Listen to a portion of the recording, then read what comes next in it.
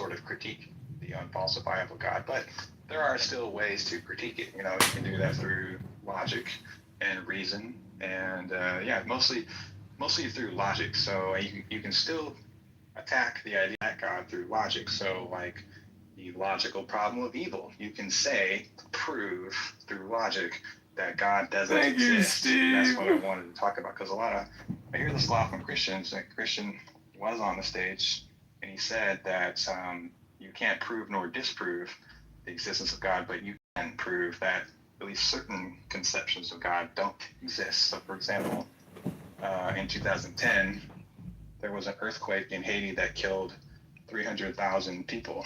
So I'm just gonna call that a natural evil.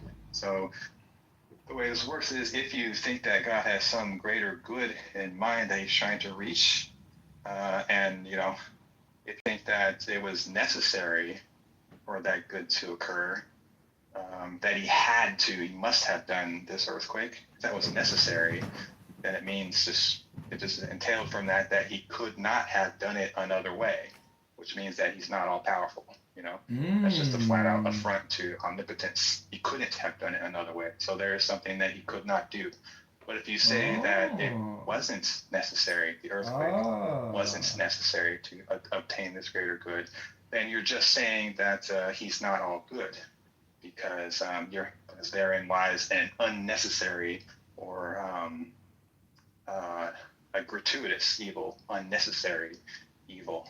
So either you have to say that God is not good, or that God is not all powerful, and therefore God doesn't exist. So there are lots of ways like this that you can prove logically that at least certain conceptions of God don't exist. Hey, Elliot, I want to address the one thing as far as like how you said like how gods used to like get drunk and they were like more human. And I agree. Well, that's a fact that deities were like more human-like, but I don't think they became like interstellar because of the growth of technology. Because we could go all the way back to like about 700, 800 BC, where people are still like in the realm of like those kind of gods you're talking about. But when you look at the Jews' conception of God being like interstellar and He's not walking around with arms and legs, He's kind of incorporeal, that kind of started back then, right? So there wasn't any scientific revolutions during that time that would have pressured them to do that.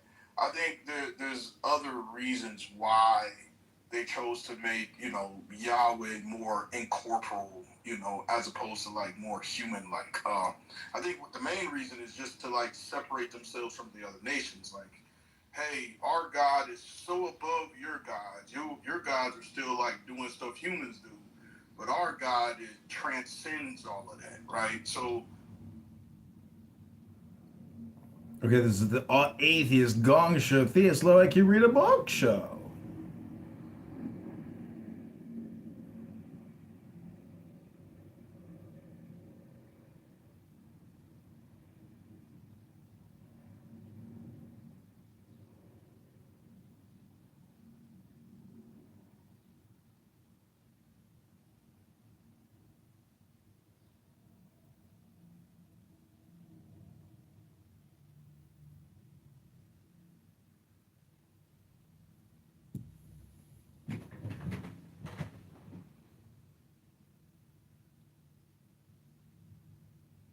John, and then we had this hateful trash bag dude. Like, there's a lot happening today, so yeah. Oh God, here he comes, John. If you come back up, don't disrupt the stage. No, Don't no, leave me, No,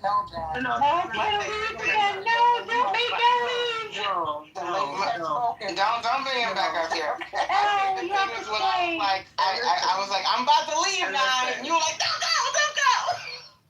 I had to threaten you. No, Martina, no. I don't want Elle to leave. I ain't got time for this bullshit. It's 2026. Ain't nobody got time for this racist ass shit. Okay, back we fight for our lives out here. The reason for me, it's just that he likes to take a subject and then he runs away with the room and he talks for way too long.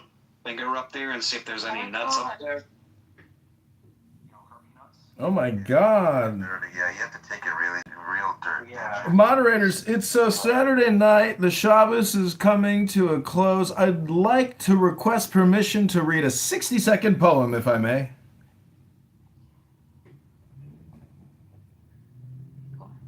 Hello, moderators. Can you hear me? I was asking to read a poem for 60 seconds, if I may. I wrote Jackson.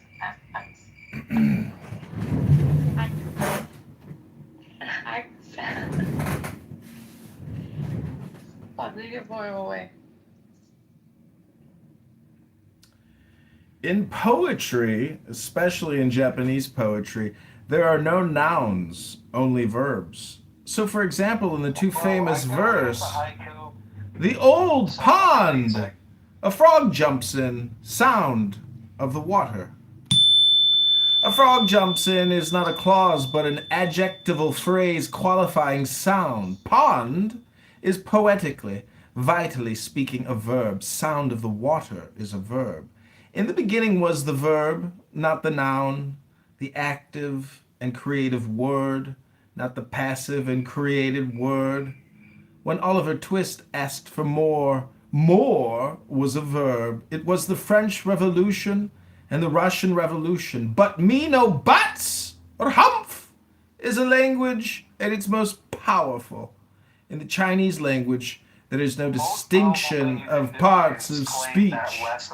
And the concrete and vivid power of the Chinese characters makes it clear that is not merely a tree, but a tree growing, a tree treeing is not so much. There is a fire as eye weeping or water eyeing. In this sense, Chinese, especially written Chinese, must be called the best of all languages, just as it is the best for Zen. And if ever the Japanese or the Chinese give up their hieroglyphics, they will give up most of their culture with them. We must suppose that in the order of time, verbs as their exclamatory, imperative form arose first. To primitive man, the outside world expanded and contracted, thrust itself upon him, or escaped at every turn. He imagined all these things. He imagined his world, and his world imagined him. At this time, things spoke to him in their often silent language, and he spoke to them in his, which was also often silent, in the beating of his blood, and the expanding nostrils, and clenched fist. First, he began to imagine himself separate from outside things, just as he had imagined himself one with them and would one day feel homesick for that unity. Now language is to come into existence. There are no words separate from himself, no sounds separate from things. Nature is always speaking. Even when Regal speaks, that's nature speaking, with sounds or by other means, maybe farting. Himself, Regal is no royalty. He's barely even regal. He's white trash. Each man now gradually becomes more and more isolated in his hopes and fears, hungers and satisfactions from his shows here on Clubhouse. But the falling waters have the same familiar ominous voice, and the men around him make the same zoo-like, school playground-like noises here on Clubhouse. Men are joined and are rejoined by language. Later, language itself becomes separate, and you might even fell a man with Webster's dictionary, if you could lift it. To join, to separate, to rejoin, to reseparate. This sexual, centripetal, centrifugality is the essence of life, the essence of Zen. A word is a real word because it is not a word, because it is a thing which is a real thing, only when it is not a thing, when it is a word. The charm of language, that charm without when, which, as Emerson says, nothing can conquer me, consists precisely in its separate and separate character. In the Shingon sect, the separateness, the intrinsic power of words is declared. The Jodo sect also rides us safely to paradise on the word. Namu Amida Butsu, Namu Amida Butsu. In the Zen sect, words are publicly denounced as being like men themselves deceivers ever. But the truth is that both are right. The word, the Logos, is God, and yet not God. Grammar and syntax are like the ponderous tomes of theology that Hazlitt's father used to read during the winters in his remote parish. They are comparatively a dream, but a dream of infinity and eternity of death, the resurrection and a judgment to come. Perhaps something should be added here about figures. Goodbye.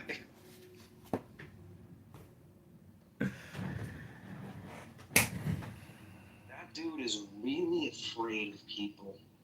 Like, really afraid. I love projection. Daniel, I'll come over to your house, dude, if you want. I'll sleep on your floor, dude.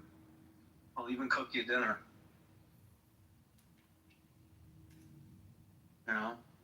People are so fucking afraid of a little bit of touch or human communication.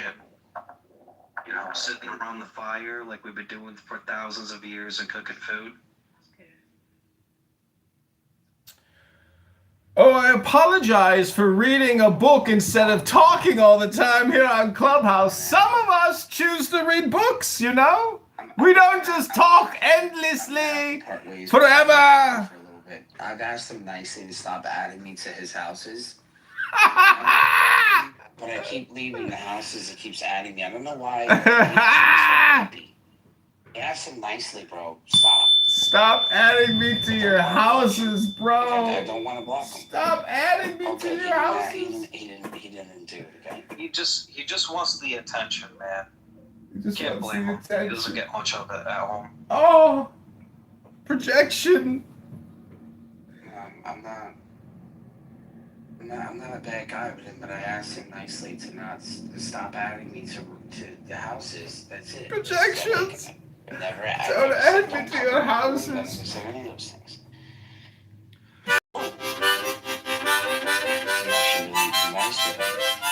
You know what's funny? I'll sit there and criticize you about not spending enough time with your kids, but I hear you spend nothing but time with your kids. Making pancakes in the fucking morning for them. That's amazing, dude. That's awesome. But, you know, maybe he's a little bit jealous of that. Which is very rude of you, Rico.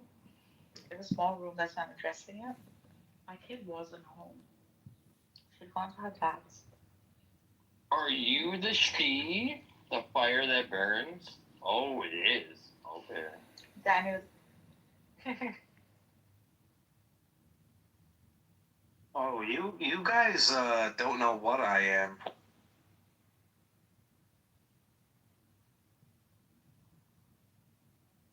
Are you the Holy Ghost? No. I don't think I'm going to heaven when I die.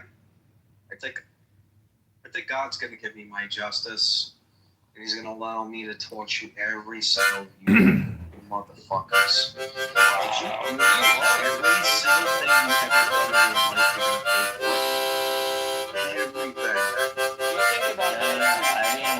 in your life you're gonna pay for?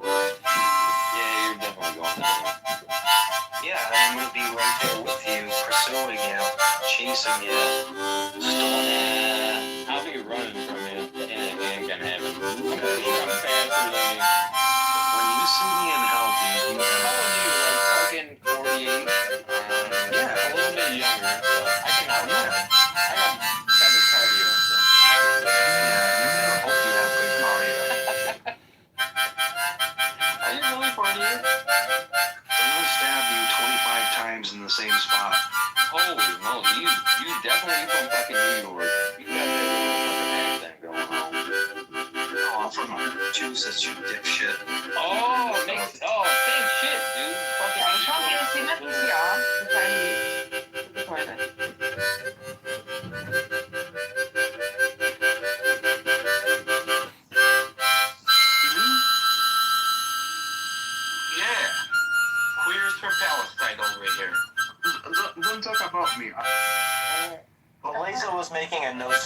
words to Mario. No, I wanted to ask, how do you think the first person came up?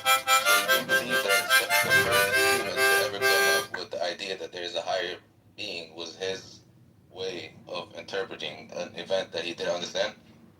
Full head off. I don't know, like, it's hard to put, like, was there actually a first human who had that idea? I don't know. That's actually a trickier question, but putting that to the side,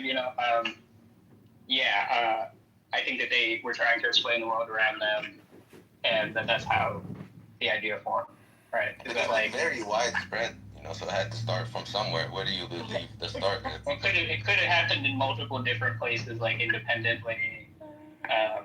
It could be something that's sort of like, well, there's this really weird idea about like the bicameral mind and stuff like that, and in that sense, it could have been like just built into us. But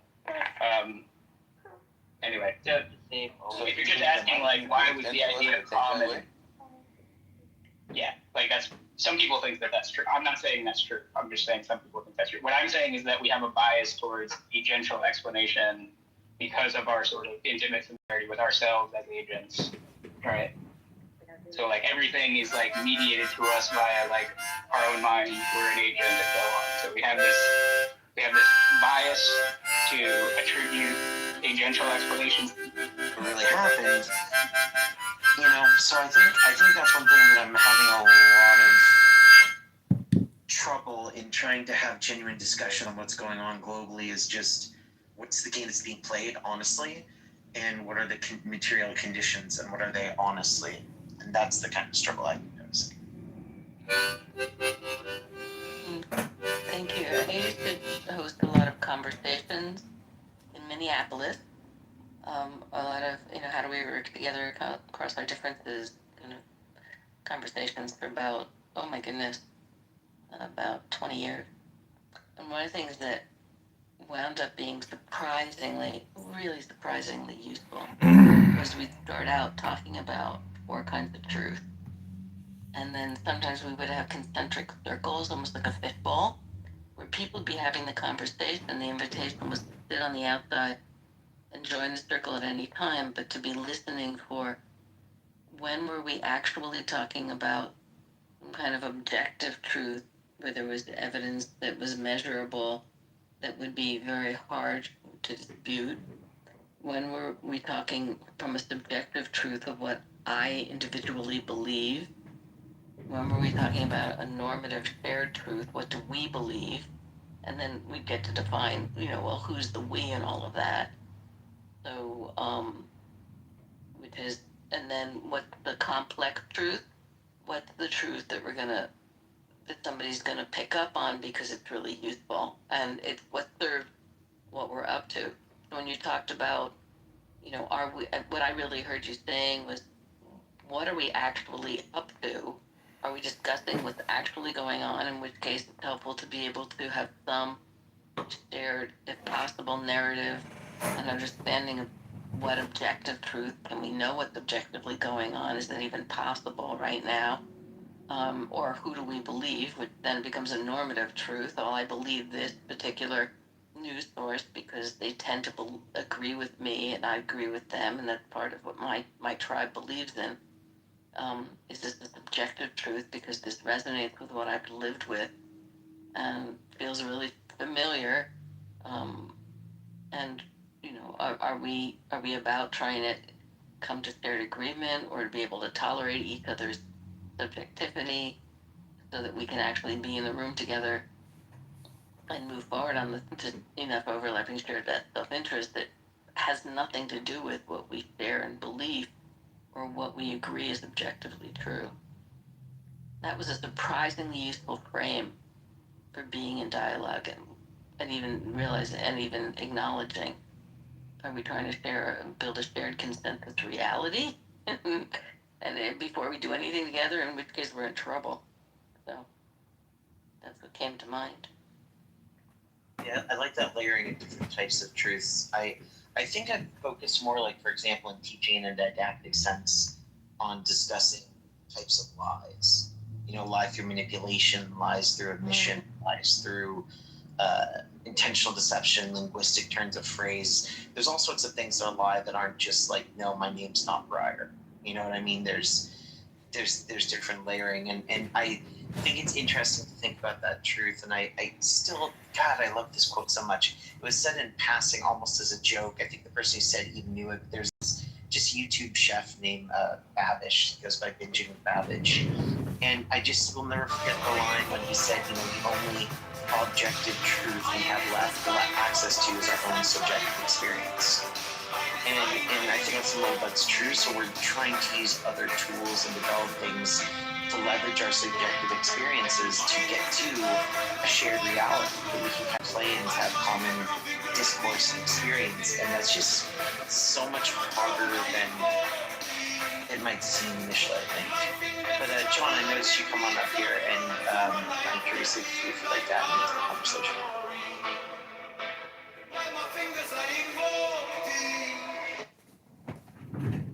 Hey, Briar, I got a question for you.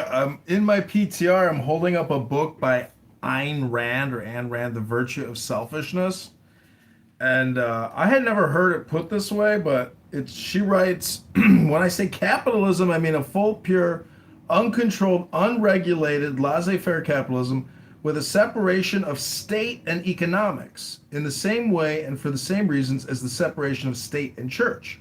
A pure system of capitalism has never yet existed, not even in America. Various degrees of government control has been undercutting and distorting it from the start. Capitalism is not the system of the past, it is the system of the future, if mankind is to have a future. So I had never heard it put, separation of state and economics. And so I think that's what I realized is my biggest complaint about what I would consider hypocrites, meaning that most people are unaware of state economics, and they're operating out of a position of complete ignorance. They think it's like due them, or it's owed them, or it exists for them, or they are that existence. So I'm just saying, how do you view church and state and economics? Because if you're a libertarian, you know, is it a hybrid model? Is that the optimum model, or are we completely upside down? 1 second.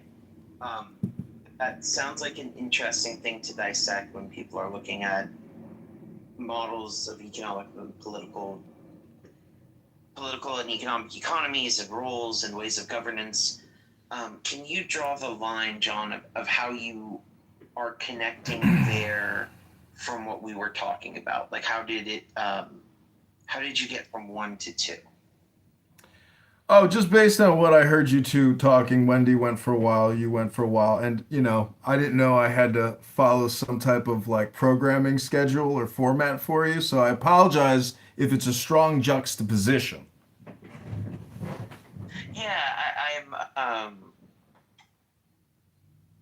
I think that the goal of terms is to kind of have a theme, and I think the theme of this is more in line with the topic. So I think like later on having a discussion, or if you see that connecting with like staying grounded, you know, and dealing with dishonesty, that might be good. But it feels like that's a bit of a jump. So maybe having discussion. I don't think so. Like I think it's the bedrock of all of our problems. The fact that we don't have sound moral currency, that we're 40 trillion in debt, collecting 5 trillion and spending 7 trillion a year. That's the basis of what I would consider one of the primary reasons why our society is not exchanging knowledge, why our society is not trading. Give me the slow down about 3 steps so I can see if I can follow you. How does being in debt connect to not exchanging genuine information? Because people who are trying to exchange genuine information don't realize they are on a platform of disingenuousness, that the currency, because it's not pegged, and that we can essentially, with any new government, just inflate the financial system in the same way that Zimbabwe had to create $100 trillion notes. We're doing the same thing that Zimbabwe did, but we're much bigger than Zimbabwe. Gotta go back up.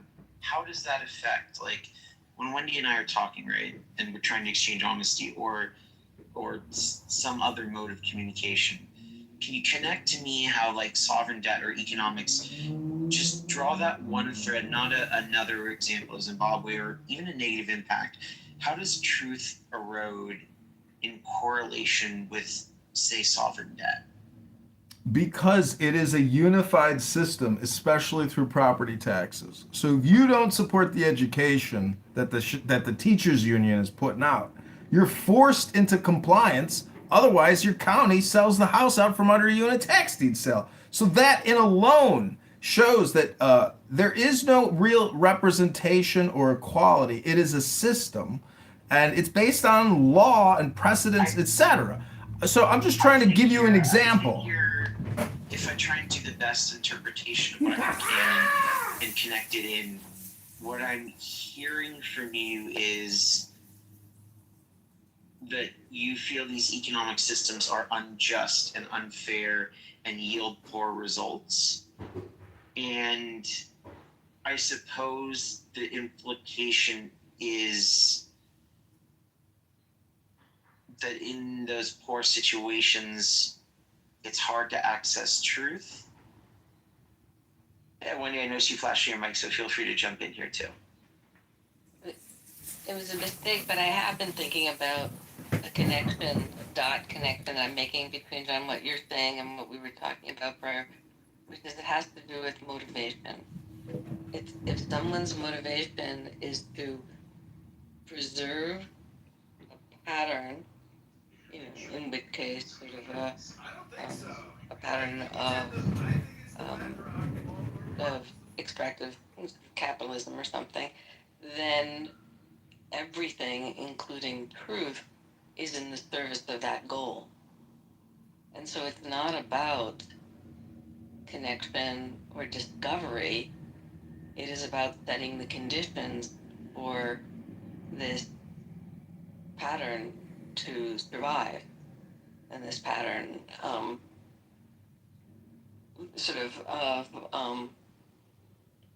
So that's what I was hearing was, what is our motivation? What is our motivation for engaging with a complex truth? And when is it that what we say, what we espouse is really just in the service of advancing a point of view? Well, there's no guarantee. Oh, sorry. Go ahead, Brett. Please, I was just going to say there's no guarantee of continuity, of patterning. So, if you believe that society and the theory of society should hopefully propagate and continue the continuity of consciousness, whether it's cultural or economic, whatever. I'm just trying to say that there's no guarantees. And so I used AI today to create an AI city roadmap, a city and a society based on AI. If you've ever seen the movie Raised by Wolves or the television series on HBO, it's about an android mother who takes a colony of young people, humans, and goes to live on other planets. And there's a war and all this stuff. All I'm trying to say is those people lived in a society based off of AI commands. And so, you can go to any room on this app and all day long people are engaged in political debate. And I just think that in the future, there will be less ideology and more priority. Like, have you ever seen the movie THX 1138? It's an underground society. It's the first George Lucas film before Star Wars. It's about an underground society, fully automated, that uses chemicals to modify their consciousness to maximize survival. And I'm not that kind of like weirdo who believes in that type of a system. I think like we're here for 2.5 billion seconds and then you're gone. So I'm just trying to, enjoy the ride. Yeah, I think this might be an example of one thing that gets tough is I think if we don't have a common connection, truth becomes hard to ascertain because there's not a standard that we're holding things up in relation to. And so I think sometimes on here I hear conversations where it feels like there's different, like you mentioned, Wendy, it's both like motivation, but also like an expectation of what the game is, which relates like so explicitly to the motivations. So I think when you're right that there's these endless political debates that kind of happen on here, a lot of times they're meaningless in terms of shifting anything. Their meaning is to engage in something where people let go or develop some sort of like emotional, well, an experience. They're just wanting to fight or battle out endlessly. And there might be a few that are trying to evangelize or convince people of shifting their positions. But I think people are playing those different games. So even coming up with the truth of the situation, like when somebody says, you know, their team's the greatest football team ever, they often don't have like a metric. It's just how they feel, and they want that to be true. So there's this theory called emotivism, and it's like when we make moral or ethical or truth statements, whenever you're being a motivist, you're really just saying like, this is how I feel.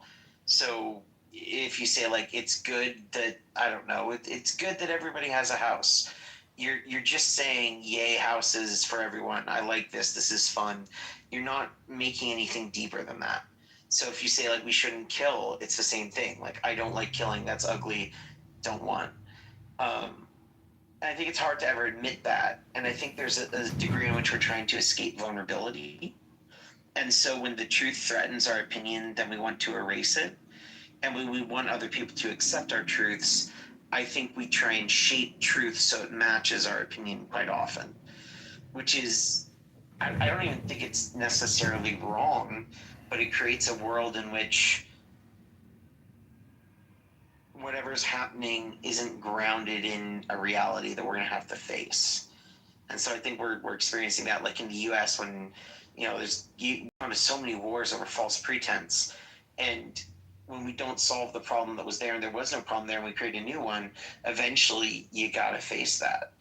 And I think the world right now is living through kind of this this moment where truth is secondary to desire. And so there's consequences to that. We're all living through it. I mean, the military-industrial complex wars, like, I used to hate George Bush, you know, with a passion, or I thought I hated him. But it's so hard to know, you know, in the long scheme of things, was he right? Was his was his actions, you know, good? I mean, I don't think so. I personally think a limited response of, you know, even more lethality with limited funding is the proper response. I think war has to be economic, and we've exhausted ourselves 40,000 times over. So I'm just saying no one really knows the truth. It's very hard to know. And in the long scheme of things and in historical, you know, narratives and epochs or hundreds of years and thousands of years, who knows? Maybe all these wars are for peace. Maybe they're not as bad as you think they are because there's even worse realities than the reality. I don't think there's a problem with trying to make decisions considering through the lens of temporality. Because if you're like, there's this problem of infinite recursion.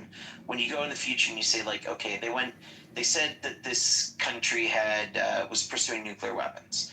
We now know that they were not pursuing nuclear weapons. And in fact, when they had said they had evidence, we know they know that because they prepared documents expressing that it's a lie and they had counter evidence. So for example, George W. Bush, we know he went to war under false pretense. We know after we went there, it was false pretense. And we also know that internally they knew it was false pretense and they planned on how to manipulate people to hide the fact that it wasn't true. So sometimes it's nice because we have conclusive evidence something's not true and it was a lie.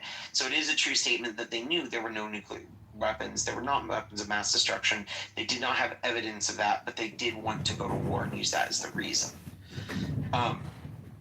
So we can know that, right? And then when we go, well, who knows what the future will foretold? That is actually the truth. we can't make true statements of an unknown nature. And the problem is, whatever the change might be. So we go to an unjust war. It's horrible. It's awful. But it catalyzes the whole world to never go to war again. That's conceivable. We go to that same war, and then it motivates everyone to never trust anything ever again. And so we can't develop peace because we don't have shared understanding. That's possible. We can look and try and say the past would have been the results. But I think the deeper problem is if we try and make decisions or meaningfully consider unknown potential futures, it's like asking, I don't know what the next fiction book will be.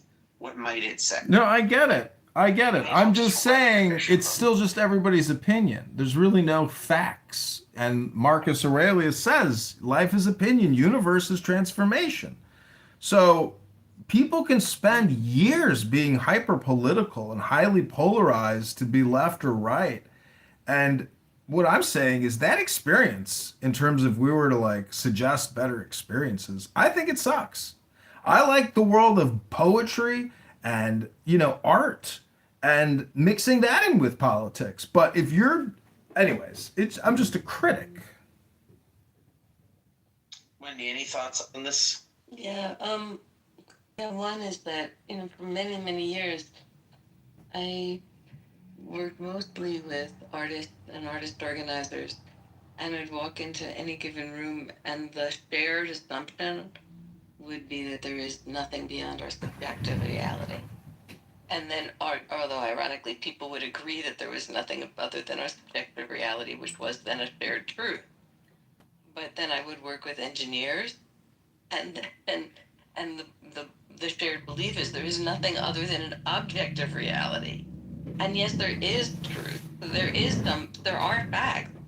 Gravity. I mean, we wouldn't be able to have built planes, that fly in the air if there wasn't some shared grounding in what are the conditions that would enable something that huge and enormous to fly in the air.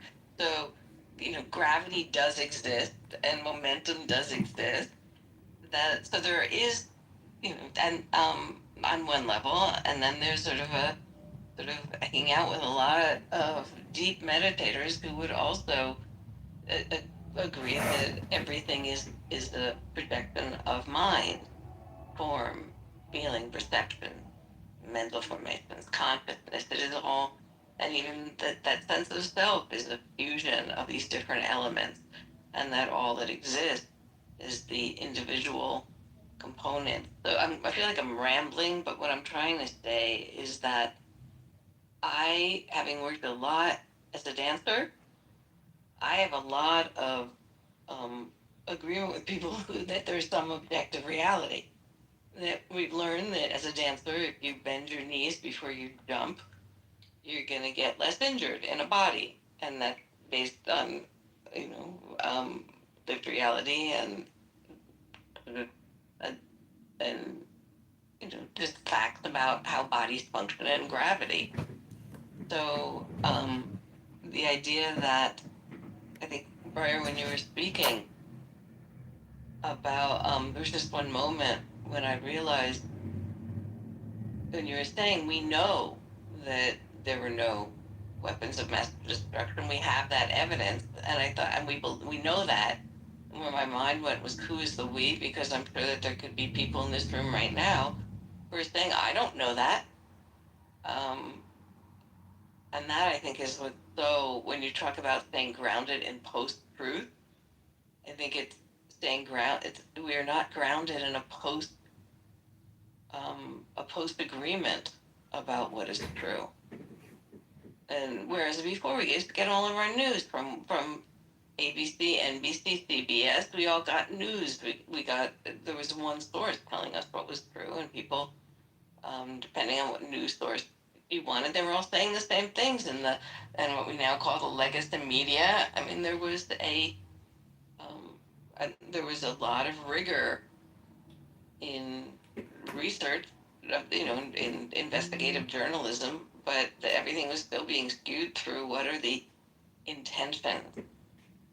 So I don't think I've had that as strongly as I'm having it in this conversation, is that what we believe, is so much tied up with what we were doing. So I love when you said that we shape the truth when it doesn't match our opinion. And so what is it? What is it? What are we actually? I feel like a Saturday night routine. What are we up? What are we doing? What are we up to? Are we just trying to confirm, to use the truth that confirms my own belief, or are we actually interested in discovering something that might be more connected to reality? And I do personally believe there is reality.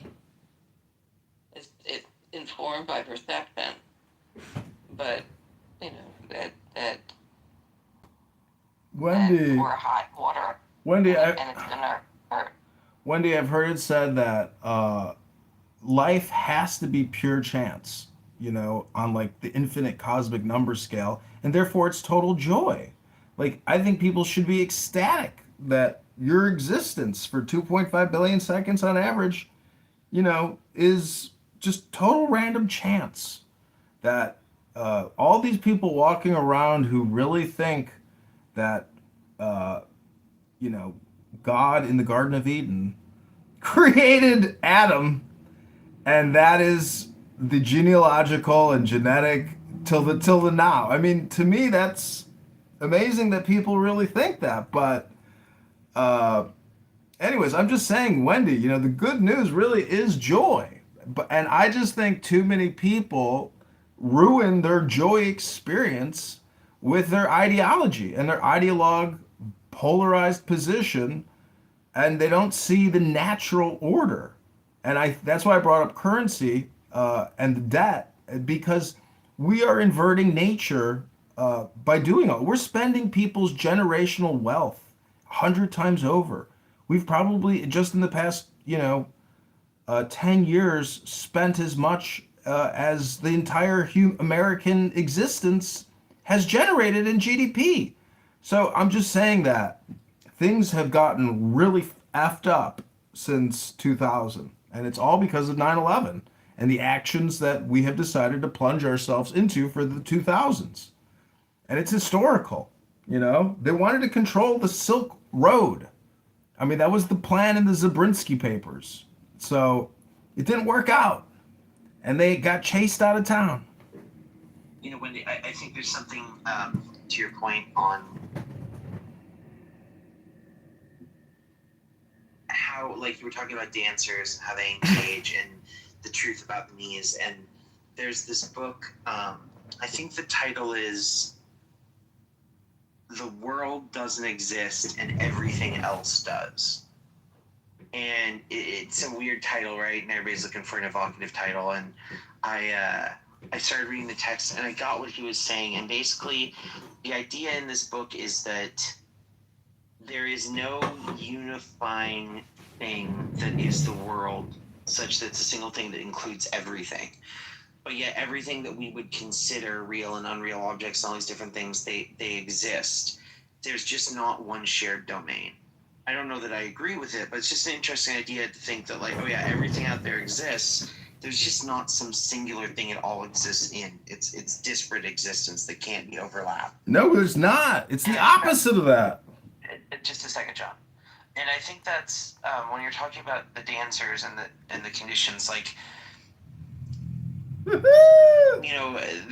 a thing from certain traditions that, especially some mystic and some more, I think more commonly Eastern traditions of philosophy, that embrace the idea that there is no objective world. And they lean into this thought about there being more, the universe is consciousness and things like that. And there's one way of seeing that, like, that's the primary way how it works. Then there's another way of saying, oh, the world is this very materialistic, physicalist thing. But I think probably there's some truth to saying those two things exist, but they're not each other. And they can influence each other and interact with each other, but they're different parallel domains. and our subjective experience and art and the way we feel, and that being the only thing that matters, that can coexist with your point of like, but bend your knees, like otherwise you're going to get injured. And then when your body snaps, it snaps. Now, what does that mean to you? Do you care about it? How do you feel? What was your emotion when it happened? Like, those can all be real or subjective, or whatever we want to categorize them in. And recently I've been taking to this idea of like real and unreal. So like, if I ask you to like give me the coordinates and the math behind freedom, on what level, like give me your exact numerical rating of anxiety right now. When we compare watching a sunset versus drinking a nice soda, which one is the more statistically likely to yield, I don't know, purple dye, right? It doesn't make sense. They're questions that don't correlate. And that's why if you go to a doctor's office, they're if you've ever had that thing where they come and they're like, okay, give me your scale on a 1 to 10. Or like 1 is the most innocuous thing ever and 10 is the worst thing ever. They're trying to take something objective to your subjective experience. And so I think just putting them in different domains and acknowledging their existence and saying they influence each other is really powerful. So like to your dancers, right? A lot of dancers are very wealthy. So I've done a lot of shows where you don't make a lot of money, but there's some. And it's not entirely uncommon in the art world that the people putting on those shows run out of money and they're not the greatest at budgeting. If I went to your dancers and I was like, oh, you were owed $100 for this show, but I'm going to give you $1, but subjectively it's as good as 100. Most dancers would say, close it, I want the 100, I can count it. And I think that's when, we have all these times where the reality of the material world runs up against our subjectivity, and likewise, our subjectivity runs up against the world. And I think it's just, that's why like you'll hear people say, but I don't feel this way. I was giving the Jewish man. Hey Danny, I came to bust in that hut. Full Jewish man in New York, I think that won't kill me.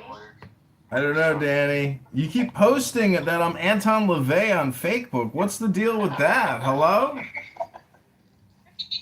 Jeez Louise. Everybody thinks I'm Anton LaVey now. I'm not Anton LaVey. What in the psyop Do you want to kiss another Muslim, Danny? Kissing Muslims? That's what she says, bro. That's what she says. She said she kissed another Muslim. Gross. Islamic cooties. Yeah, I'm invited to Egypt. Hey, I'm sure. I just never, I said I never accepted. Sense like he's objectively correct. If it doesn't feel good to him, it doesn't feel good to him. And then I think that's where it's important to separate them, is we can argue like, okay, demonstrably nobody found weapons of mass destruction. Internal reports that are found say they didn't have them. Nobody's found them. We found no documents in Iraq. In fact, we found them talking about not having them and planning on dealing with that. So all the material evidence says no. I feel like they must have had them. But Breyer, you're speaking as if it's just a software program with code. We're talking about humans with emotions and political power. You're talking as if we're just robots and they broke the code. Hello? Yeah, just yeah. So I think that's it's easier to understand these situations if you put them separately. And I think some people are conscious and aware of this, and that's what like propaganda and marketing and manipulation and advertisement can be intentionally. Trying to make something physical that is real and tangible and share it with people that tries to influence their subjective experience. So in turn, they'll change their behavior and do something real and tangible in the world. And that's why I think this is like something we can all understand, because you can go to school and study this. You can look at like the power of economics. You can go through social theory and see the effects on people. So I think it's real and obvious in the end.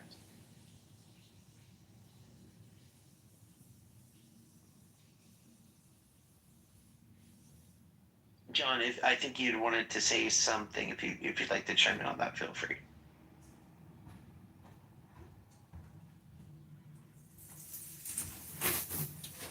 Or not. Yeah, I was saying that. Like, with regards to the weapons of mass destruction, life is just, it's horrible. It's based, so much of life and war is based on deception. And, we're talking about dirty businesses here, which is going to other cities by the thousands to fight to the death other people who would oppose us, with their weapons. So it's very violent. And I'm just saying, you speak as if like you are the creator of the universe.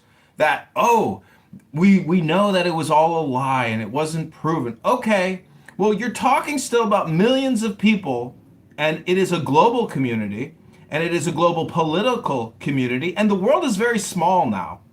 So when somebody in a city far off is doing all types of villainous shit, and they're involved in all types of illegal activities that the global community doesn't like, well, guess what counterintelligence and intelligence operators will do? They will propagandize to make you look like an evil person so we can legally go in there and take you out. I'm just saying, you speak with such naivete as if you've never even been on the street. Hello? John, one of the vibes in here, I mean, I'm not sure whether the naivete or what exact point you would disagree with, but there's a lot of rooms on Clubhouse where people like to just sit there and like banter and argue, and maybe they're having frustration with their life or their day, and it feels empowering to just kind of toss elbows a little bit. And in fact, I think that might be most of Clubhouse at this point in time. But when I curate spaces, I actually try and avoid that. So feel free to give a bit of a vibe check in here, because I'm sensing that desire to throw elbows and be on a kind of different energy level. And I usually don't, it's just not the type of space I curate. It's not any better or worse. It's just not the ones I like to hold, and not the way that I know how to kind of moderate and keep in a good sphere. So just try and check that a little bit if you possibly can. For example, I think you were agreeing a fair amount with what I was saying. I think you were saying that you think that people manipulate truth to cause harm to others, and that governments and agencies will attempt to paint somebody in a certain light to justify killing them or going to war with them. It seems to actually align very much with what I was saying. I hear that you didn't like the tone and timbre for some reason based off what I said. I'm wondering if you noticed that agreement, and if there's a reason why you chose to frame it as a disagreement. Well, when I came into the room, I asked, about Ayn Rand and her quote about separating state economics in the same way that we separate church and state. So, then you said, oh, well, what the hell does that have to do with what we're talking about? And you got a title that says dealing with dire honesty. Maybe that's close to dishonesty, or staying grounded in post-truth. See, like, what the fuck is post-truth? There is truth, and there is not truth. There is good, and there is evil. There's beauty, and there's ugly. So your framing, sir, of whatever the fuck dishonesty-staying is, and whatever post-truth is, it's my opinion that you're an ideologue, and that you're completely brainwashed, and, I don't know why people even entertain, a lot of your opinions, because the truth is they're not grounded in nature. They're not grounded in economics or running a business. Do you know how to run a business, sir? Have you ever run a pizza shop? Have you ever made a profit per slice of pizza? Hello? Sean, assuming it's not just trolling, I can hear how upset you are, and I hope, if you're going through deeper stuff, I think a lot of times that's where people react like this. I hope you work through it, man. It's tough times for everybody, and if you need a message in the back channel, or you need to get through something, feel free. But why do you think people do? Why do you think people come through these rooms like yourself? Why do you think they spend time here? Why did you choose to? What are you hoping to get out of it? Because I feel a lot of need from you, man. Feels like there's a lot you're going through right now, and I'm just wondering, why would you come here and engage with that? Oh, well, see, this is just the way that I choose to use the app, which is generally mocking people. Because I like to read books, and I generally find that the information in all the books that I have is far more useful, valuable, and interesting than people's incessant, never-ending opinions and takes and political propaganda here on this app. This is my opinion. Why are you coming here and spending your time? Oh, because this is a target-rich environment with liberal intellectual wokists who can't run a pizza shop. So naturally, I come to inform the elite intellectual liberal that you're not even grounded in reality, and your philosophy sucks because you're low IQ and you don't get it. Are you making a parody? Like, obviously, it's a parody of those talking points that you did. Are you trying to seek attention because it's tough and times are hard and you need that? Are you trying to criticize something that you normally feel powerless to do in your day-to-day life? Are you trying to be heard and it's hard when you host a space to get heard? You know, I'm wondering how much you're able to engage with, like, why you choose to do that. And it's easy to give a superficial answer and troll, but, like, you know, it's pretty easy to and kind of see a little bit deeper. I'm wondering if you've ever done that. I'm wondering if you've ever done that. And I was going to say some other things about this app. One thing is, it's layered. Two, information transfer on this app is very slow.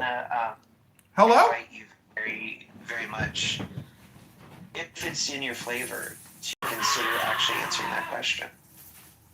Like, I can feel kind of what's going on, man, and I often wonder, what do you get out of it? And Wendy, I think you wanted to chime in and go for it. Yeah, I would love, John, if you to hear what you thought about Briar's question, just because I might learn. And so I don't know. I know it's not your pattern of how you sounds like of what you said about sort of how you engage on the app, but it would be an act of generosity, and I'd be really curious. So if you, and I'm curious what you heard of Briar's question, whether you even heard it the same way I did, whether we have a shared reality about it. I'd love to hear first of all how you heard Briar's question, how it landed on you, and then where. Well, Wendy and Brian, you guys are wasting your fucking time. Hello? It's okay. It's okay. You know, Wendy's not wasting her time. How is this a waste of time? You're here talking. This is what people do on this app all day, every day. How is this a waste of time? You're a weirdo. Oh, I'm a weirdo. Taping us right now. Weird. Hold on. I get it. But indulge it for a second, and you know, your friend. It might feel weird. I just came up to say, don't waste your breath, but if you want to, go ahead. Yeah, no, John, I wonder, and Wendy was asking for that gift of generosity, which you could or couldn't do, you know, to your life. Yeah, what did you hear the question? If that was something you were able to hear, and if so, what did it mean to you? Well, you said, you made a logical error earlier when you said that you think reality is like decentralized in a way. You put it a certain way, and only the way that you could probably put it. But the truth is, with regards to your question, the response is there's just not a speck of dust out of place to the whole universe. And if you really understand that, you might look in the mirror and say, fuck, John Kitover is right. Wendy, go ahead and make your point. Yeah. John, it would be a gift that you may not want to give, and maybe if maybe it would be. I would really love to hear what you heard of Briar, what the question Briar asked of you, uniquely you. Question he didn't ask. I've never heard Briar ask of any other human being, and he asked this question of you, And I'm wondering, first of all, there's no shame, no blame if you didn't hear the question. But if you heard the question, I'm wondering what you heard prior ask. And if you didn't, if you'd be even willing. How many times are you going to keep asking me about this question? How about we just refer to the title of the room, Wendy? How many times are you going to keep asking me about this question? Hello? Okay. Yeah. Oh, I think what you said was that what I just heard you say is, I'm not interested in that. I'm not interested in going there. That's what I just heard, and autonomy, freedom, agency. That was just a request, and I think, yeah, I'm learning, and I think part of the other reason for that also, I think this might be related to what you're saying, Denise, was that I've been in rooms where people came in holding the stance that you're holding, John, and there was a way in which there was a welcome, and what happened was, over time, that intention to engage in the way that I think sounds like is your pattern, John, started to shift, and I learned so much from people sometimes, and I think people who some of us in this room know, one of them who popped into this room a little early and then heard what was going on and popped right out, who I think walk on the app in a similar stance to how you're walking, John. And one of these people, I've learned so much from her once we step down from the way you're engaging. When I say to show up as more fully, authentically him, this guy's fucking brilliant. I didn't use his name, but I knew he was. Yeah, because I've had that experience. I don't want to lose access. The way you are, John, and the way you're engaging, I have no access to what might be. That's Well, Wendy, let me ask you this. I mean, can you even tell me one thing that I have said here today that you found interesting or intelligent?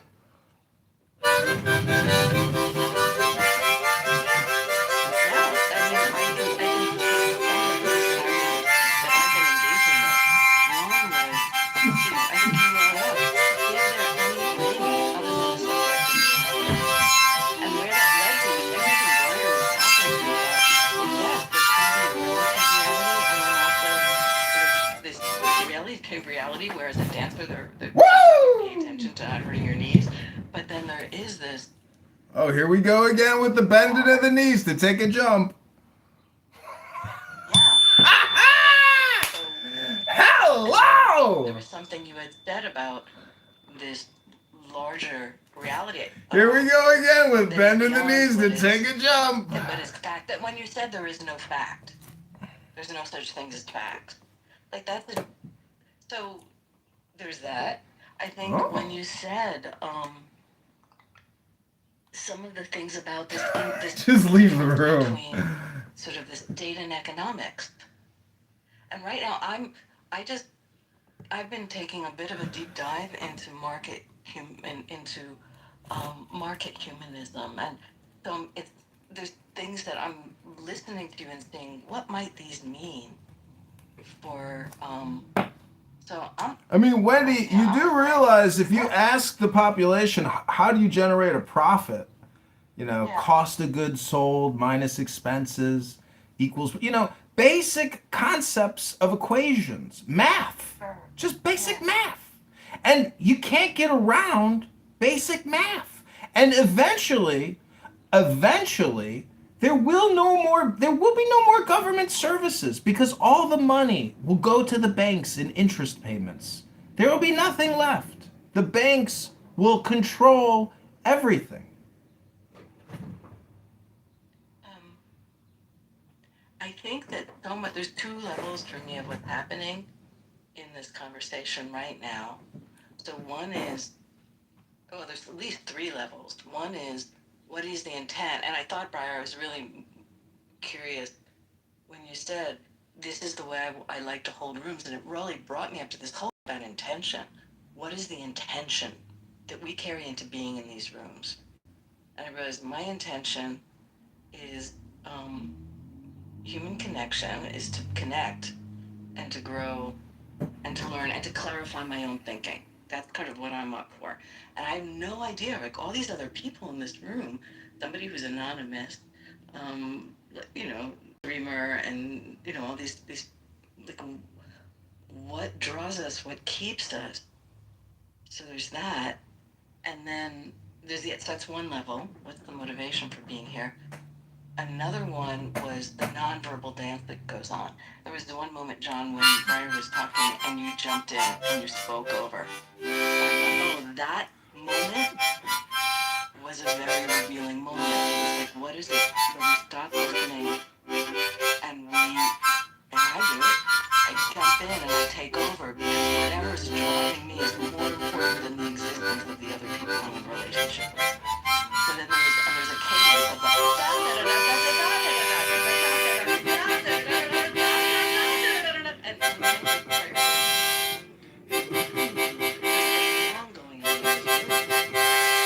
Interesting when you notice that kind of cadence. I can tell again yeah, and you even notice that what we're trying to do with our voice and our patterns will shift as well. Like I do that really hardcore and I think it's honestly, and it depends on the level of into that like performance theory and everything. Where what are we trying to perform and show off? Are we trying to show off dominance? Are we trying to show off combativeness? Are we releasing latent frustration and pent up aggression? Are we, you know, like there's always something we're kind of doing, I think, when we're speaking. And I think a lot of times there's a lack of like meta awareness of what we're engaging and talking about. John, for what it's worth, it was a serious question, and you know, as other people have mentioned, I think you kind of enjoying it. Well, Briar, my chief complaint. Just a second, John. There might be more of a depth. Well, maybe it's exactly what you want to do, but there might be something of depth that you're missing out on. Like when you said, there's some other people that engage that way till they found something else. And man, like again, Wendy, I think I know who you're referring to very much. You know, the first time they cried together in a room, talked about some pretty heavy stuff. And you know, they still troll and do their thing. And I think this lady probably knows what we're talking about as well. There's some real depth there. And you know, that's one thing I found with people that like to systemically like troll and do certain behaviors. It's interesting. Like you know, when somebody comes in and they're predictable, it's interesting to try and look at, okay, what's predictable and consistent, what's inconsistent. And what I found with a lot of trolls is I think it tends to be people that feel disenfranchised in their life. And you know, whether they want to express opinion. You know, that's an all or nothing statement. I hate to break it to you, but that's an all or nothing statement. And in cognitive behavioral therapy, that's a cognitive distortion disorder. And I think that what you notice, like in this is that there's a desire to mask the authenticity and vulnerability in like how do I even call it? It's like an armor or something that comes off of being like that way. And I often wonder, like, because I did this for a while online when I was younger, and I play video games, and I like the game, and I like interacting with people. And some people would see. Have you tried reading a book here?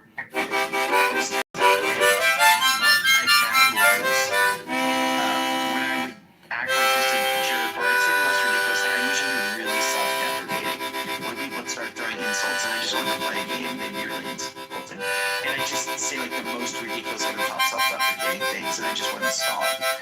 And I think it was because in the end I wanted to find these players that could challenge me. I wanted to find one to make a community over time. And you know, I was just annoyed and hurt. But instead of like expressing that, our society's taught us that that's too much. Then we troll, or we like do these sorts of behaviors. So I'm guessing from what John's saying. Well, like maybe don't you know what comedy is, Briar? It's a category, and it's a huge category. And what do you think trolling is? It's just comedy. It's the prank call show.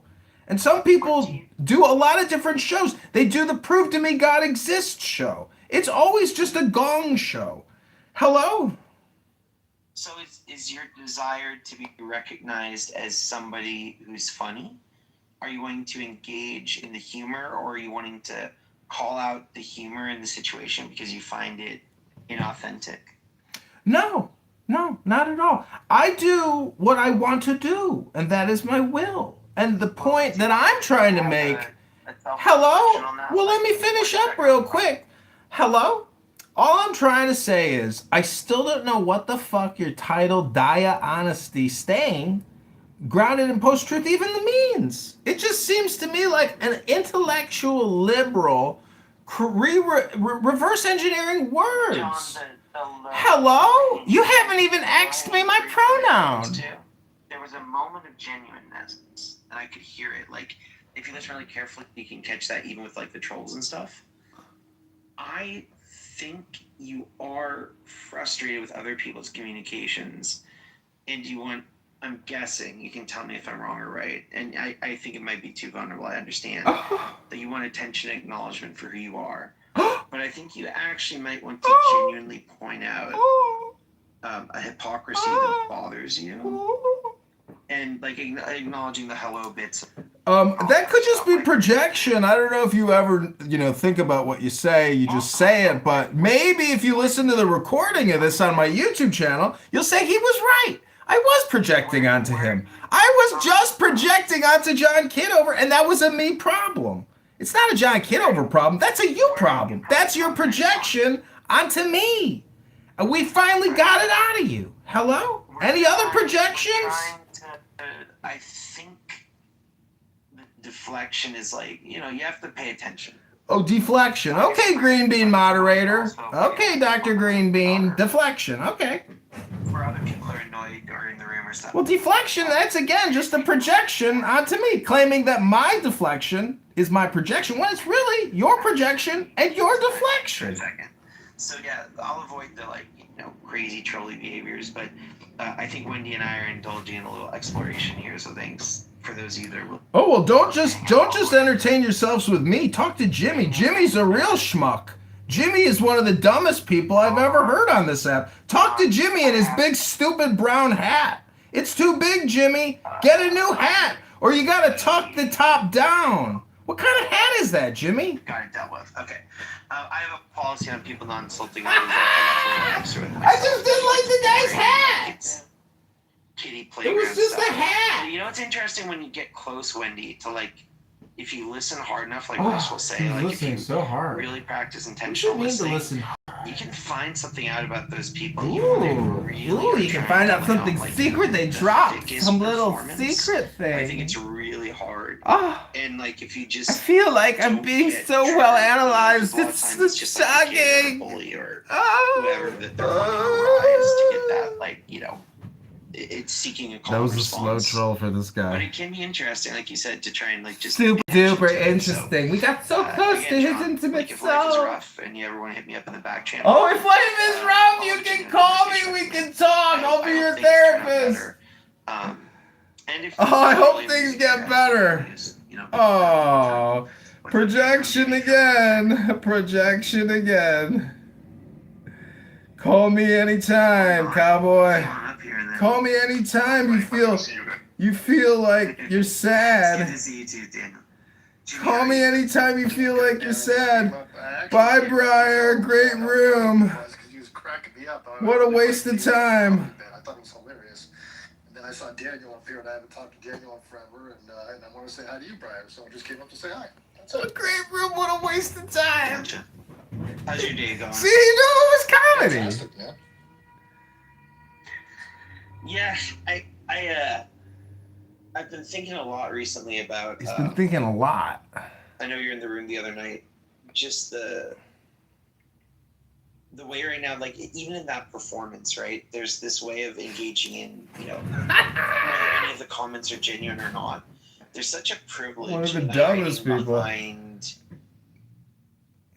performance of a role, to not have to engage with the vulnerability of being genuine or accountability. I was trying to explain to somebody actually earlier that term kayfabe from professional wrestling. If you It reminds free. me of that, because Easy you can be chickens. mad about things that aren't serious, but you have control over. Easy I was thinking about how you can Just always got really kicked. protect yourself.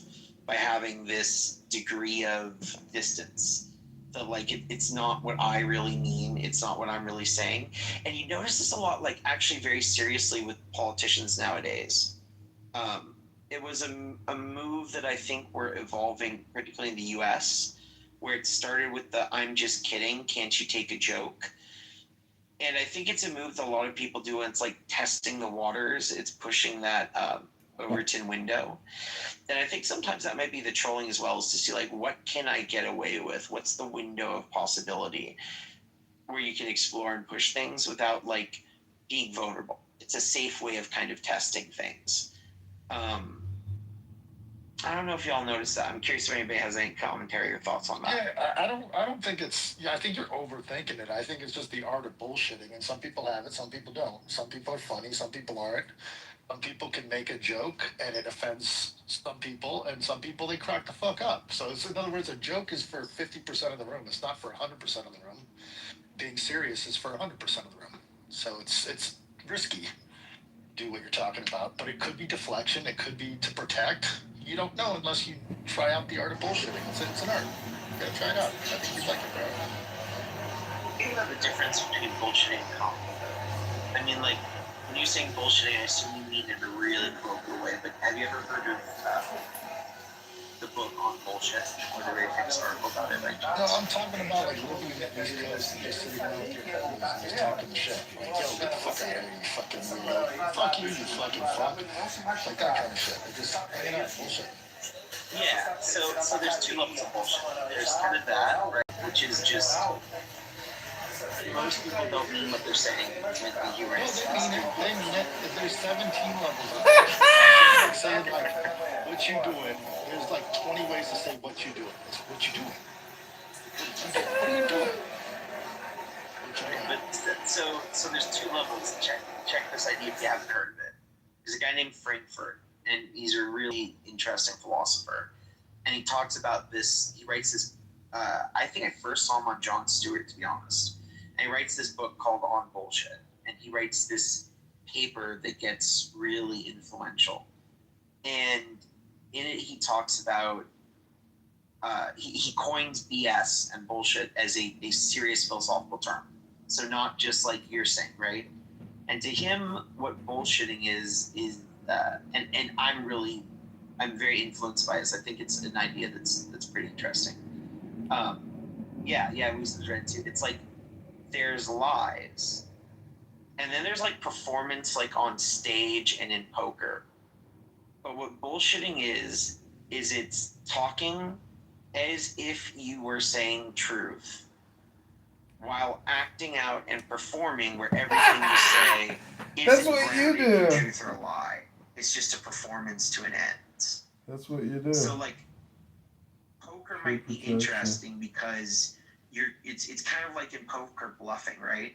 Like you need everybody to think what you're saying is true. But you're not trying to say anything true, you're trying to win a hand at poker. And I think in poker why it's okay is like we all know the bluffing is going on.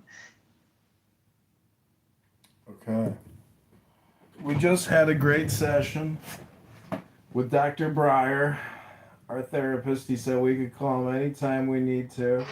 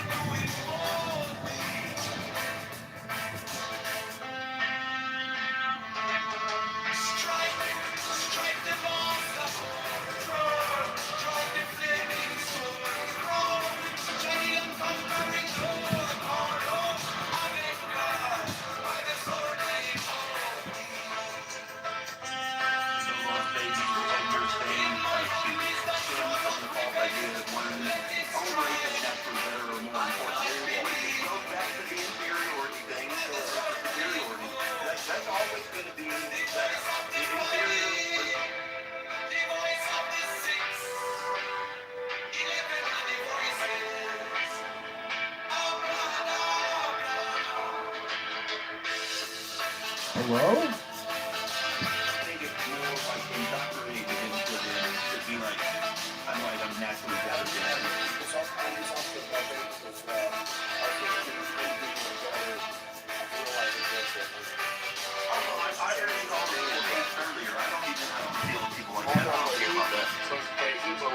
certain races are better than other races based on certain characteristics. Yeah. Now, if he I don't even know if I could call him a racist. then that would make him racist. I don't know if I could even call Pepe a racist because he only does that on Clubhouse. He probably has a black friend that doesn't even know that he's on Clubhouse. In real life, he's a bitch. To paraphrase it, look, it's more like an ideology. Hey, Pepe wants to. Pepe, go ahead. Well, I mean, I do have. What is your defense? I do have beliefs. I wouldn't say some groups are better. I have like a supremacist feels like I when I hear the term supremacist, it means like I'm above you. I should rule over you. Our people are superior in that way. I am somebody who thinks that the different groups have different. The distribution of traits is not distributed evenly across different groups, and so that's more or less my viewpoint. But with that being said, even like, let's say, for example, a controversial opinion I would have. This part isn't controversial, but at the time you take IQ tests, the time you take standardized tests, we see a disparity between blacks and whites. Whites do better at the time that they take a test. Now, an argument would be from some people that like, oh, well, it's because of how they were raised, the quality of their education, yada, yada. But, and some people would argue that it's more, there's more of a hereditary explanation. But regardless of that being said, like white people. A hereditarian? You mean genetic? There's a distribution of traits. And so most white people are within the realm of average. Some, have quite a bit that are stupid. And then you have, some. How long is this stupid monologue going to go on for? Go into the audience. Amazing. Oh! So then you have a really small minority that is like really smart. Now, of course, with black people, it's the same. There are black geniuses, and there's black stupid people. But I don't think all quote-unquote racism.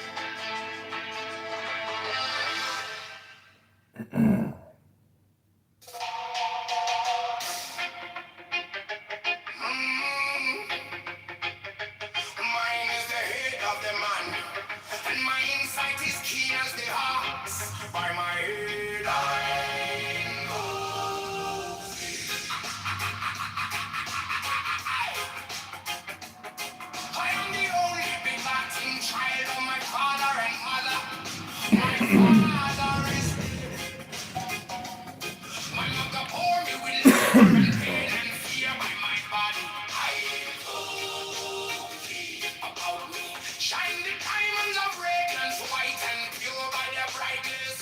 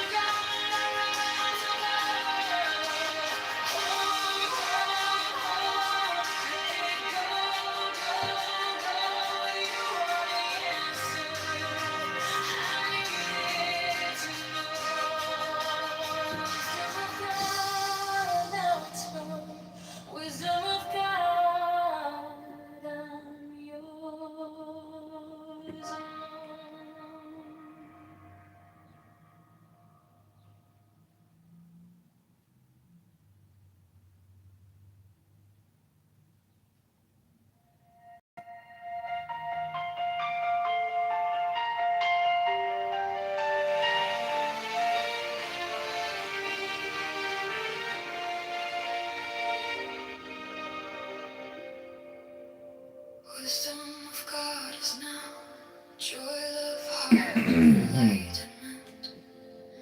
You found me in the quiet, with my hands still shaking.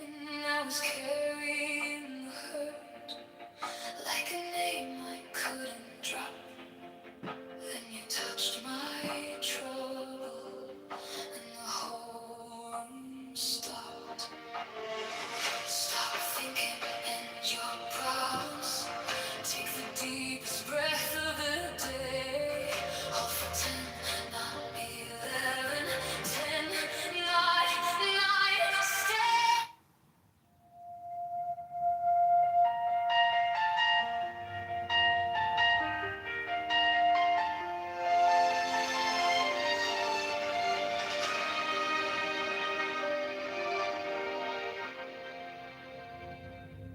Wisdom of God is now joy, love, heart, enlightenment. You found me in the quiet, with my hands still shaking. I was carrying the hurt like a name I couldn't drop. Then you touched my trouble, and the whole room stopped. Stop thinking and your problems. Take the deepest breath of the day. Hold for 10, not 11, 10, not 9, stay.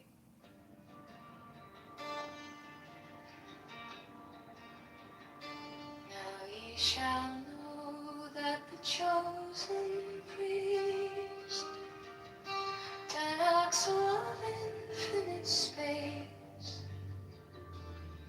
is the prince, priest, the beast, and in his woman called the Scarlet Woman is all power given. They shall gather my children into their fold.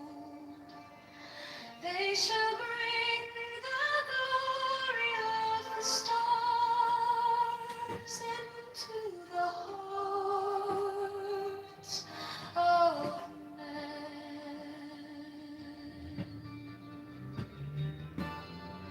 16, for he is ever a sun and she a moon. But to him is the winged secret flame, and to her the stooping starlight. But we are not so chosen. 18 burn upon their brows, O splendorous serpent. 19, oh azure-lidded woman, bend upon them. 20, the key of the rituals is in the secret word which I have given unto him.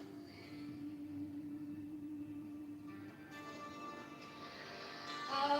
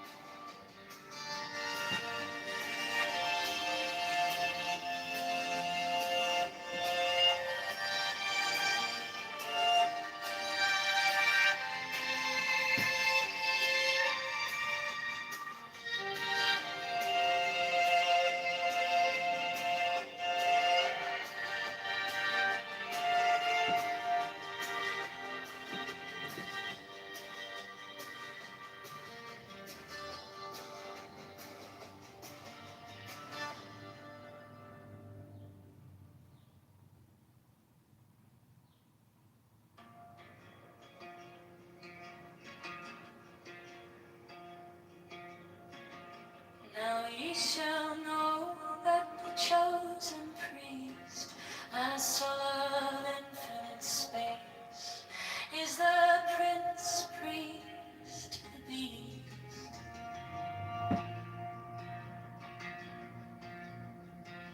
And in his woman, called the Scarlet Woman, is all power given. They shall gather my children into their fold. They shall bring the glory of the stars into the hearts of men.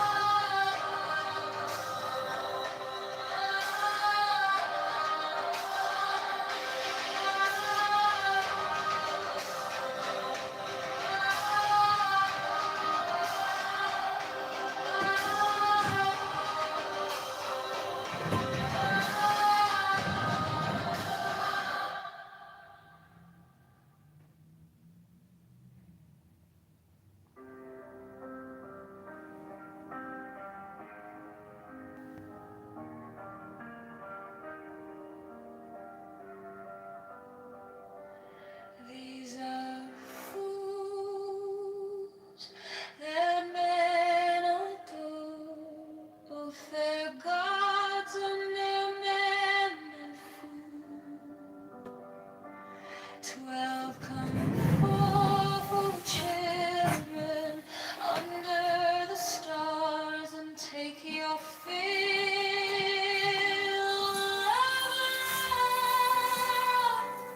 13, I am above you, and in you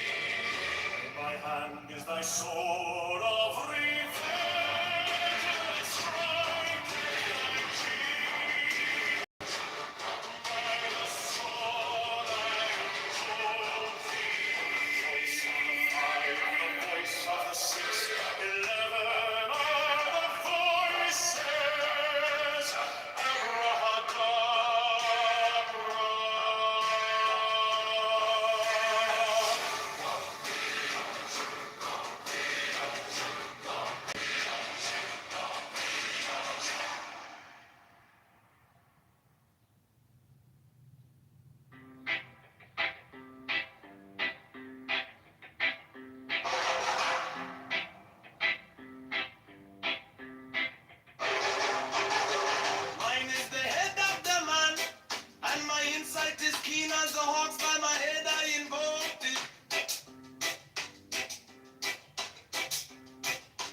I am the only begotten child of my father and mother. My father is dead. My mother bore me with labor and pain and fear. By my body I invoked it.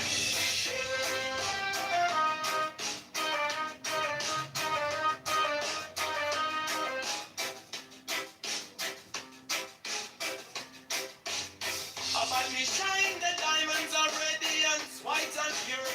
By their brightness I invoke it.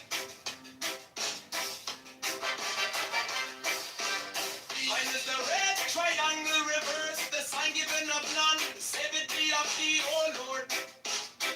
By the Lamb and I invoke thee.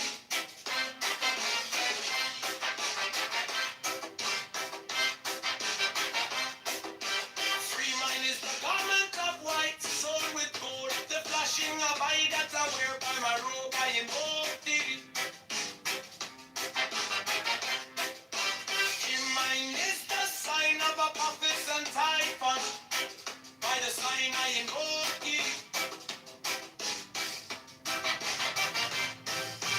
For mine is the turban of white and gold, and mine the blue figure of the intimate.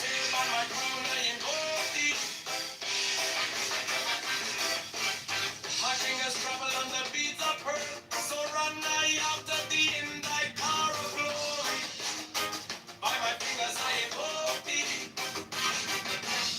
I hear the ones of double power in the voice of the master. Abraham, by the word I invoke thee. My northern dark blue waves of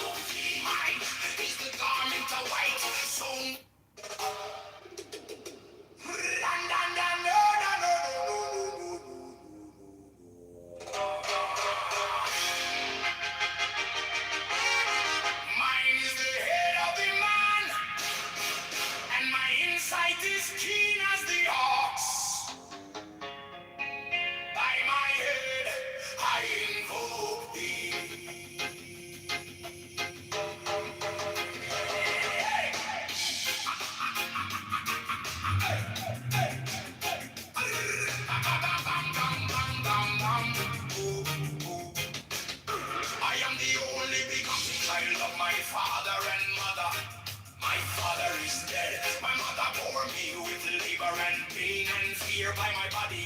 I inform thee about me, shiny diamonds of radiance, white and pure. By their brightness, I. Mine is the head of the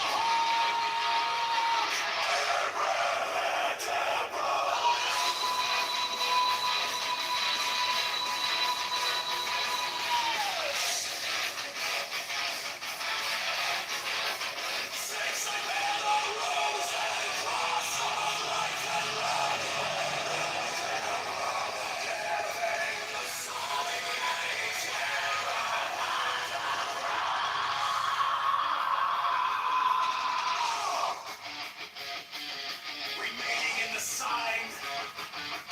The invocation concludes.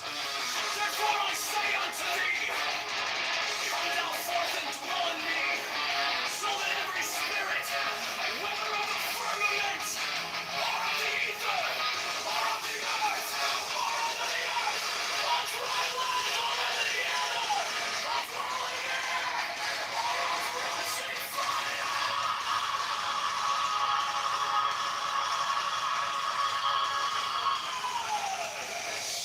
And every spell scourge of God, the vast one might be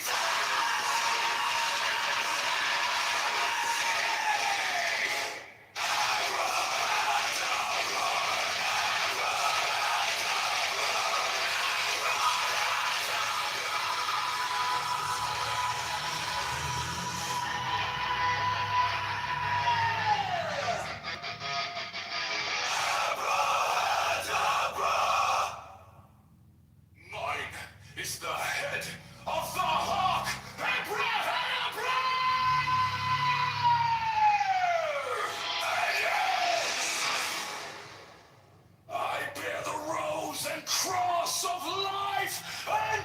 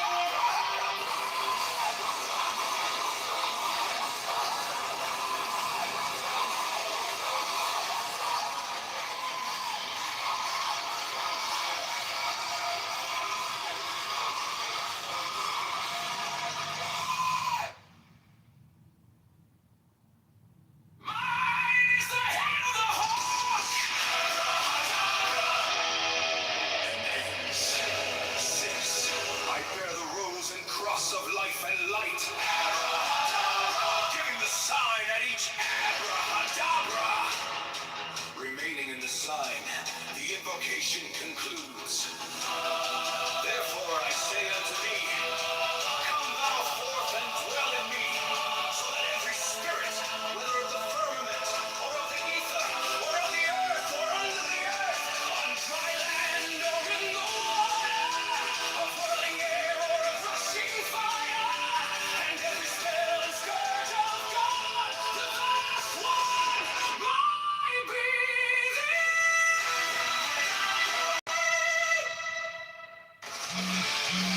mine is the head of the hawk, abracadabra, and ends. 6, I bear the rose and cross of life and light, abracadabra. Hearing the sign at each abracadabra, remaining in the sign, the invocation concludes. Therefore I say unto thee, come thou forth and dwell in me, so that every spirit, whether of the firmament, or of the ether, or of the earth, or under the earth, on dry land, or in the water, of whirling air, or of rushing fire, and every spell and scourge of God, the vast one, might be abracadabra.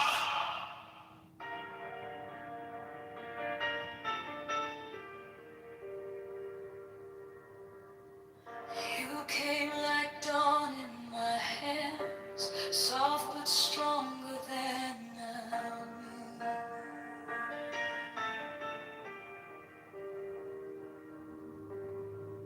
My fear turned gold in your eyes, and my whole night broke in two.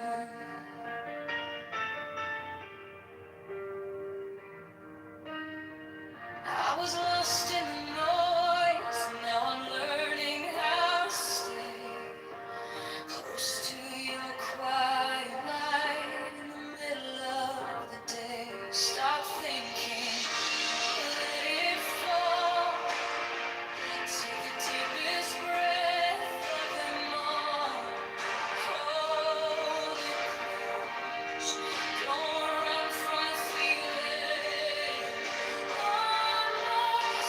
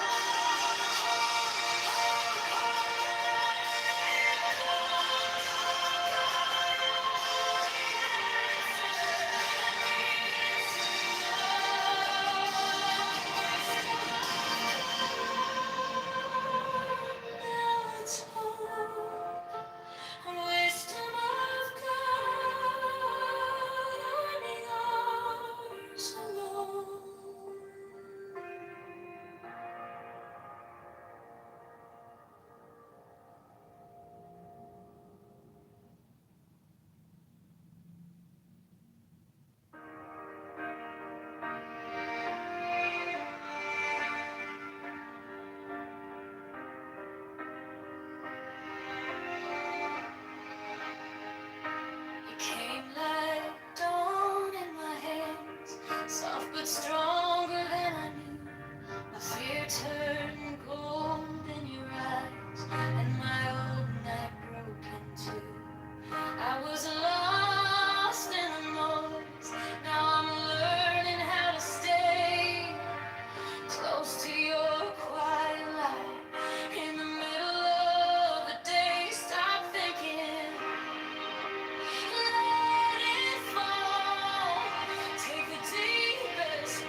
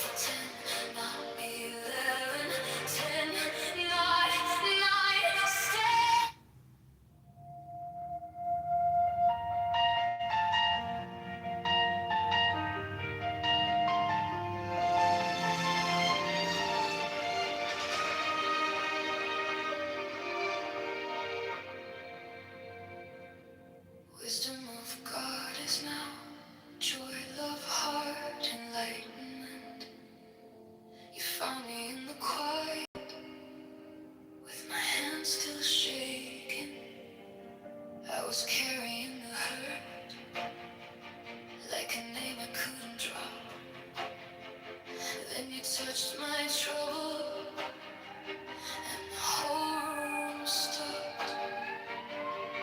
Stop thinking, and your problems take the deepest breath of the day. Hold for 10, not 11, 10, not 9, stay.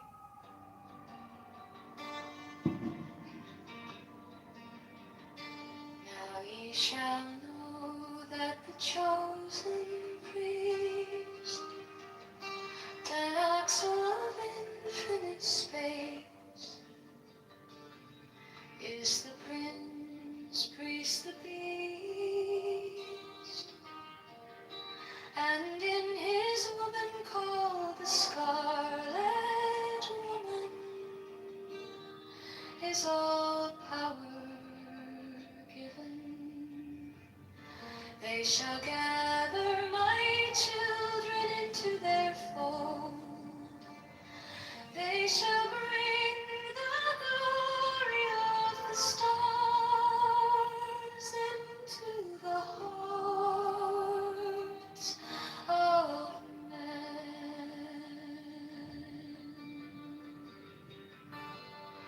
16, for he is ever a sun and she a moon. But to him is the winged secret flame, and to her the stooping starlight. But we are not so chosen. 18 burn upon their brows, O splendorous serpent. 19, oh azure lidded woman, bend upon them. 20, the key of the rituals is in the secret word which I have given unto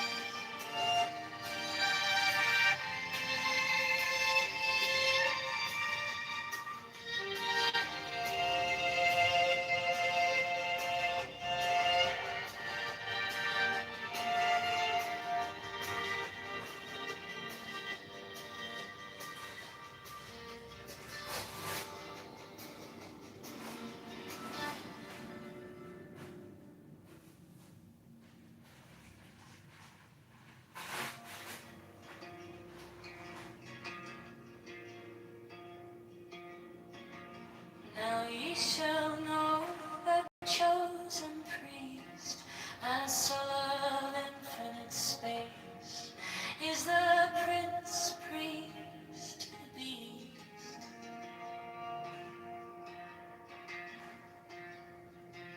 And in his woman, called the Scarlet Woman, is all power given.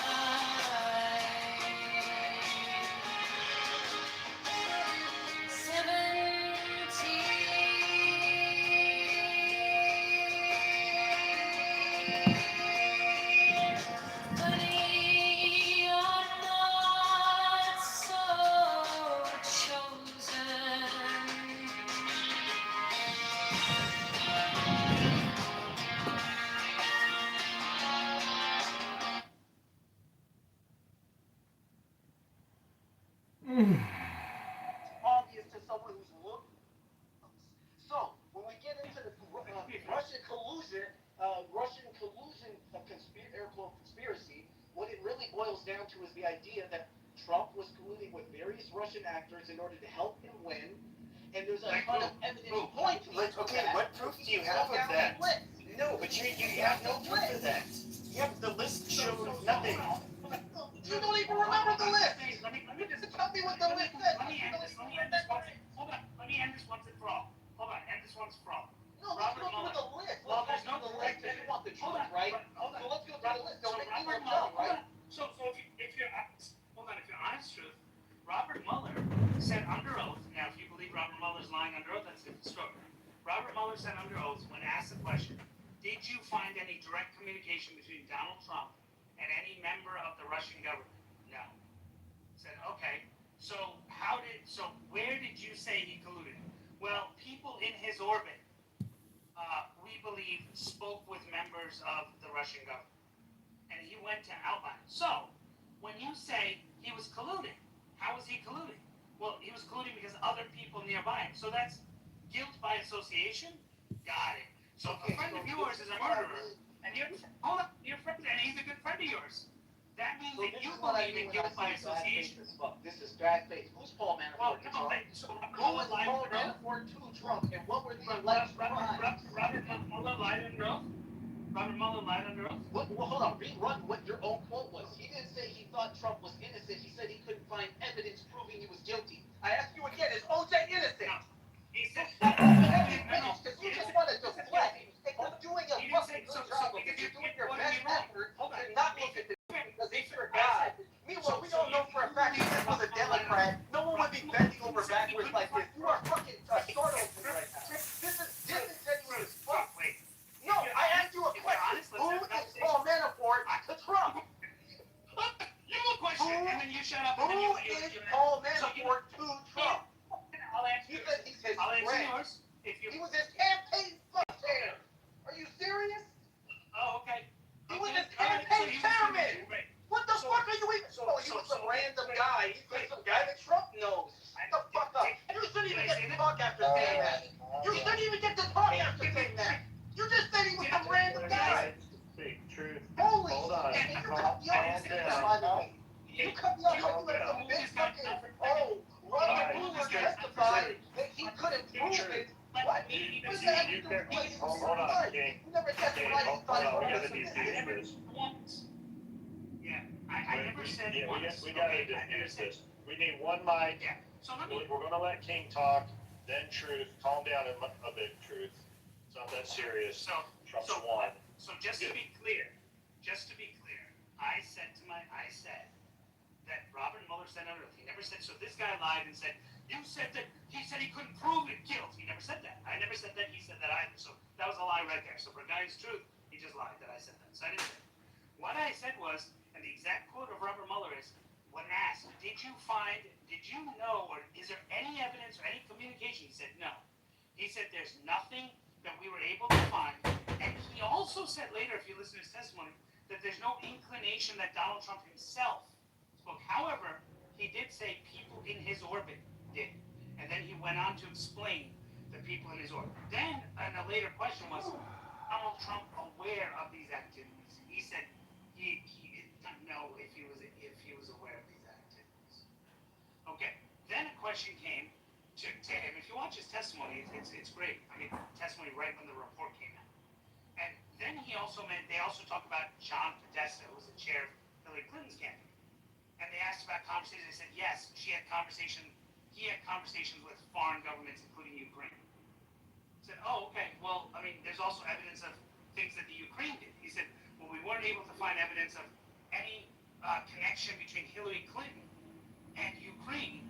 And those allegations, we did investigate them, but we were unable to find. So according to Truth, that doesn't mean she's not guilty of colluding with Ukraine, which would also be an offense.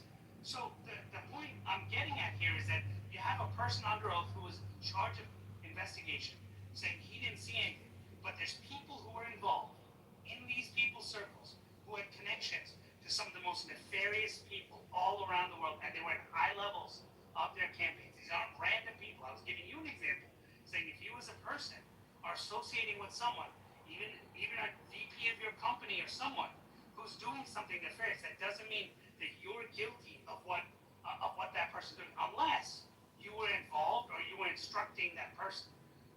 person was operating at your interest and says they were operating in your interest, or there's some evidence that they were operating in your interest. So that is the point that he brought up. Now, he did say he felt that the evidence pointed to Paul Manafort and other people being arrested. At the same time, he wouldn't exonerate Trump also, because he just said he didn't know and he couldn't find it. He also didn't exonerate Hillary Clinton and her involvement with Paul Manafort, John Podesta, and her connections to Ukraine. So I'm just saying that there's no evidence to show what was happening in both those areas. You don't have evidence. So you have a belief, and that's fine. You're entitled to your belief. That's all. Okay, so, and this is why I opened with OJ, right? Because A, what can be proven in court versus what's common sense are two different things. Everyone understands this. That's the whole innocent before proven guilty. Second, these were not random people in his circle. This was literally his entire fucking campaign staff, including his son, Donald Jr. Like, hello? Yeah, but there was no proof that they ended up conspiring with Russia in order to help them win the election. That's the fucking just part. let me finish, please, respectfully. Just let me finish. So when we go through, right? So here's what we know for a fact. Here's what was proven. Russia was interfering in the election. That's not even contested. If that's contested, now we have to go do it.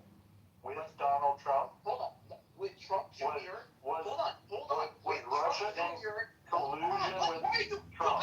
Why did you make me listen in for 5 minutes and you are so biased? I'm literally 2 words in and you're interrupting me. And then you'll say, calm down. Let me fucking finish.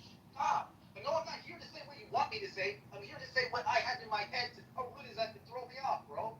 So, Donald Jr., and this is how I fucking know you guys are biased as fuck. Imagine this is a Democrat and his literal son is involved in, like, well, I don't know, guys. Let's defer to assuming he's innocent. Just fucking say you're biased and let's move on. Because at this point, you don't care about the You know what? Truth is right. And let me fucking finish. And let me finish.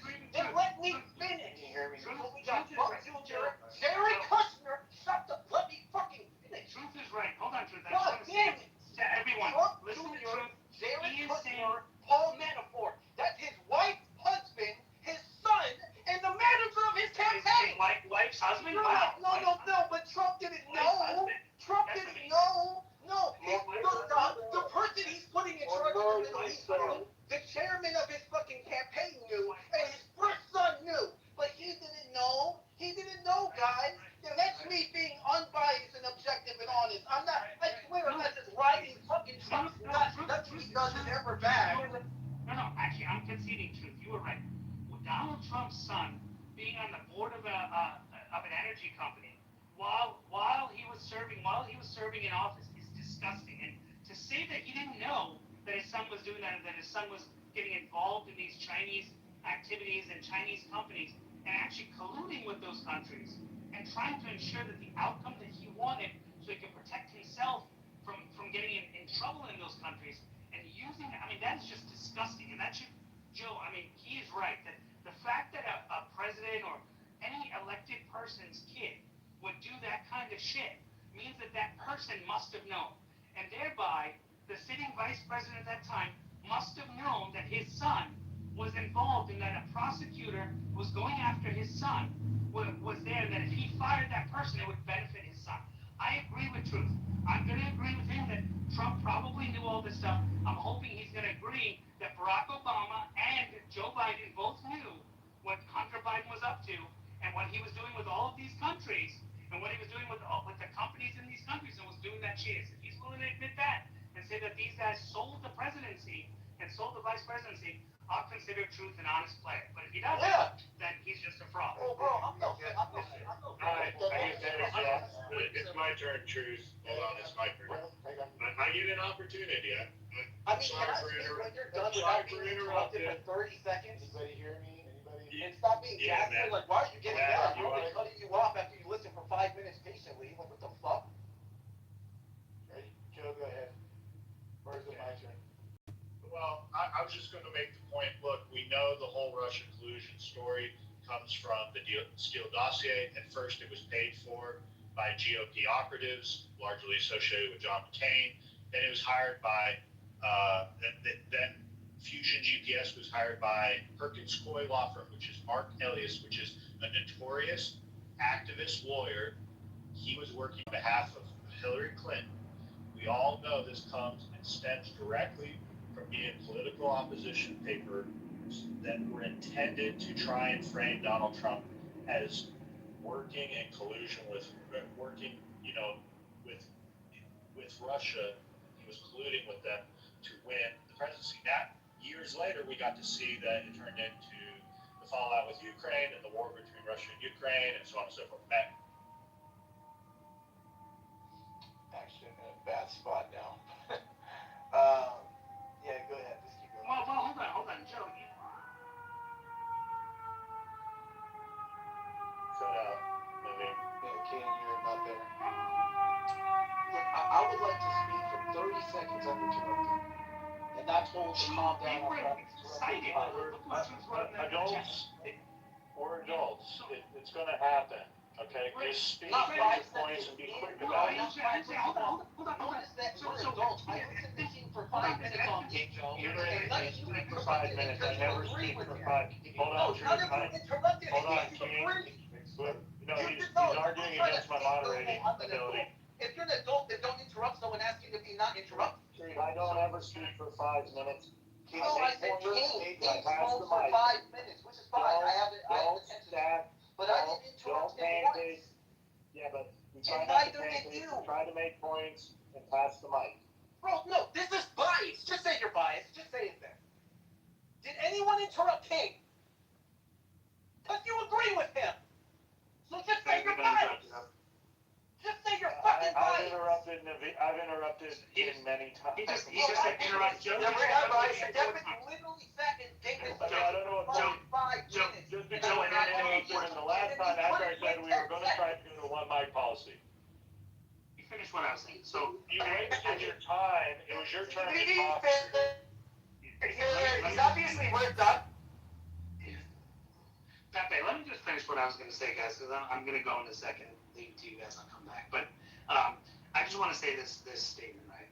There's evidence, and it's actually proven now with classified information that's been released, that both Obama, Hillary Clinton, and others sought, and now Obama can't because he was president at the time, but Hillary Clinton and others received and sought intelligence from foreign players to help them with Donald Trump. And they actually asked them, and actually those players, some of them called and said, hey, we have information. Now you have the principal herself saying, I want to know this intel. The principal, here you don't have the principal, Donald Trump, saying, I want to know this intel. But you have the principal wanting it, and you have the campaign chair, John Podesta, heavily involved in these. In fact, his email was hacked. There's actually evidence that came from his emails that show that they were asking for this kind of information involving the Steele dossier. That's what you missed, Joe, about that, is the connection to the Hillary Clinton campaign on that. So if what Trump said was they saw an opportunity to get information and dirt on their partner from the Russians, well, why is he not saying, yeah, and Hillary did the same shit, but no one investigated her, and there was no investigation into her, there was no rating, there was nothing there. I would like to understand why that was acceptable for her to do it. It was all in the conversations. And not, yeah, King, I said, one of the, funny enough, I was being interrupted, but one of the first things I said when I started to reply is, no, I'm no fan of Obama. I'm no fan of Hillary Clinton. Her email scandal, her laptop scandal, the Hunter Biden stuff, all of that. No, I was right there with, like I said, I'm independent mostly anyway. So you got in contest on that with me in full agreement.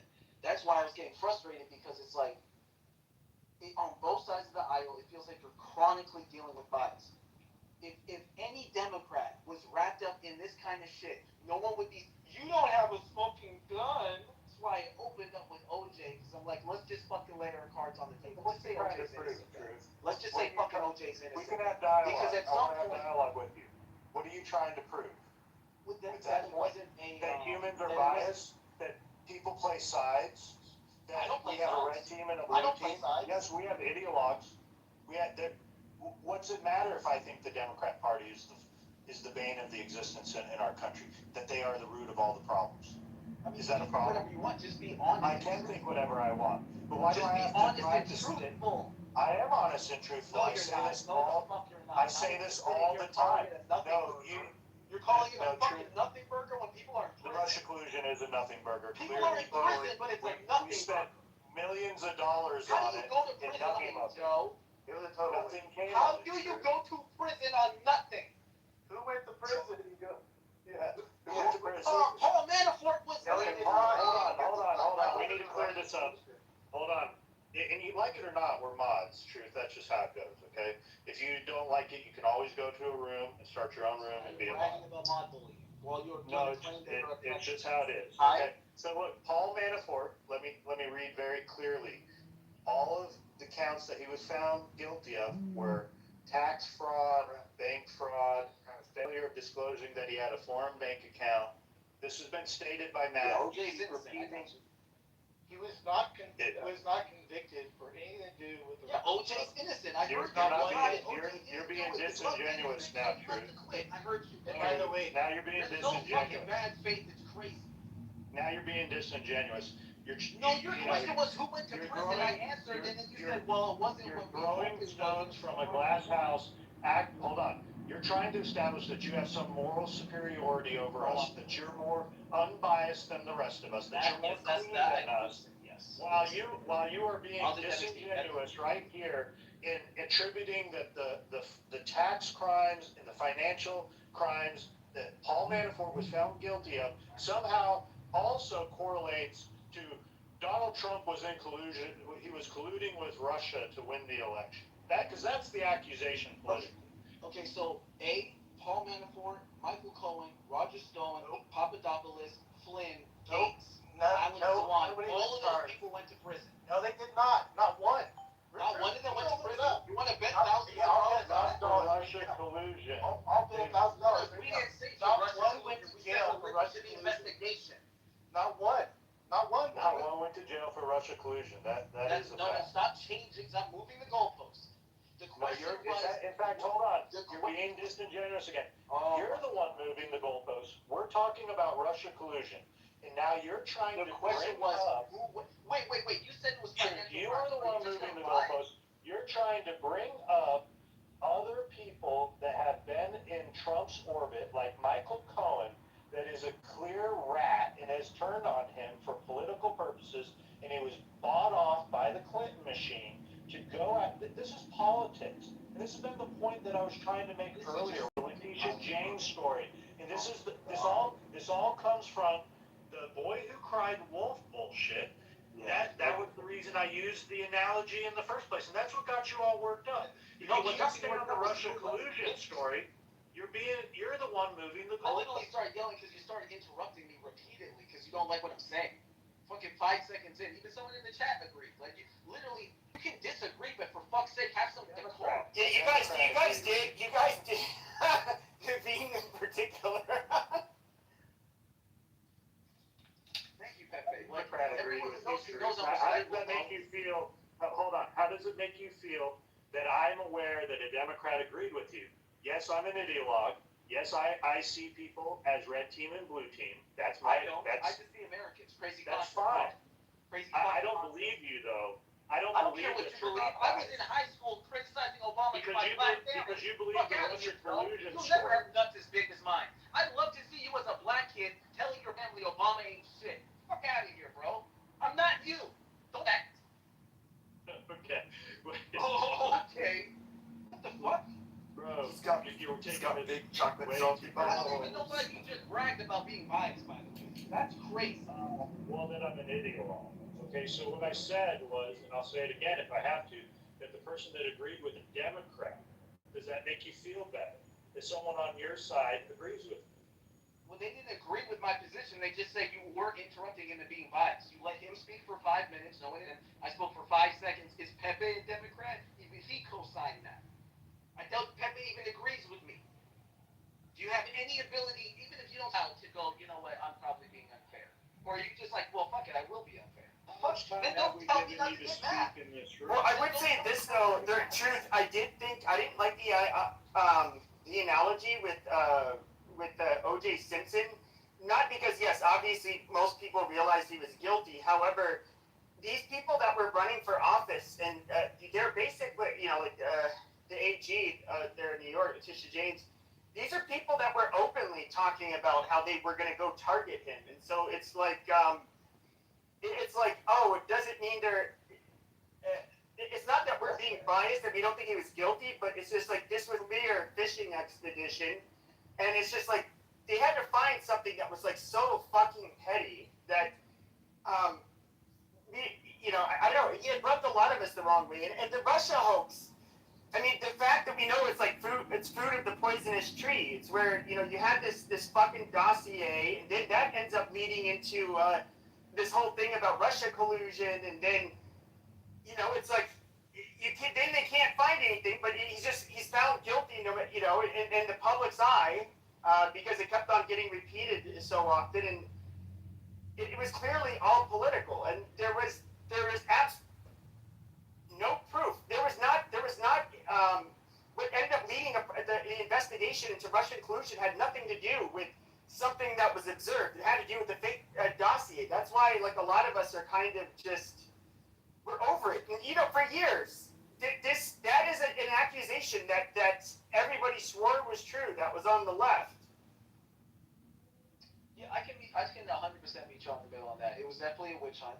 I remember when it was happening. I was saying that the left was shooting itself in the foot because you have to pick something that's huge and stick to it. But they were trying to throw everything they could to throw it at the wall, and often they were over promising and under delivering. So I'm not even. I'm actually in full agreement with that. The only thing I pushed back on was Joe said it was a nothing burger and it was the boy who cried wolf. I was like, well, hold on. Because anyone who knows me knows I keep it the same all the time. It's like, well, the truth is usually not ideologically motivated. So can we prove there was collusion? Probably not, because anyone who's a functioning conspiracy actor is not going to leave a trail of evidence. That doesn't mean there wasn't a crime committed. That means we can't prove it in a court of law. That's why I referenced OJ. And then even saying, well, no one was arrested. I was like, well, no, people were arrested connected to the investigation. They weren't proven to be tied to the conspiracy theory, but they were lying under oath to protect that conspiracy. And then there's this what about this deflection where it's like, well, no, they got arrested for lying. It's like, what were they lying about? Why aren't you referencing what the lies were about? Well, this is only speculation. The main concern is that Russia. All I wanted to say, Matt, was that this guy, Truth, I know he didn't say that he's a Democrat. He said he's an independent, but I like hearing his voice. I mean, I don't agree with everything that he's had to say. Don't get me wrong. I'm sorry, Truth. I don't, but I like hearing you like a different opinion. I mean, it's been cool. I don't think two things. He is good, and you want the balance. I think that you are in the other side, and you want the balance. Two things real quick. One thing I never understood is if Trump's ideas and MAGA in this case was such a his ideas were so bad that they why did they have to go through all these links to get rid of them this way? Truth. I never understood that part. No, I'm not that. Yeah, I mean, like let him fail on his ideas. Like literally, you guys, not you, but other people, literally elected Trump based off just making these, in our opinion, just really wild claims. I mean, I don't even know. It's just really weird to me. I didn't know if you had an answer to that, but why not let him fail on his own? I don't have the answer, but my guess is ties into something I said last night. Is that it feels like under Obama, politics became war. I remember watching Fox News talk about Obama's tan suit for 2 weeks. They called Obamacare communism, even though it was 80% of that was literally created by the Heritage Foundation, Trump's #1 financial backer in his first campaign, mind you. Literally, that's ridiculous. It was pushed by Newt Gingrich and adopted by Mitt Romney. Obama's base wanted fucking Medicare for all. And he gave them a revised Mitt Romney bipartisan health care bill, and Fox News called it communism. And I'm not, so here's the thing, I'm only 34. For all I know, it was political war before then, but that's why I said I don't have the answer. I can only tell you my opinion. But from what I saw, it's like all of a sudden under Obama, it became political war and no longer genuine political discourse. And so I think they were just fighting fire with fire. It was like anything Trump did, they had to smear him. Also, I think I think the left feared Trump because he represented. He remember in his first election he positioned himself as the right wing version of Bernie Sanders. He complimented Sanders a lot. He even agreed with him multiple times on various issues. So he was positioning himself as this wild card. Even the own RNC was trying. Remember, everyone forgets before the RNC, even his vice president, before the RNC was behind Trump, fucking JD Vance called Trump Hitler. So let's not just say it was all DNC, man. Like the whole industry, the whole machine did not like him. To be fair, True. you know. Look, I don't mean to interrupt you as some sort of personal attack. What it is, it's called pancaking or stacking over and over and over and making lots of points. You take a point, drop the mic, pass it on. We can all have dialogue. Clearly, most people only start to recognize politics at the time when they start paying attention. It's been rather contentious for many years. We can go back to the Bush years with the war and how awful it got, the political discourse then. Let's talk about during Bill Clinton and the Lewinsky trial of what was going on. It was very contentious then. It did not just start being contentious when, I'm assuming, largely you started paying attention. Yeah, I can agree with that. That's why I even hedged what I said because I can only go back based off of what I'm experiencing. I'm not gonna hold you. The Lewinsky thing. As 90% of black people vote Democrat. Most of my family's Democrat. They would talk about the Bill Clinton thing, and as a teenager, I heard that. I was like, that's disgusting. And they're like, oh, well, it's just a dude getting a blowjob from an adult woman. I was like, what the fuck? First of all, he's like a senior citizen. He's old enough to be her grandpa. She's like 20 something, fresh out of college. He's the most powerful man on earth. He's married. Like, this is disgusting. And just because he's our guy, we're going to act like it's okay? No, if he was some regular dude, I think he was a piece of shit. So, I've kind of always just been the dude not really liked by either side because I'm just trying to stay morally. Exactly. No, you have moral truth. You have moral truths, and I appreciate that. So, Democrats defended that tooth and nail all the way down to the wire and did for many, many years. Only now, looking back 30 years, that you get Democrat supporters, a whole new generation that says, oh, well, it's not that big of a deal. Excuse me, it is a big deal. During Clinton, during all that period in time, you should have seen the Democrats because a lot of people don't feel like they've been in their vote. Like it or not, that's just how it is. Yeah, facts. No, I agree 1,000%. Yeah, just for the record, I don't even think the Russian collusion stuff was the world, because the main conspiracy was just he was working with a foreign to help him win the election. The alleged crime was like they're doing vote dinners, they're hacking machines. That shit I never bought into. That doesn't even make sense. How is Russia going to help him hack domestic? That is such a that is like, and they wouldn't need his help for that. So that wouldn't even make sense. To me, I just took it as like he was getting dirt on Hillary and having them hack her emails to leak the emails, but they again don't need him for that. So, but that like I didn't said, I come think they from the Russians. That didn't come from the Russians. That came from WikiLeaks. True, but to be fair, wasn't he being harbored by Russia at the time? I can't remember now. Hold on, let me. No, he was in exile for most of that. After the release of that stuff in was it one of the European countries? Or no, in one of the Central American countries, right?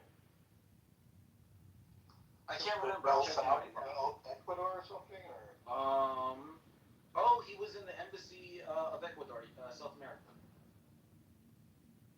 No, in London. Yeah, in London. It was in Yes, so Europe, you're right. in one of the embassies of Central America. Thanks for pointing it together. But yeah, so my main thing was just to say, it wasn't from my perspective crying wolf, but I will, well actually look, I'll meet you in the middle and say, because I even said it then, they were blowing it way out of proportion. And by doing that, and they didn't even have to, because by doing that now it's like over promising and under delivering. Right? You're like, oh, he's working with Russia to hack our election machines. They literally said that. I think Rachel Maddow alluded to that. No, like his campaign. Rachel Maddow could have kept that all that shit going live along more than anybody else. Mm-hmm. And I got in trouble with my family because I was getting mad at her for that shit. This is poisoning all they had to do was tell the truth. All they had to do was say, look, his team is getting dirt on Hillary. They're doing it in unsavory ways. The campaign finance, there's a lot of shady shit going on. But then, you know what the truth is, and you guys might agree with me at least here. I don't think they could sell it on that level because it'd be like the Spider-Man meme. Because they do the same shit. So, Exactly. Yep. What was the incentive for Rachel Maddow to lie about Russia collusion for so long? I think MSNBC is like tied in with the DNC. I wouldn't be surprised. I mean, remember, Bernie Sanders was like her best friend forever, and then she stabbed him in the back when he ran. That shit, I'll never forget watching that. She used to bring him on all the time and roll up the red carpet, and the second he went against the machine, she stabbed him in the back so fucking fast, it was crazy. So, yeah. That's why I can't stand partisan shit. I just can't. Same, true, same. I don't think we would exist in a country that I understand y'all's yearning for it, the desire for it, but that doesn't exist and will never exist. You know what's a good example to me, Joe? Okay, so me and my friend, we were giant Ron Paul fans. Mind you, he's Orthodox Christian, super right-wing. I'm independent, but I vote pretty progressive, and both of us love Ron Paul. And Ron Paul tried to, caucus and campaign with RNC. I'm a Christian. But Awesome. Yeah, no, I'm Protestant, not Orthodox, but and so. I'm Protestant too. Okay, cool. All right, go ahead. Right, and so we love Ron Paul. Ron Paul got booed at the RNC. You remember when he got booed? To me, that is the example of when partisan politics go. Or when John McCain got booed because he said, "Hey, let's not call Obama a radical Muslim terrorist." Oh God, the audacity that he said, "Hey, look, I disagree with him on a lot of stuff. Let's not call him a radical Muslim terrorist." And he got booed. That's why I don't like partisan politics, man. It just ruins the landscape. The conversation gets diluted into flinging shit at each other. Go ahead, Matt, if you want. No, I was just fixing my mic. Looks like the reparations title went away down there in the Russia. True. So are the other things done? What was the other one? Oh, well, how about the impeachment? Find those valid things that took place or no? Well, I think the impeachment process was early and reactionary. Ironically, now, I'm not gonna lie, now in this term, I'd be a little more sympathetic to it. But when they first pulled it, it felt the same standard they were using to impeach him would have been used to impeach literally every president before him. Even when they keep trying to say he's like a wannabe king because of the unitarian executive theory, I'm like, no one minded when Obama expanded the same progress Bush made, and no one was making those claims about Bush or Obama. So, I definitely think it was overreach there as well. Because this was kind of like a domino thing. So obviously a lot of us, looked into this Russia hoax and what it was, in our opinion, what it was really not. And then that set the tone, right? This is the issue we were talking about, is the Never Cried Wolf thing, Joe was saying, it just went so sideways, in our opinion, with the other side, that everything else that came after that was just looked at as a complete political witch hunt. Just to destroy, to smear, and not let the not win at the ballot box at the end of the day, right? That was my biggest thing. Why couldn't we just, win at the ideas at the ballot box and not do all this, impeach him over a call, right? This is just silliness, And actually, the other one was, I guess, impeachment impeachment over, was it January 6th? Was it the second one? Or yeah, The Ukraine phone call. yeah, but the January 6th was one too, right? That was one that they did, right? After he was president, by the way, after he was out. I think they tried. No, I think it was the January 6th hearings that they held with the Democrat committees in the House.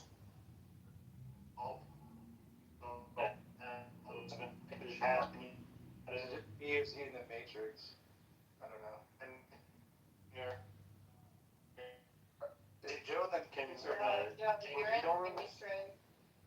in the Matrix, Joe. Joe, I'm pretty sure Trump was impeached. Yeah, Joe the Matrix, Joe.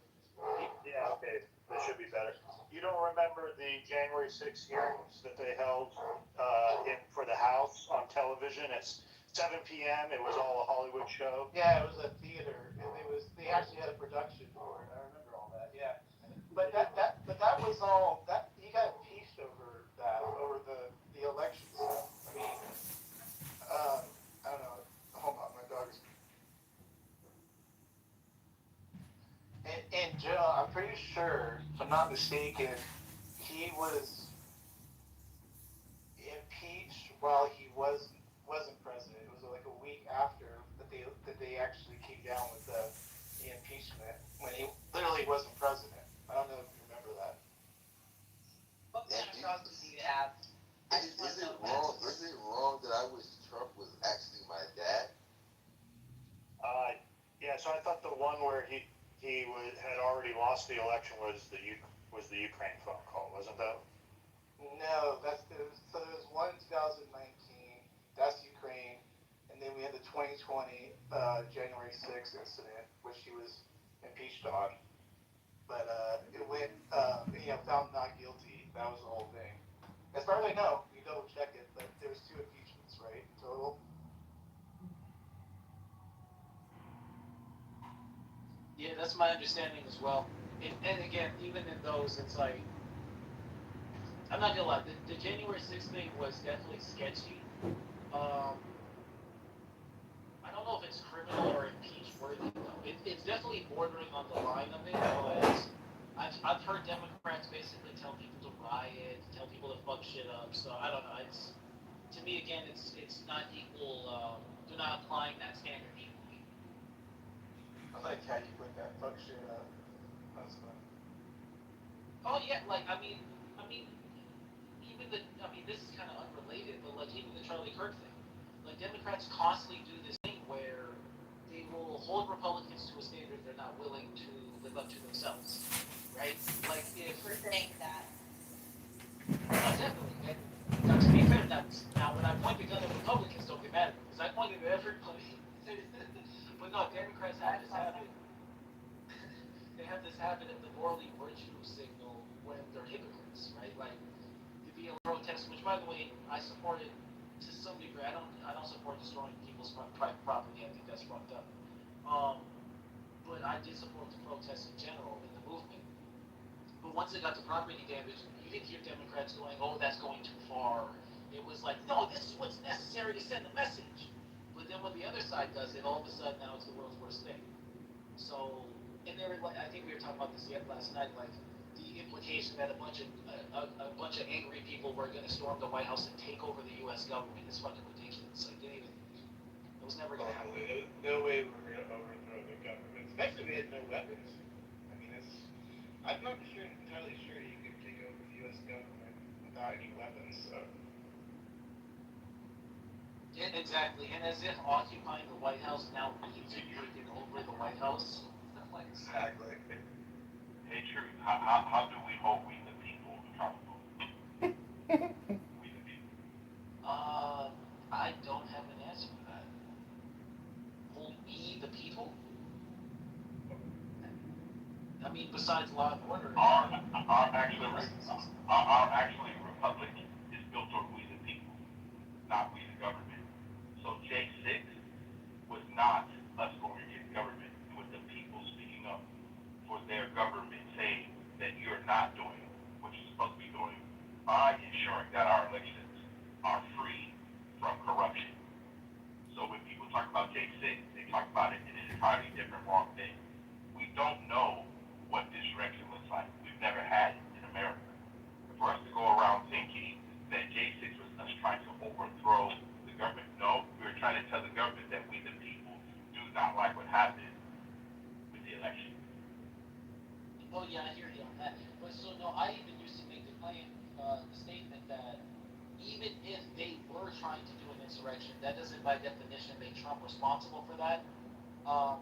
Nor do I think it would have been successful or an actual threat to our democracy. Like again, occupying a White House does not mean you control it. That's not like that's not real. Exactly. By the way, Truth, are we a democracy? Are we a democracy? Well, Representative Republic, pretty close. And you are there to ensure our rights, not to infringe upon them. Nothing that we have in America comes from government. And everything you see in America was not built by government. It was built by we the people. Everything. So it's very disingenuous for the left to keep saying democracy, democracy, democracy, where most individuals in the United States actually are self-accountable to themselves versus the government getting involved. Yeah, so the red lighting was implemented, which is, again, government overreach. That means they violated the will of the people.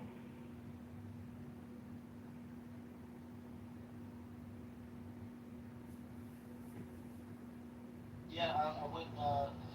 The January 6th thing for me is a little. I don't make a habit of telling people how to practice their rights. So, to me, it's. I mean, I think everyone would agree with it. When it turned into a riot, it was unacceptable. The protest in and of itself, though, I can't critique that at all. That's just people expressing their First Amendment and expressing their grievance to the. Now, when we talk about hang Mike Pence, when we talk about police officers getting injured, that's where all of a sudden we're crossing the line. But like I said, that it'd be hypocritical for Democrats to complain about that because when their side does anything that looks like it, they will find a way to justify. Can you talk about the 200 FBI or FBI informants that were embedded in the crowd on January 6th? Can we talk about the blood on the Zachary Taylor bus? Can we talk about Jacob Chansley, who was escorted throughout the Capitol and yodeled in the Senate Hall and then received jail time? Or maybe Simone Gold, the white coat doctor who had the FBI burst into her apartment, take her into custody barefoot without her ability, her phone and keys, and then dismiss her from the police precinct barefoot without money and resources to find her way home. Can we talk about that? Because she gave a speech in Statuary Store in their hall. Oh, please do. No, actually, I think this is something that we need to come across the aisle and discuss all the time. You have to unblock me, by the way, Monica. I don't have to. You better. Do you want to stay in the room or are you gonna unblock me? Tell my friend Monica. Don't do that. She left. But I was gonna say to her, we should come across the aisle on this because I actually now people call me conspiracy theorist for this, but there's a lot of videos that show it.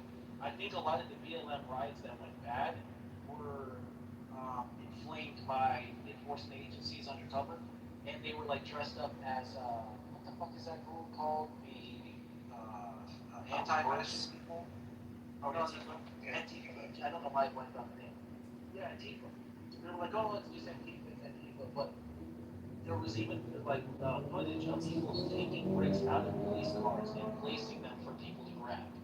So it's like, I don't know. I think a lot of times this shit's being orchestrated to divide us further. But again, that's like my final theories. What do you think if it's proven? I think we're going to see some stuff here in the next couple of weeks. If the election was stolen, where does that put our country? Like, where do you feel? I think that makes us into a very precarious predicament. And you're not banking with me. Oh, sorry.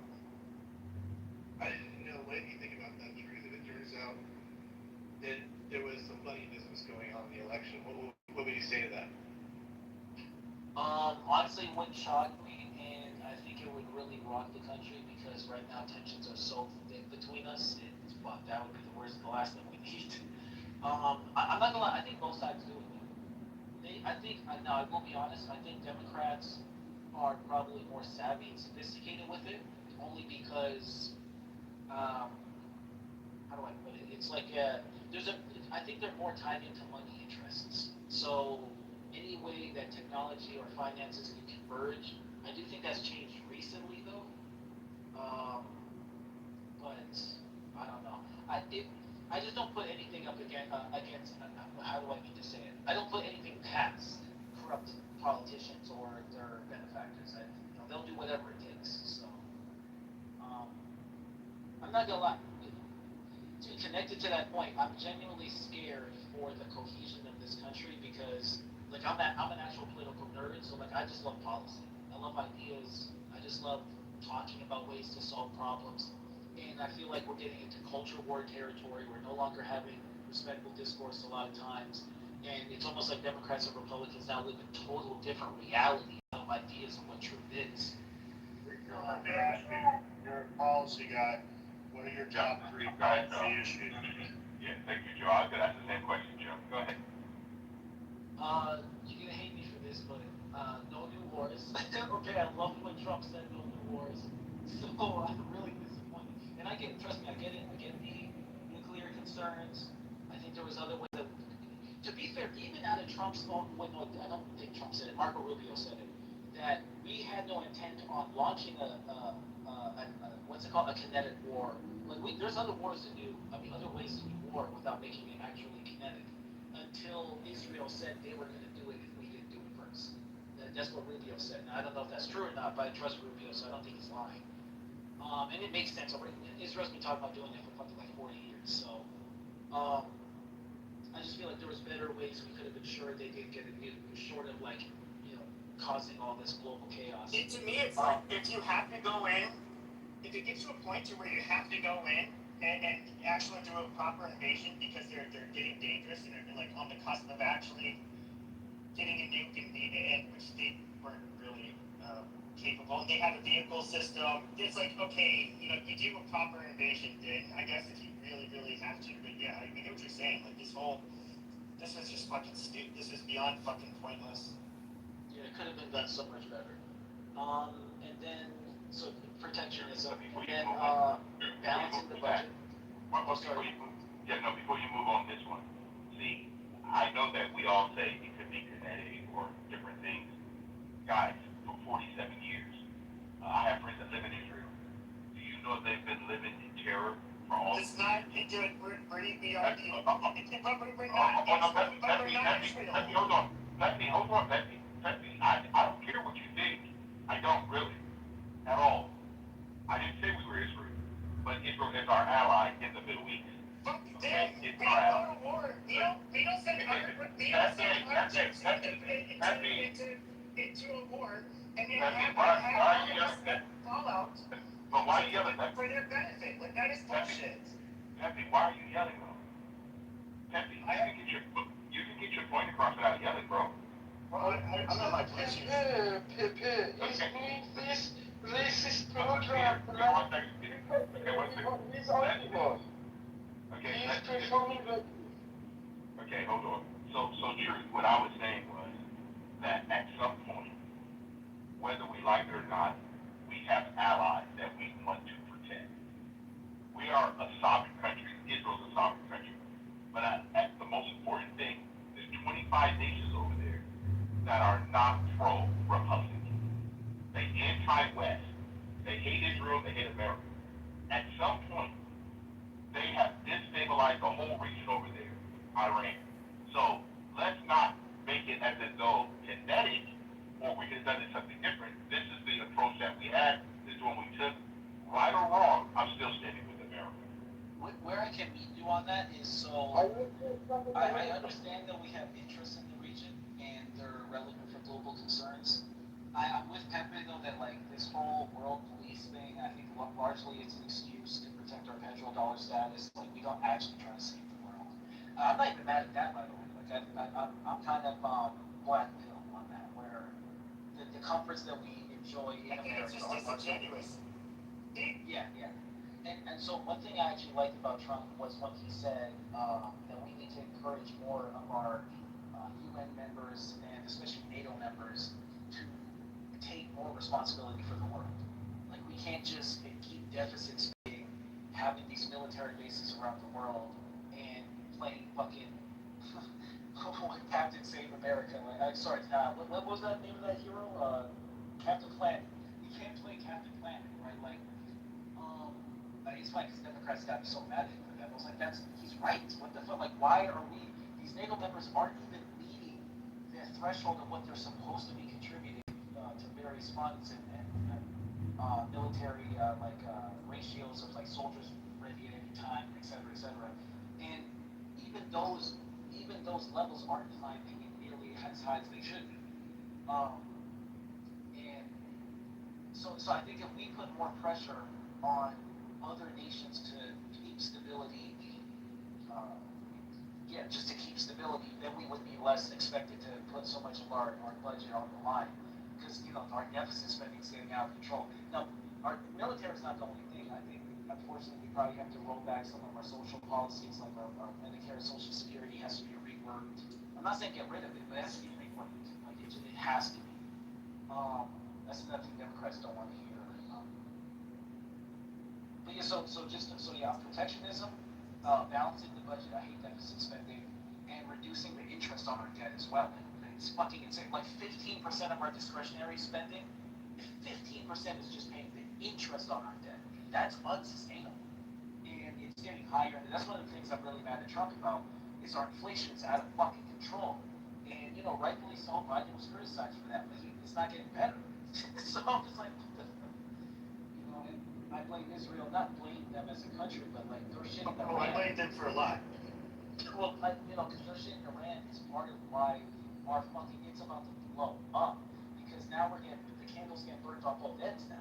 The cost of energy is going up, the cost of gas is going up, that's going to increase logistics. Oh my fucking god. At the same time, we're bleeding money in a desert for what? It's just... Well, can I touch back on, because I wanted to touch back on Israel. So here's the thing, if you say they're trying to destabilize the Middle East, however, let's not be fucking silly and pretend like Israel is not trying to fucking disrupt and basically destabilize the fucking Middle East. Yes, none of those countries like Israel, we know that. And what does Israel want to do? Destabilize them. The countries, you had countries that were, for the most part, people romanticized Lebanon as if it was a great place to be, but it was better than most places in the Middle East. But I mean, so what ends up happening to what was it? I forget how many hundreds of thousands of people they basically end up kicking out of the fucking country, even people that were not involved in attacking the Israelis. Then they end up going to Jordan, fucking that place up. Then they go to Lebanon, permanently fuck that place up. We know that Syria, they're not our friends, but Israel's been doing everything they could to undermine Assad. They did it with Hussein. Yes, he's obviously a piece of shit. But, like, I don't know what it is with the boomer brain rot that so many Republicans have, where they act like they have this weird, like, hold on, you have this, hold on, no, I didn't interrupt you. No, You have like this really weird, religious, like, fucking... Peppy, first of all, you cannot talk about boomer brain rot when you don't have an elevator. You don't have an elevator, bro. You don't. You know nothing about it. Yeah, elevator. That means your thought process does not go that high. What you like to do is... Okay, tell me why we should support Israel besides some bullshit fucking... some bullshit anti-Christian, some anti-Christian, belief that they're part of our empire. Peppy, would you like to hear Peppy? Or would you like to just talk? Yes, but let me guess, they have a democracy. Oh my. Oh my God, Peppy, it's so sad that you do not understand history at all. You know nothing about history. Okay, tell me about this state that's existed in 1948 and what's so fucking important to America. Give me this is all fucking propaganda. Okay. Like, we were a great country before they ever fucking existed. Hey, I mean, this is what are you stupid. talking about? What are you talking about, Pepe? You're wrong. That's it. Hold on. Pepe, America's 250 years old. What are you talking about? Yes, exactly. Okay, so how can you be more powerful than Israel? How? We have older friends that have been better friends than Israel, for sure. Wow. Hey,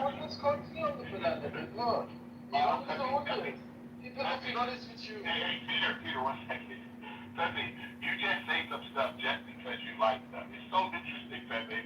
Pepe, the Republic of the United States, we the people, 1776, okay? Israel's been around 1,000 years before America was even thought of. And you're sitting around talking as though they became a nation in 1948. This is what I mean by your ignorance of the region. You don't know anything, bro. I'm sorry. You just like to talk. What's the most you got? Excuse me. I'm not talking about Rob. Peter, I'm not Peter, do me a favor, Peter, do me a favor. Thanks. I'm not talking about Iran right now. I'm talking about the fact that I have people come on these apps talking about nations that they have very little knowledge about. Okay? For Pepe to say that America's been more powerful than Israel. Israel's been around 1,000 years, man. Over 1,000 years. So I have no clue where you get your understanding from. Okay? And Pepe, you gotta stop. We're talking about the current nation state of Israel, not your fucking biblical fact land of Sodom. Like, this is bullshit. Pepe, I can hear you loud and clear. Your belief system is not my belief system. You're correct. And you cannot deny someone else's belief system because you don't like it. You can't talk about the Jews. You think you don't Tell us how to our nation, how they've been a great ally and how we rely on them for a goddamn thing. They were, even after the formation, they were irrelevant to us until the fucking 60s. More during the, when we were in the heat of the Cold War. This is retarded. Pepe, I got it. Pepe, I'm asking you a simple question. What truth do you hold to be self-evident?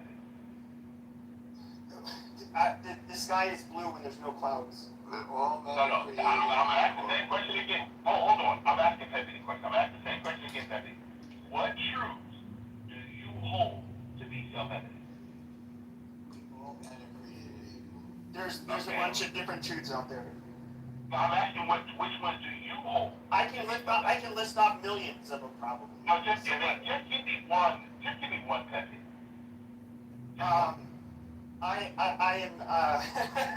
I'm a male. No. What is your fucking point? What is the point of this exercise? My point is, Pepe, you don't know our Constitution. You don't know our Bill of Rights. You don't know our Declaration of Independence. Okay, so you buy, all right. We all know we hold these truths to be self-evident, yada, yada, yada, yada. Okay, so what? What the fuck does this have to do with Israel? It has a lot to do with Israel, Pepe. Okay, tell me what it has to do with Israel. Tell us why we need to have fucking exploding gas prices. We need to have basically just turmoil all over the fucking Middle East just for Israel. What is the fucking justification? Especially if we don't actually fucking solve it. Now what negotiating power does he have? None. The president has none. Pepe, you know why we're doing this, Pepe? Because we all want to come. Because Israel talked us into doing it, and Trump's a fucking idiot. We all want to come to Clubhouse and hear you yell like you. He was always a loser. You were the one who came on here with the positive claim that and that Israelis have been terrified for the last 47 years? Dude, yada yada yada. So fucking what? It's not our fucking problem. Do you know that there are people starving? There are people starving in Africa that are getting butchered by fucking. If we are going to send people, there's a bunch of other people who would rather fucking help than a first world country like Israel. Like, they can suck a fucking dick. That made you really loud. Yes, Israel is gay, Pepe. No, hold on, guys. It just shows you guys. Said that Trump's overpriced. To hear Pepe speak, he says nothing. Pepe. You don't say anything. Say something profound about Israel for me. No one. Wait, go ahead. Say something profound about Israel. I'd love to hear it. Being serious, Pepe, you're playing a cat. I'm going to tell you what's serious about Israel. Support the Republic of the United States of America. Do you understand that? They're our allies. We support So them. fucking what? Excuse me. You asked me to give you something. Do you understand joint missions? Do you understand? Joint missions, my ass. They never served with us overseas. What the fuck are now? What are you talking about? What are you talking about? Yeah, by air. You know what? Hey guys, Yet our other not so great, our other allies that are not our greatest allies, they send their fucking sons and daughters to die with us in war. That's the fucking difference. And we've been doing it for hundreds of years with it. That's why it's so fucking offensive when we have to hear people say they're our greatest ally. No, because other countries have done it with blood. They paid in blood. And it goes back to a war of independence. I'm gonna give you one more.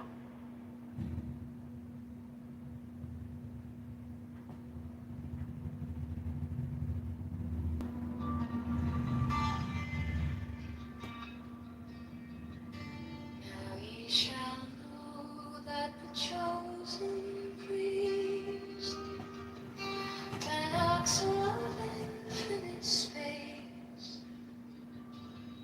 is the prince, priest, the beast, and in his woman called the Scarlet Woman is all power given. They shall gather my children into their fold. They shall bring the glory of the stars into the hearts of men. 16, for he is ever a son and she a moon.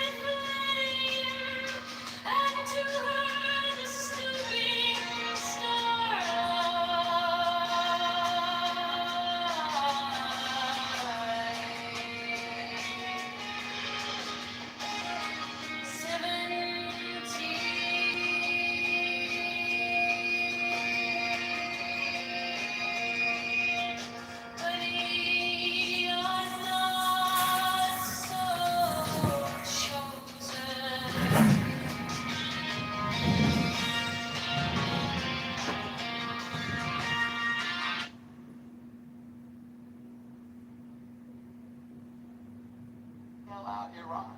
And Iran is going to fall if it continues the way we're doing with this embargo, with this, what do you call it, blockade.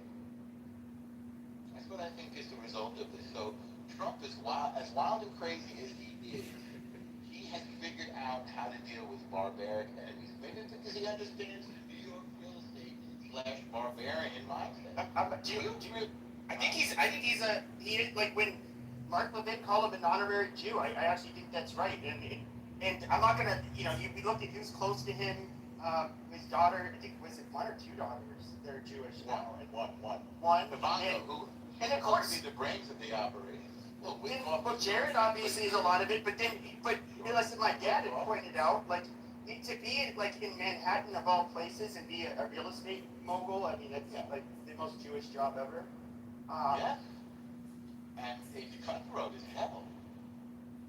And they're not distracted by a lot of fancy talk the way, say, they're Democrat would be. It's like either you come across or you don't. It's all about the bottom line. So he's not paying any attention to all the BS that Iran is giving. Either they give what he calls the nuclear done or they don't. How many white Republican Americans died fighting Democrats to liberate life? But how do we enforce it? That's my whole issue with it. That's everybody. I think everybody in the right's issue with it is that, if you could just do you could just do that air campaign that you were doing and actually take him out of power, fine. But we don't want to destroy the good Iranian people that should be there to sure, but they're holding the fucking straight. How we see it is that they're holding the straight hostage. We're holding the straight hostage. We blockaded their blockade. It's a brilliant move. Like, it's unassailable, and it doesn't cost anybody's life. It's a better way of making war. But I mean, realistically, if they're flat, okay, Trump knows this because it's a very unpopular war by polling has showed that, and after he invaded Iran or attacked Iran, his approval rating really started to tank. Now he knows that he's not going to have the support, and it's going to really hurt his legacy and Republicans if we did put boots on the ground or anything. So like basically Iran's it seems like they're aware that we don't have any teeth, or we're not willing to use them at least. And so how do we actually stop them from, I don't know, fucking doing something with whatever nuclear material they already have? The same way we've been doing it, we have complete penetration in terms of intelligence. We know when they're picking their nose. We're able to kill their supreme leader. There's no reason for any of that to change. We're watching them fly satellite. This is a stalemate that they're going to lose. It costs us very little, except for a slight increase in gas prices. And I should say, that could get worse. The dark side of what I'm saying is also possible that there's going to be another oil shock, and that shock could ripple through the economy. I'm just trying to be honest and complete here. That could be an unintended consequence of what's going on. But you don't think? I hope it isn't. But we can make life hard for them even, and economically starve that country. But at the end of the day, I can picture them being willing to basically. You don't have to call me. But I just don't let you speak. I can't hear you clearly. But I think they would be willing. What did he say? I wanted to say that you cannot start with potato. Potato will be founded in the country. They are staying until they are standing the mullah. But the Iranian people are going to rise up and take over, aren't they, Peter? Exactly. The mullah is looking out, they're able to be toppled because people are disarmed. They are armed. That's a questionable part. Well, I know that that's a long-term plan, but I haven't really seen any sign that they're going. At least since January. Yeah. Well, that's a recent time, but that's the big gamble, and I can't guarantee it. That's what But I can also picture them, slaughtering 1 million of their own fucking people if they have to. I don't think they really. That's just. We can't let them do it. But you don't think they would? Yes, they would. They would. They're capable of almost If it's fun, as barbaric as any people in human. Well, I know they're pieces of shit. But nobody on the stage is trying to say that they're good people and that all think they shouldn't exist, but then it's a worthy fight, right? I don't think this was how you would do it. No, I think you would have to. A time could have come in the future where you would have to hit them really hard, including putting boots on the ground.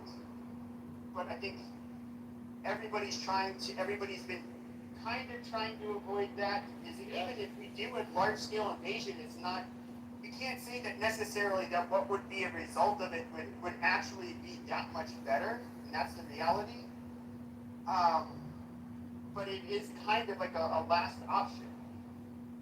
We have been able to thwart their ability to you know, I mean, if we never would have attacked their nuclear production capabilities, they would have had a nuke a long time ago. I think so. But I tell you what, if we put boots on the ground there, if we put boots on the ground there, I think there would be uprisings in this country. We could see like another whole George Floyd deal.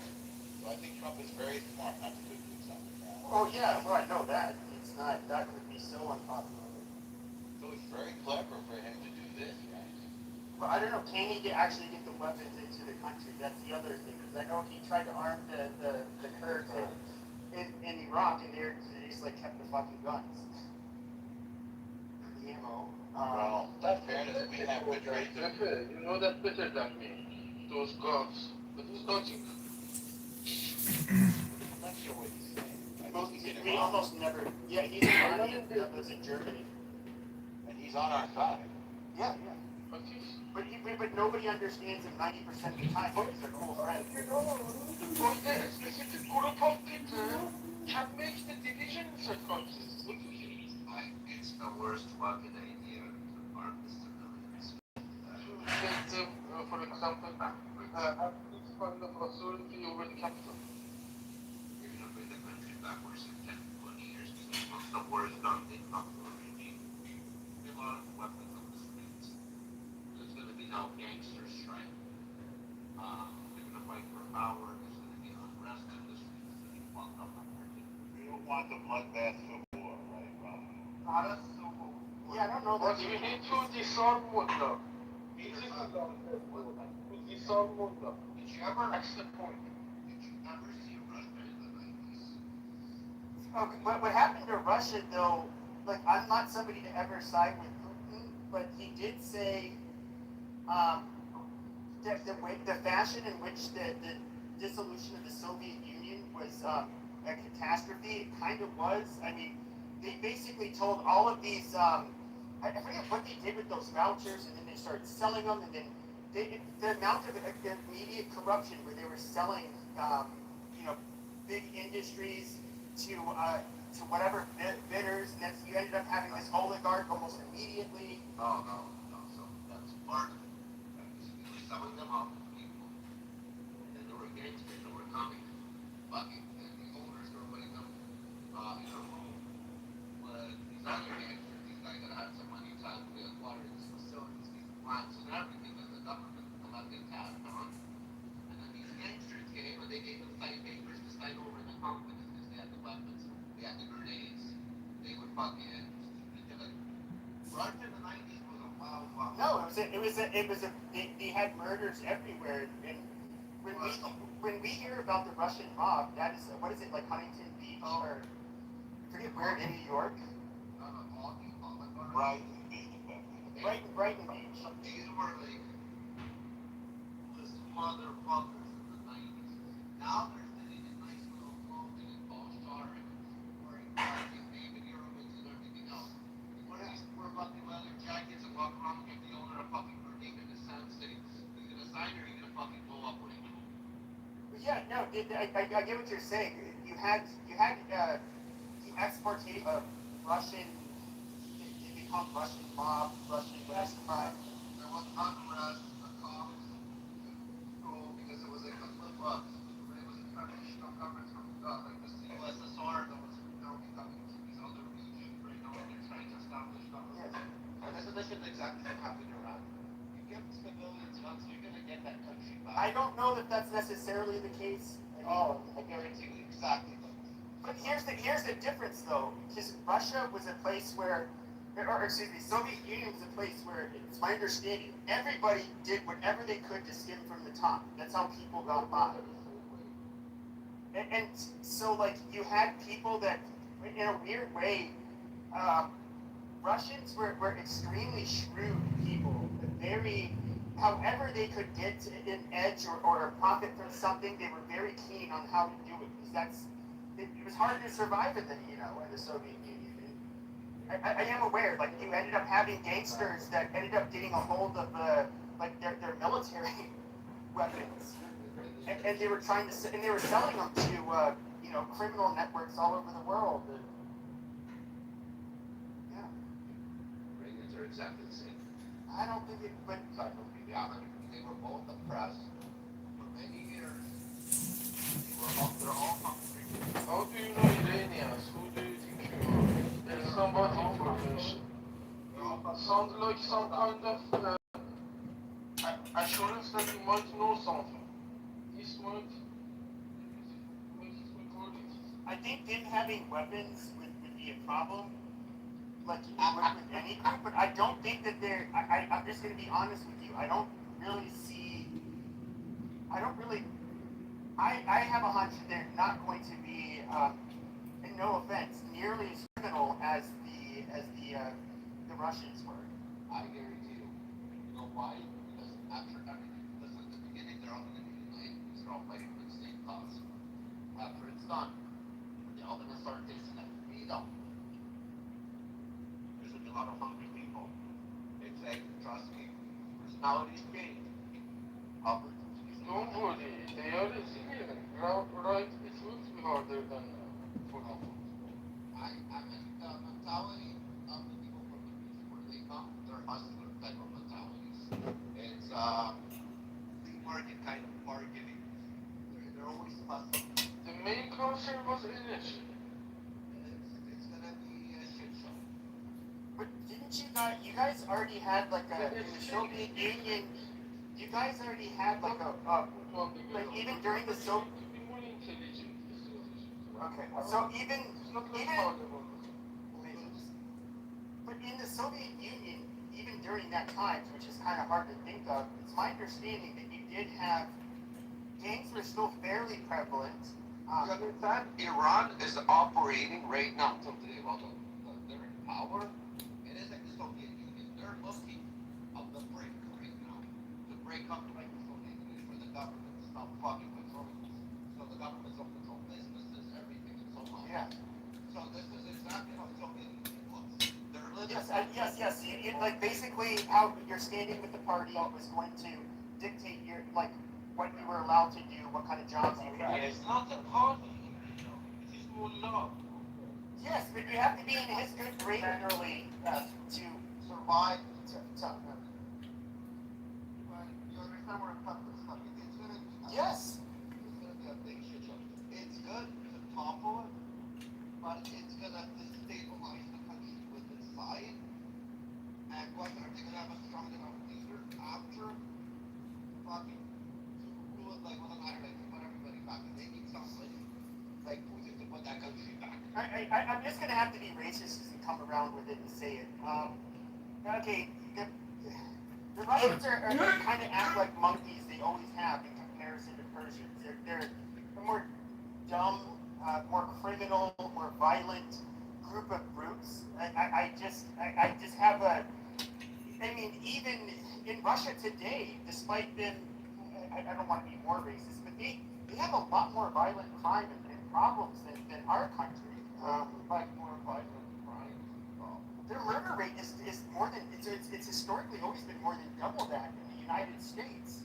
What's the murder rate? I didn't know. What's the murder rate? I believe it's like 10 or 11 per. It's fluctuated between like 10 and 15 per 100,000.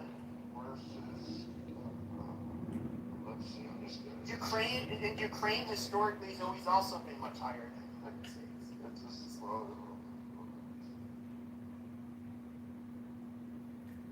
They have like tuberculosis like through the fucking roof. They have like all of these problems you would only really generally see in third world countries.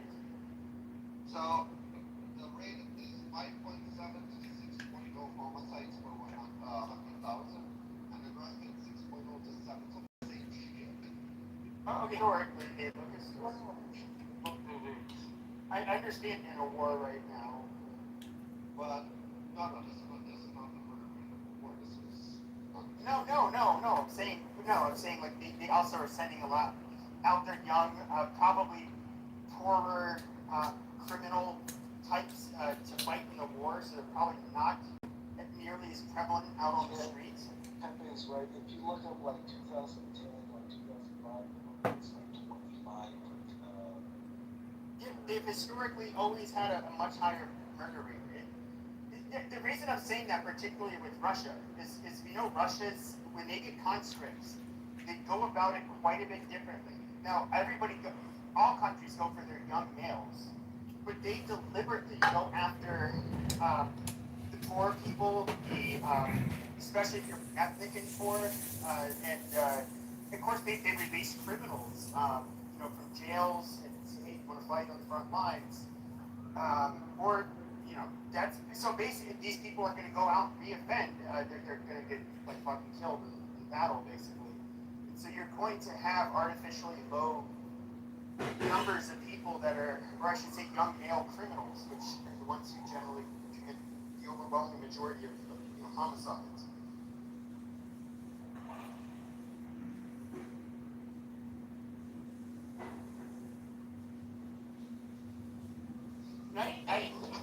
I didn't realize this until a few years ago. But if you look at Russia, like a lot of their biggest cities, a lot of us think of Russians as like these Slavic people.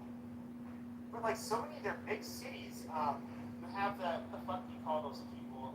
There's so many different ethnic groups. I had no idea what they were, but they're Western and Central Asian and like.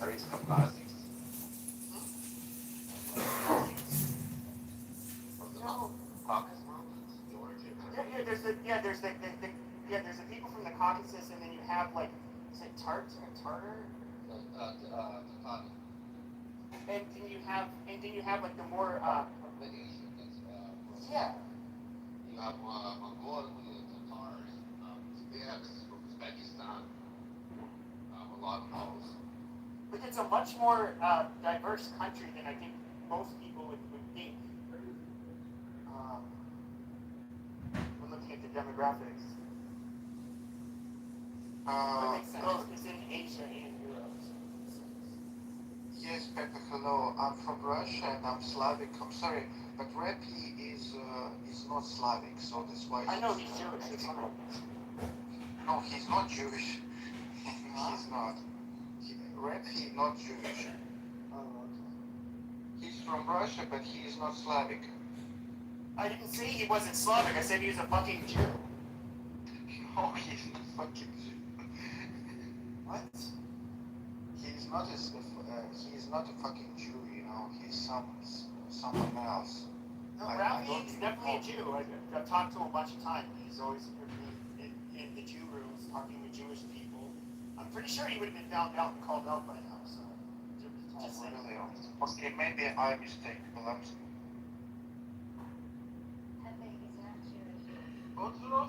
Rafi's not Jewish? Yes, I think so. Rafi is not Jewish. She's Caucasian, Caucasian.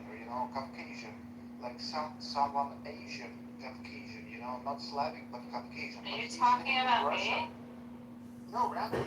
Rafi. I'm talking about Rafi. It's not about. No.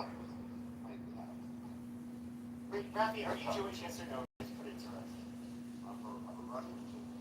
Yeah, that's what I said. He's a Jew. He's not Russian Jew. He's like.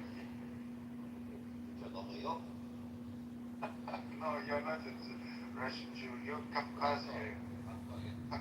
Caucasian. You are Caucasian. Yeah, I don't really. Okay, I don't know why. I don't know why he's Russian. Why am I? Why am I here? You think some Caucasian? Привет, comrade.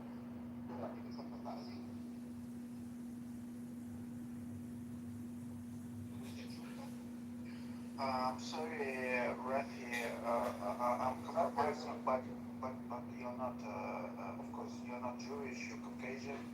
I'm Slavic, I'm from Russia, I can prove it, you know. No reason. Stop. Давай, доказывай, что я не русский. No, I wouldn't like to. No, I'm not telling you that you are not Russian. You are Russian, but you are not Slavic, like Pepe said before. There is. I never said the Jews are ethnically not Slavic.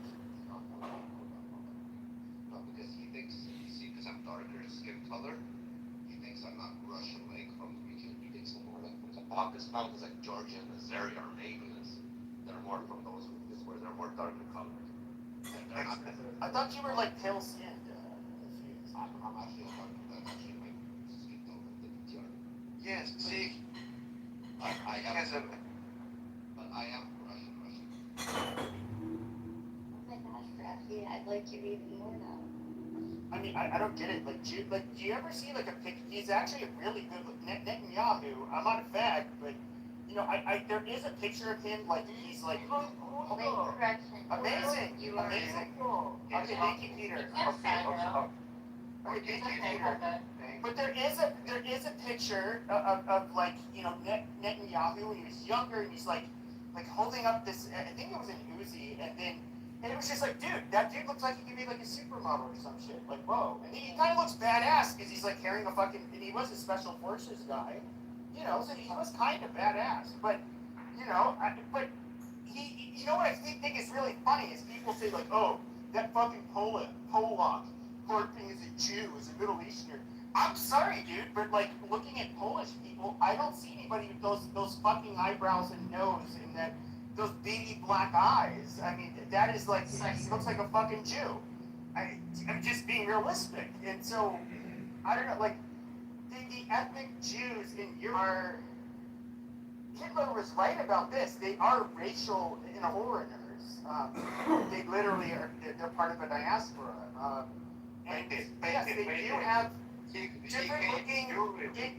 Why do you think we need? Why do you think? He's not a Muslim. Moron. He is a Muslim. He's a Russian Muslim. You know, he Shut up. Dude, I don't want to send you to the audience. Shut up. There's a reason why they get made fun of in Central Europe and Eastern Europe for having big fucking nose and fucked up hair, because those traits are not common in those parts of Europe. Oh, those traits are not common. Those parts of Europe. Y'all go away. I spoke to you in Russian. You couldn't respond one word to me back in Russian. You say you're Slavic, this, that. What are you? Okay, you're gonna speak with me in Russian, so you wanna prove me that I'm Russian? Я, блядь, могу говорить по-русски, ебаный твой чеченский род, блядь. А теперь ты понимаешь, что я русский или? No, you're not. You're fucking from Chechnya, right? You're from Chechnya. Yes, I'm doing well, that's right. Well, I'm just curious, if this guy can't speak, if this guy can't speak Russian, I'm wondering, are you one of these? Are we? Be a Chechen or Dan? Yes, and you don't look like a Slavic, you know. You're.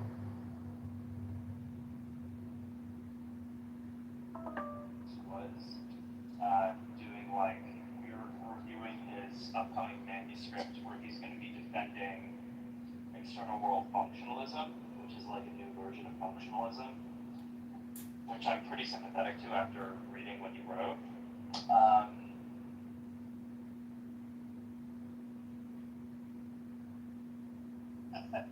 Yeah, I kind of got put on silent mode. There was a moment of silence for the attack inside Israel.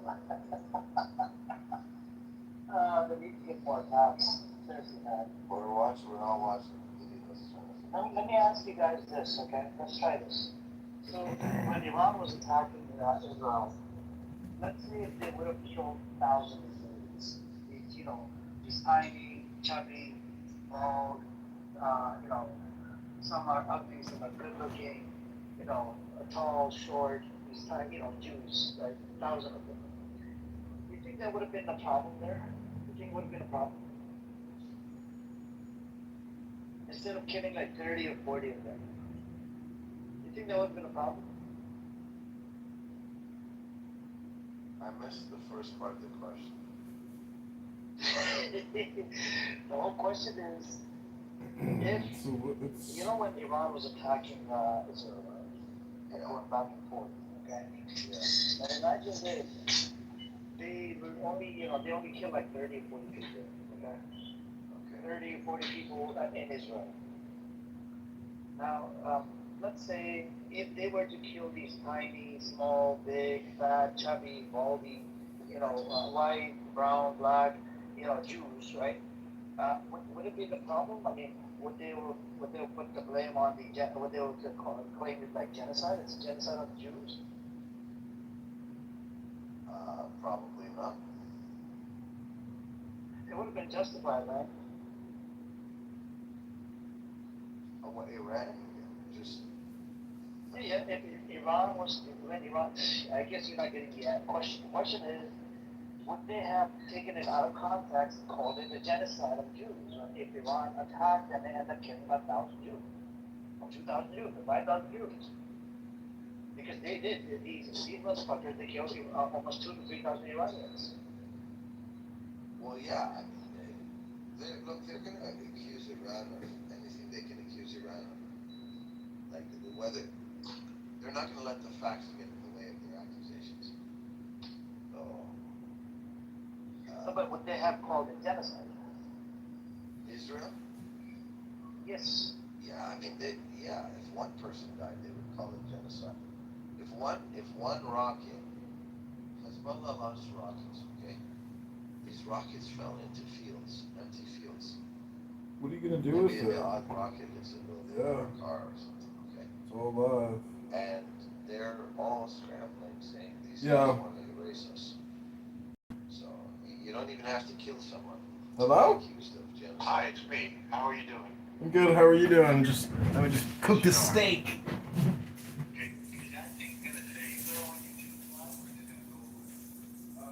It's live, but it's like the audio is bad. You can't really. It doesn't matter. He does it every day. He does it all day. Like it's not like one little tidbit. I mean, I was recording him for months. I've reported him to Cash Patel a gazillion times. Nobody cares, you know. But he's organized. I mean, how can you do that in America? Organize terrorist promotion? Like it's against the law.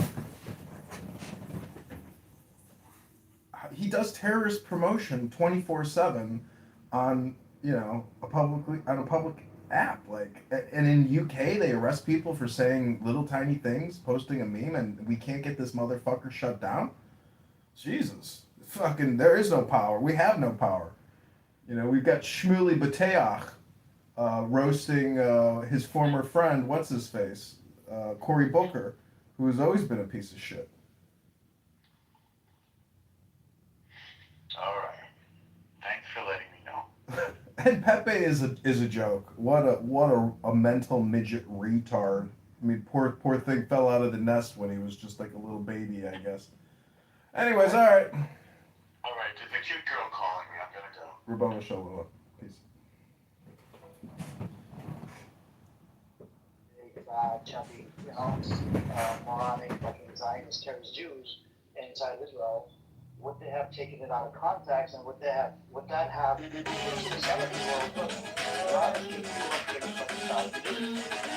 like now, Right now, get more phones for $0. What did Iran do? They were just sending out drones. They didn't kill anybody. What did Hezbollah do? And they were they were brushing it off as like, oh, Shias are not capable of doing this, and they're just doing it for the show. You see what I'm saying? I was just thinking about if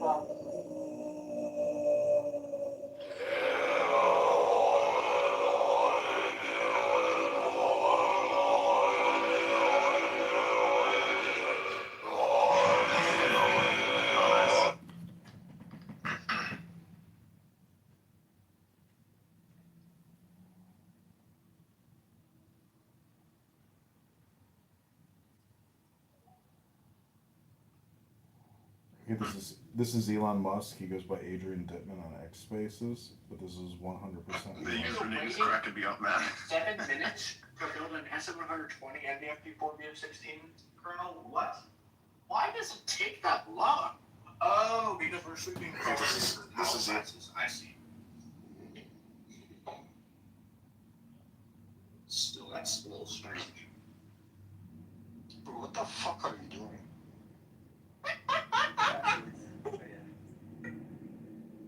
Why are you playing like a fucking retard?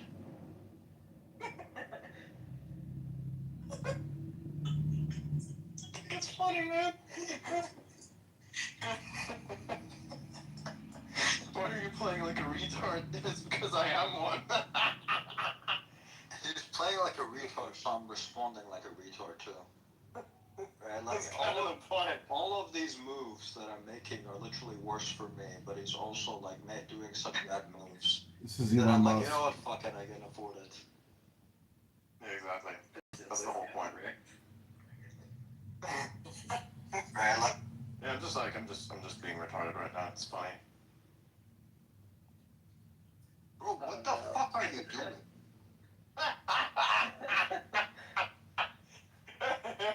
There you go. I'll take yours. You take mine.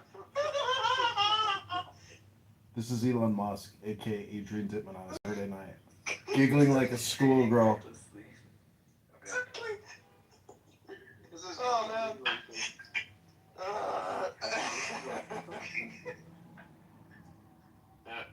I have never seen anyone play this badly. I'm just doing dumb shit right now. I just don't care at all. I know what he's gonna do next too. I have no idea what the fuck I'm doing. I literally have no idea what I'm doing. This is Elon Musk, aka Adrian Dittman on X Spaces. This is his burner account, pen name Adrian Dittman. He's playing a video game, laughing like a little schoolgirl on a Saturday night. Oh. This is the extra retarded. I don't take this seriously at all. I'm not taking this seriously. Yeah, I'm just gonna make more mistakes now. Yep. It's gonna intentionally play retarded now. What's the dumbest thing I could possibly do?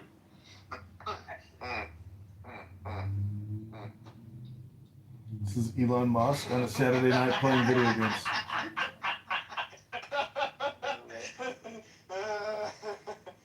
Oh man.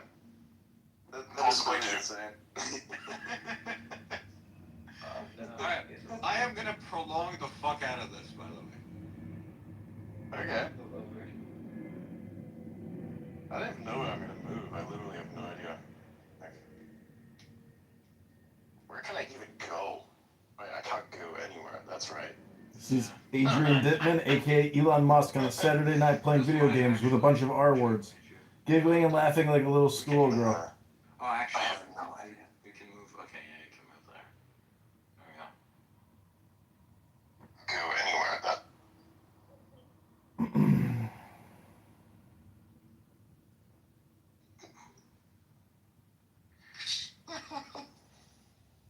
All right, here's another queen for you. Wow. Okay, this is Elon Musk. He goes by Adrian Dittman on X Spaces, but this is 100%. You get several queens.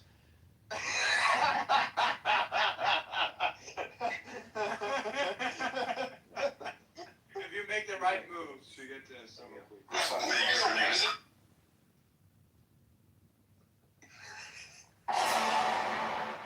Yeah, he's a king, you're limited in steps, and the queen walks all over again.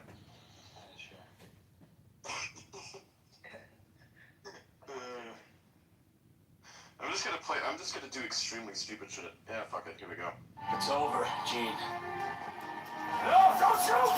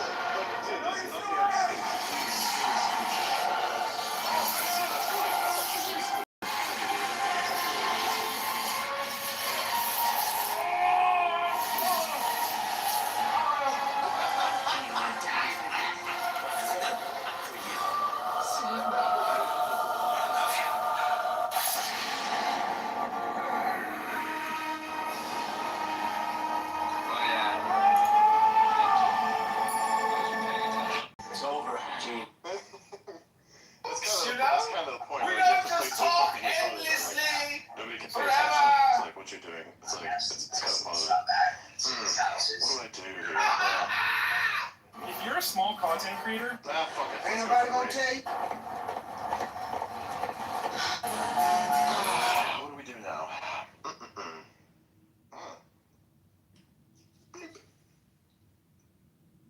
Okay, so now we're gonna go Okay, 700,000 games per fucking training.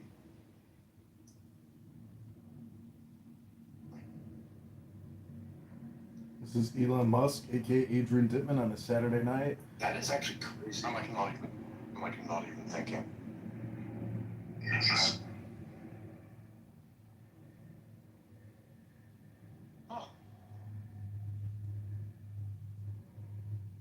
The best place to be.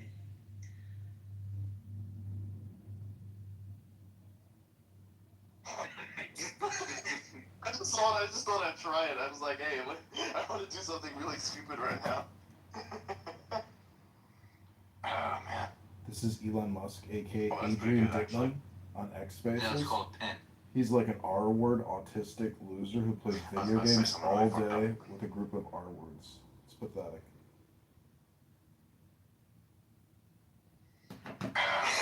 This is Elon Musk, aka Interesting.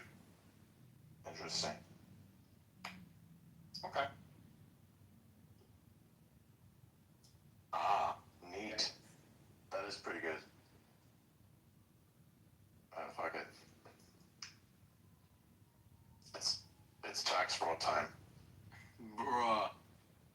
It's actually a pretty good move right there. It's not. It really isn't. You know what? This is Elon Musk on a Saturday What the fuck night. are you doing? He goes by the name Adrian Dittman. He's talking about tax fraud. I mean, it was actually pretty good with a fork.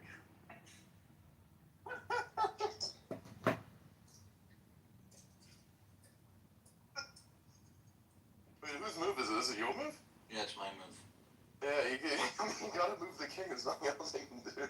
I can actually do something, but I'm considering if I should. Yeah, this one. I'll just move the king. Fuck it. This thing, nice positioning. Nice.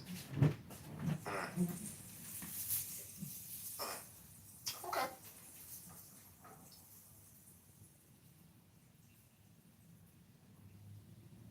Bruh.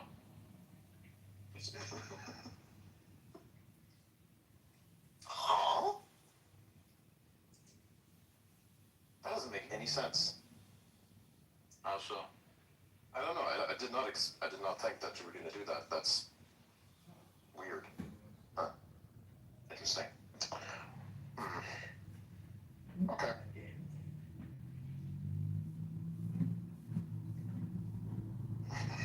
Pretty even game. I mean, it's pretty good.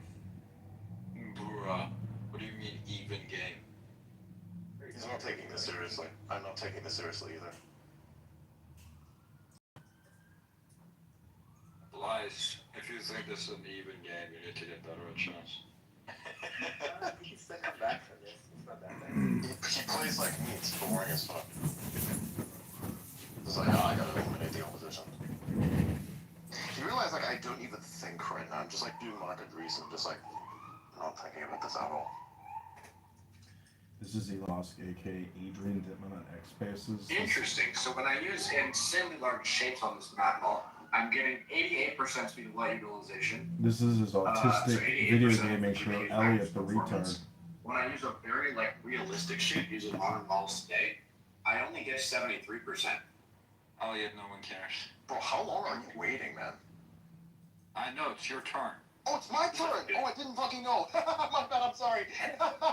That's like a 300 T-flops difference, man. Fuck. I didn't even notice you made a move. Ooh, nice. This is Elon Musk with his crew of R-words on a Saturday night playing video games. Many people don't know this, but this is actually Elon Musk live every Friday, Saturday night on X Spaces. Notice you made a move.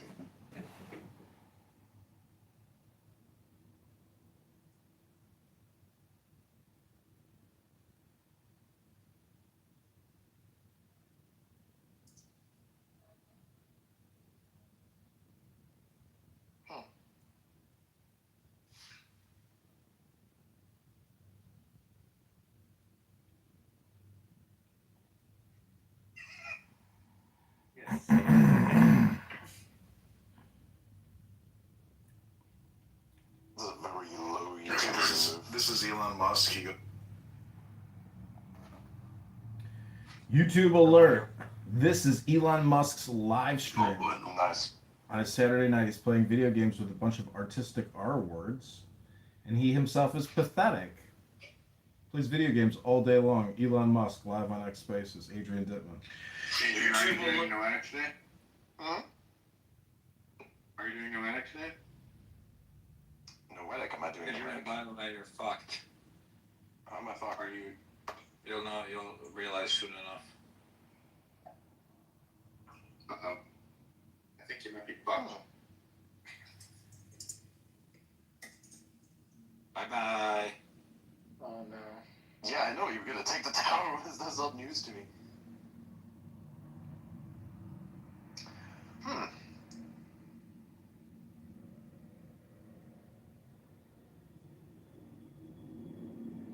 Fuck it. Bruh. What? He's like, here's the most retarded move I could make. Exactly.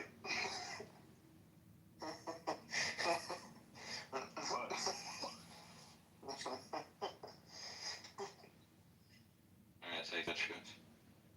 It's technically a mistake on my part, but That's the whole point. who cares? Why are you like advancing back there? That doesn't make any sense to me at all. Don't worry about it. It just like is maximally confusing.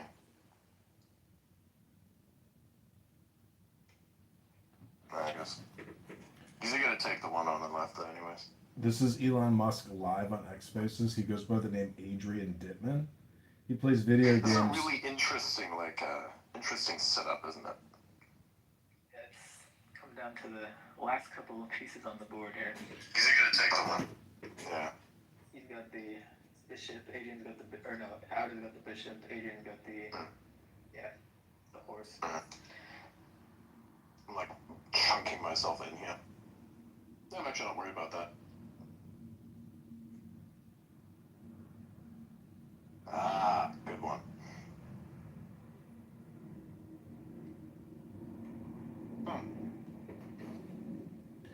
YouTube alert. This is Elon Musk as Adrian Dittman on X Spaces. He goes live every Friday, Saturday night underneath the name Adrian Dittman.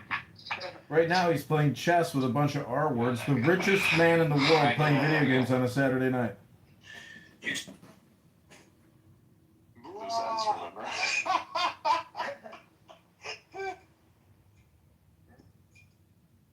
I'm just doing loose ends.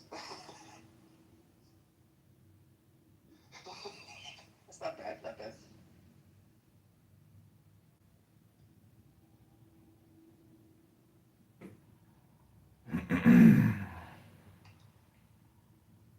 Miss. Nice. Oh my god. All of these moves that I'm making are so good at Colonel Mills. He's just like, oh, let me debug and like change like a real quick thing. And it just optimized like an extremely fast decode actually, Colonel. There's like no reason to do it. It's just like, oh yeah, obviously. It's a draw. It's a draw. I told you guys were even.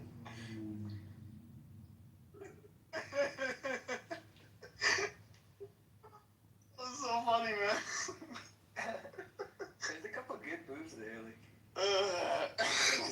Back and forth. It was a draw. To be fair, we were both playing like retards. Yeah, that's the whole point. I think it's funny as shit to play like an idiot. Yeah, fuck it. Bruh! Name opener. Oh.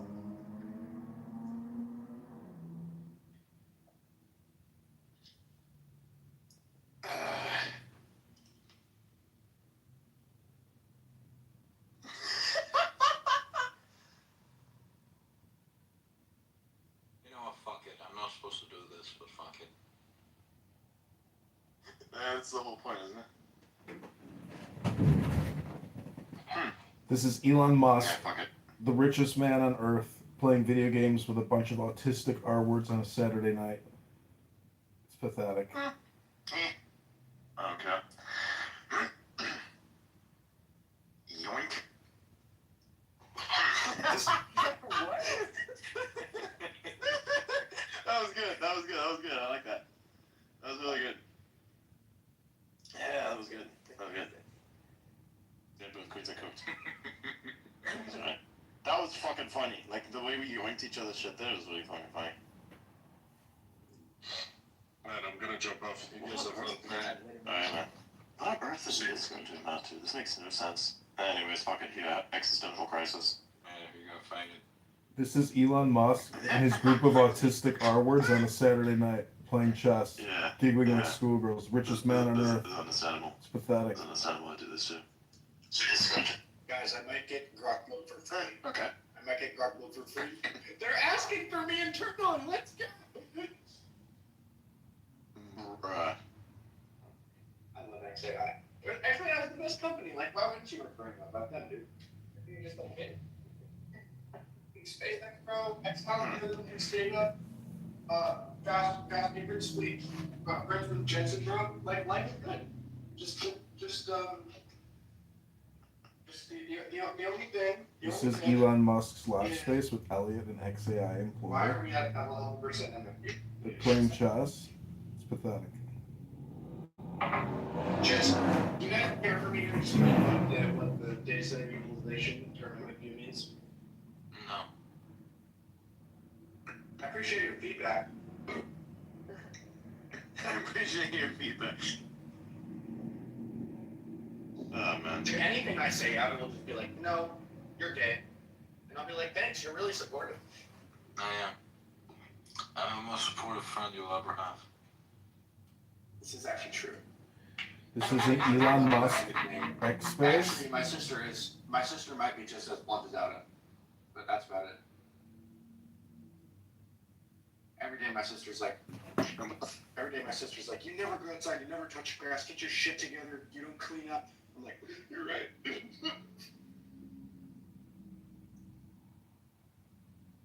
But you know, but on this app, people perceive me differently, bro. People don't know who I am in real life. You don't want to know who I am in real life. I'm just kidding. I'm pretty chill. Pretty chill, but sometimes May as well just be speechless, man. sometimes Paying attention to this. God damn it. That's the point. I was like, I don't know. You did that shit to me. I was like, oh, interesting. New trick learned. Well, I have a blanket. Do you want to cuddle? What? I ain't gay. What the fuck is this? Like, we're playing here and the gay commentary is coming in. This is Elon Musk on a Saturday night. The slippers are becoming more nefarious by the moment. Does anyone want to cuddle, dude? Does anyone want to cuddle? I'm pretty cold, dude. None of us are gay. What's your age is GF? Wait, she's not your GF. She has to text her. Second. Wow, cooked. I love that he's got the most monotone Conti comment. It's the best. No. Monotone Conti comment. This is Social Audio live on X Spaces with Elon Musk, the richest man in the world, on a Saturday Night Live. 6 hours together, man. It was great, yeah. Enjoyed it. The fact that you did that, like, that is interesting. I told her that I require her to birth 10 children for me. She seems skeptical. No, I didn't say that. This is Elon Musk's group. The day will come. Saturday night, richest man on earth. She did laugh. Talking R words, playing video games. It's pathetic. Yeah, dude. Anyways, I'm gonna keep the rest of that not in a 200 person listening space. Nice. Ah, that's a good one, actually. That's good. That's really good. You gonna go to Tim Hortons together? Dude, we did. We did go to Tim Hortons, and I'm staying there. We went to Tim Hortons, and I got her an ice cap, and she had like a quarter of it, and was like, "This is too much sugar." I was like, "God damn, respect." Yeah, that's Tim Thank you for not drinking all that. Dude, I get her like sometimes like food with high calories. She's like, no, not finishing. Hell yeah, dude. This is perfect. Smart. This is Saturday Night Live with Elon Musk, aka Adrian Dittman. It's his burner account on X Spaces. This is a live audio stream. We went through. Did I say earlier? We went through, and I taught her like Nano GPT and Flash Engine in 90 minutes. This is Saturday. Oh yeah. It's like here's what a token is. You know, I had a Jupyter notebook rolled up with all diagrams and stuff. Walk through it.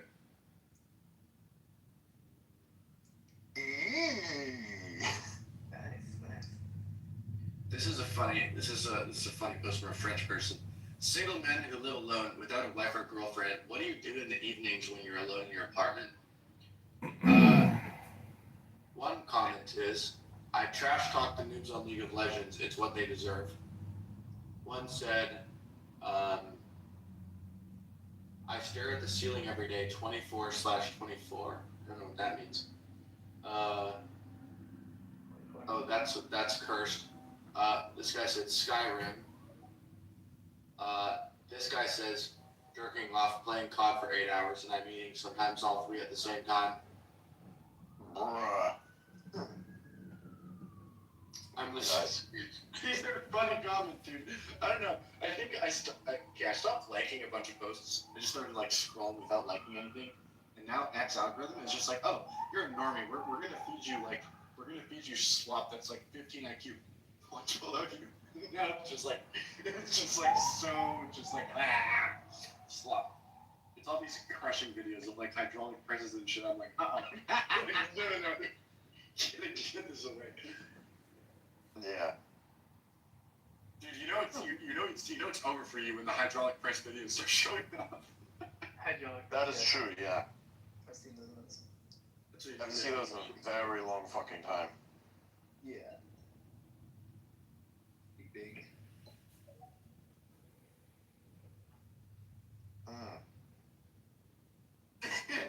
Time traveler. Is this World War I or II? The soldiers in World War I.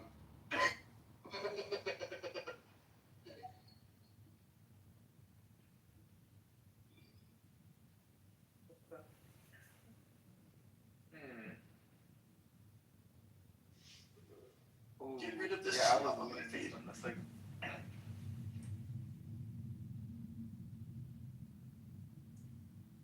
If he can actually take him out. I'm just like doing random shit at this moment. Yeah. Like, I know that this is gonna be a reach around thing where like my shit comes out, but like, yeah. This is Elon Musk on a Saturday night. He goes live on X Spaces by the name Adrian Dittman. They're playing chess. Position. What? What the fuck are they doing with that castle up there? How? You mean a rook?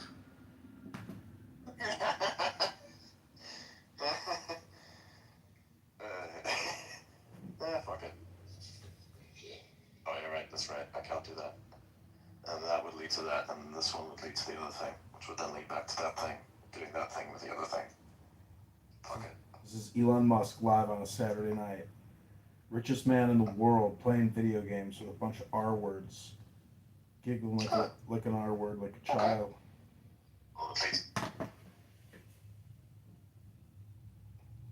Oh man, you had the opportunity to do the funniest thing and you didn't do it. That's unfortunate. This is Elon Musk on a Saturday night playing video games with a bunch of autistic R words on X Spaces where he goes live underneath the name Adrian Dittman.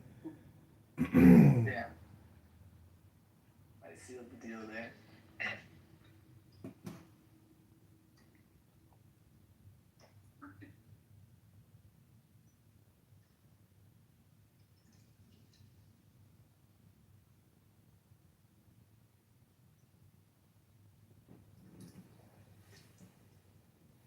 Oh. Okay. Oh yeah, that's like, right. Claude's final report to me is like, where the slop lives now, .md.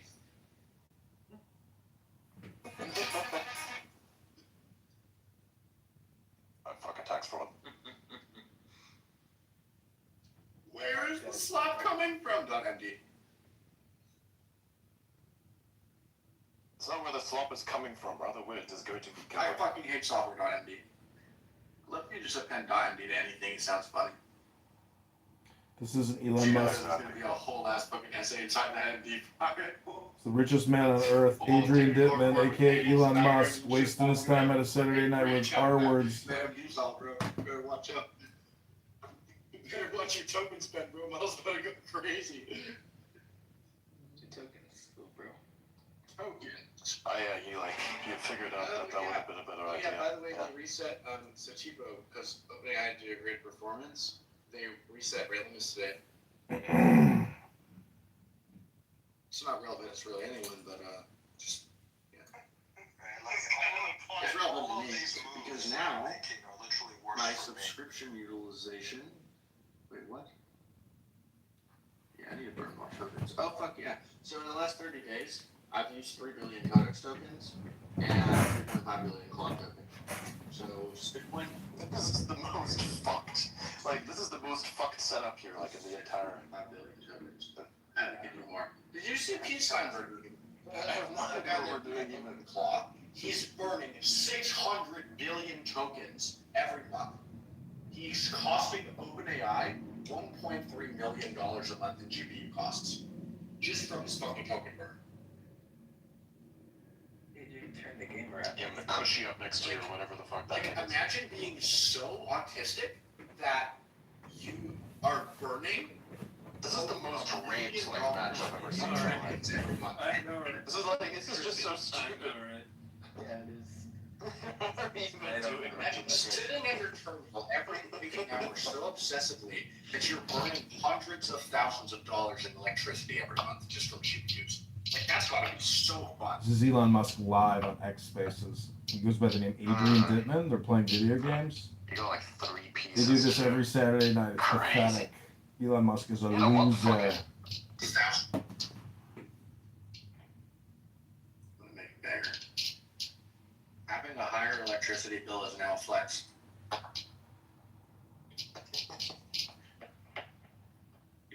What is that fucking sound? What is that shit? Who's doing that? They said you're off mute. He's using chopsticks. Oh! This is Elon Musk live on a Saturday What night. is it? Oh yeah, I can do this. It's pathetic. He does this every Saturday night. Elon. You know what? Fuck it. They said you're Came down to like. That was a good one. That was a good one. I'm gonna make some steak now. That was a good one. That was funny as fuck.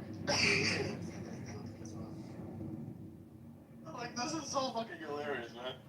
Both drops. Yeah. Interesting. What was this even like? What were we even doing, man? Like, Swung back to the game. Elon Musk live on a Saturday night. Stupid. Like, Plays video games and talks to a bunch of R words. They giggle like schoolgirls. He cooks buttered steak. He burps. It's so stupid. Elon Musk is a loser. Okay. Oh fuck! I accidentally rejected. My bad. You're gonna have to like send that again. I don't feel like playing right now. Yeah, Wizard, you're gonna have to try that again. I didn't. I accidentally pressed the reject button. Does it even allow you to do that after you do it once? I've learned and I think the world right now is looking for kind of the line, John, of how you are connecting There you go. from what we were talking about. Like, how did it? Chew. I want you. Alright, we're gonna shut down the space and we're gonna go into the Discord server, everybody. Yeah. Alright, go over to the. Yeah, everybody go over to the Discord server. We're gonna like do the session in there now. Yeah, I'm gonna cook some steak, do a whole bunch of other things. Alright, see you guys. See you guys next week. Actually, no. We're gonna likely see you all a little sooner with something really, really interesting that might be happening either later this week or later next week. We're gonna see what happens. We're gonna see what happens. Either way, it should be interesting. Elon Musk live I'll see you Saturday guys night. in the Discord server.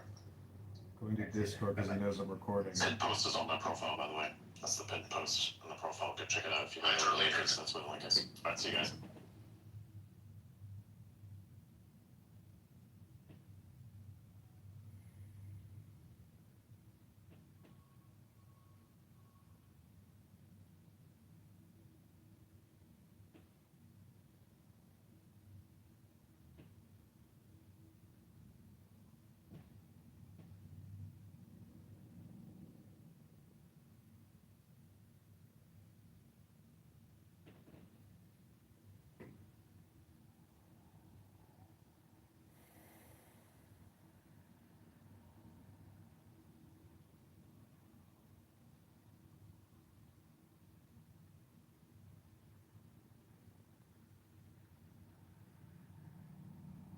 The line, John, of how you are connecting there from what we were talking about. Like, how did you get from 1 to 2?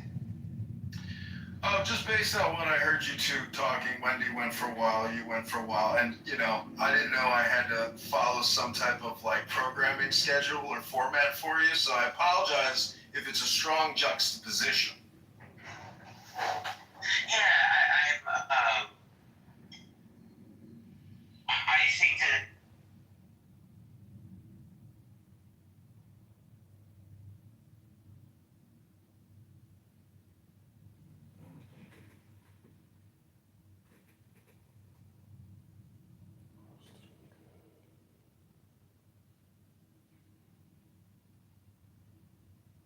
I roasted him good, then he kicked me.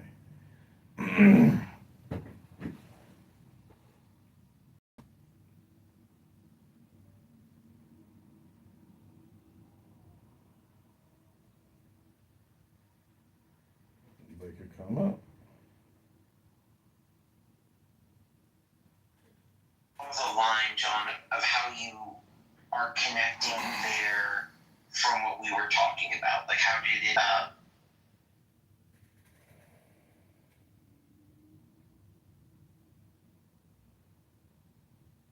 We're at Cat Deli trying the most famous sandwich in New York. You know you've been eating the best pastrami on the wall? You walk in, get handed a ticket, that's $50 if you use it. Head up to one of the 8 counters with cutters who've been cutting there for a year. They are absolutely just cutting up all of this meat right in front of you. That's your food. They actually give you some more meat on the side, so make sure to tip the boy. They have this cooler of pastrami where they throw it on the table, just dice it up a million miles per hour. You end up getting an entire brisket, cheese, mustard, and a side of bread for $35.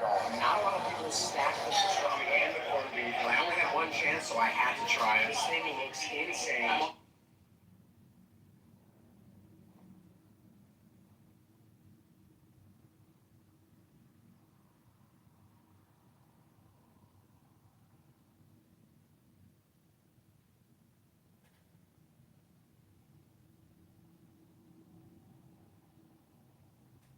Either later this week or later next week. We're gonna see what happens. Either way, it should be interesting.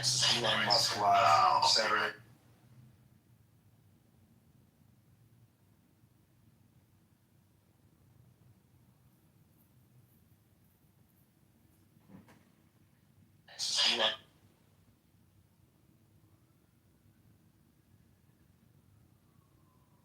What were we even doing, Madeline? He swung back to the game. Elon Musk. He said, you're muted. Thousands of dollars in electricity.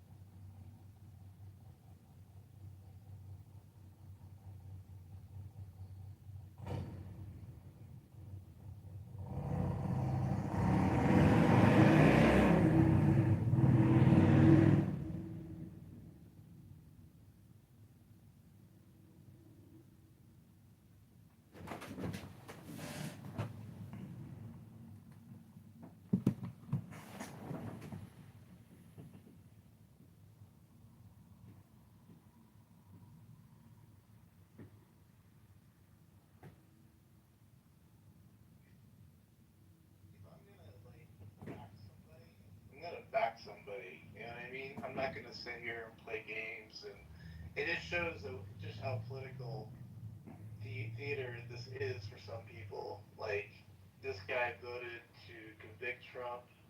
I mean, that's literally, Trump is your leader of your party. Like, what is going on around this place? Like, I don't know. I'm just saying this seems a little bit crazy, a little bit nutty.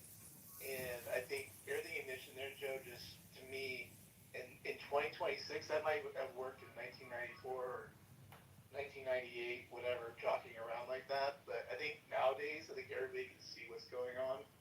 And that's how you kill off kind of what Pepe was saying, these neocons.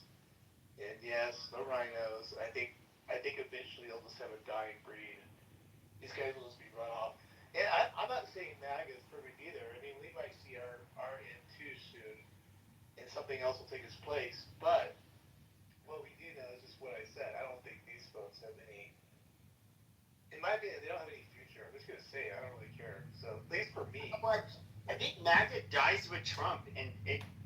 To all of the people, and a lot of you probably noticed this, a lot of the quote-unquote based right-wingers, the people that have these edgy stances on, even the shit I will talk about, where I get thoroughly annoyed, with, our allyship with certain countries. And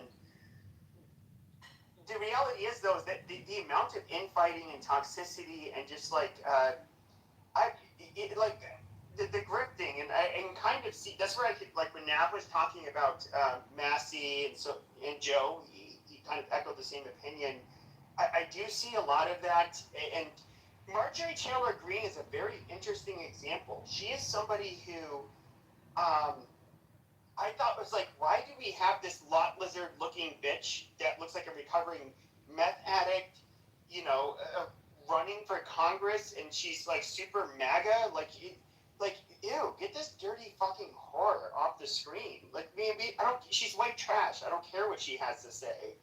And yet, it's kind of interesting. Once you can kind of get the clout by going against Trump, and one of the things that's most annoying about the whole Epstein bullshit is this is something that's realistic. Is that you had the retards of society that always believed in this. There are these elites that are doing blood rituals, and they're drinking the children's blood and raping the children and doing all whatever. And when it comes to the Epstein shit, it's just okay, this is retarded. We kind of get the breadth of what this pervert did, and you guys want to make it there's a global conspiracy somehow by uncovering all of this. We'll see a global conspiracy where all of life's problems will be fucking figured out. We'll see it will uncover all of the power structures, throughout the world. No, this is fucking retarded. This is retard bait. Now, I am somebody who, to be fair, Trump did say that he was going to release the files, and when you have a bunch of retarded morons who, give me the files, okay, well, he promised the retard something, and he's not going to forget. He's going to chip out, and just let him see it. But he didn't release them, and that's fucking annoying. So I had no problem with Massey kind of calling him out for that, or Marjorie Taylor Greene. But at the end of the day, I do think they had their own. I do have to question their actual motives. I think they were clout chasing off of it, just like they did under in 2016 when it was edgy to follow Trump. But there's so much toxicity in the Republican Party. I mean, and honestly, I don't even know if we're going to have a base left after Trump gets out of office.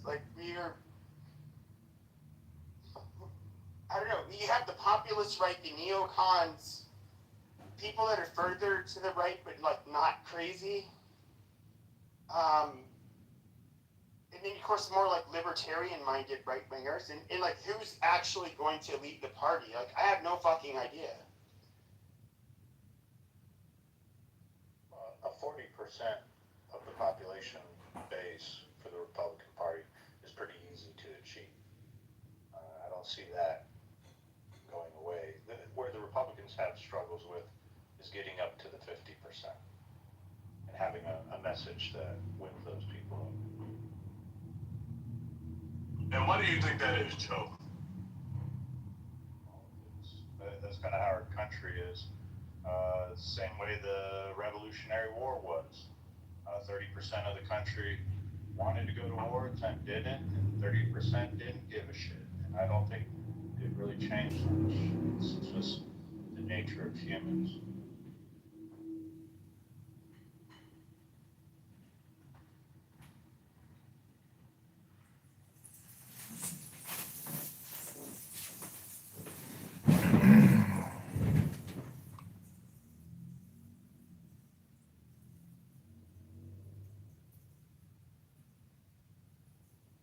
Pepe, you see what you did to the room? You killed it. Shame on you, Pepe. To be fair, there was a nice man who I think he's a really nice guy. Really nice guy. And I mean this, I'm not being sarcastic. I think he's a really nice, well-intentioned person. That was in here earlier. You think Seriously? chaos? I don't know what he said. He said, just don't listen to Dude, me. why are you gonna hurt women like that? Don't be a sexist, okay? I'm not hurting anybody. I just don't want anything. It's not sexist. Stop talking. Stop talking. It's not sexist if I don't want anybody to do it. Dumbass. Don't be sexist. Stop. It's not sexist, you piece of shit. You're being a piece of shit sexist. Shut up, you fucking biased prick. Lying bastard who lies all day. You lying liar. I'm not being sexist. I don't. Right now, I while don't you're fucking being want biased. you, motherfucker. I don't want you to sing either. So how am I being sexist if I don't want you to sing either, dick? How do you know I'm not trans, you fucking dick? I don't want anybody to sing. I don't care what gender they are. What are you talking? Hi, Donald. Donald, this is John. John, this is John speaking. Moderator. Moderator, I would like to read from a book, one page of Ayn Rand, because I'll be honest with you, like I like your show and I like what you do, and I'm gonna join. Where's the link for the YouTube Live? In the chat. Yeah, I'm trying to promote my TikTok so that more people will join my TikTok. All right, let me join the TikTok.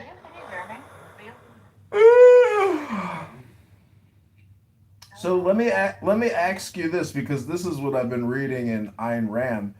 She's talking about the separation of church and state and the separation of state and economics.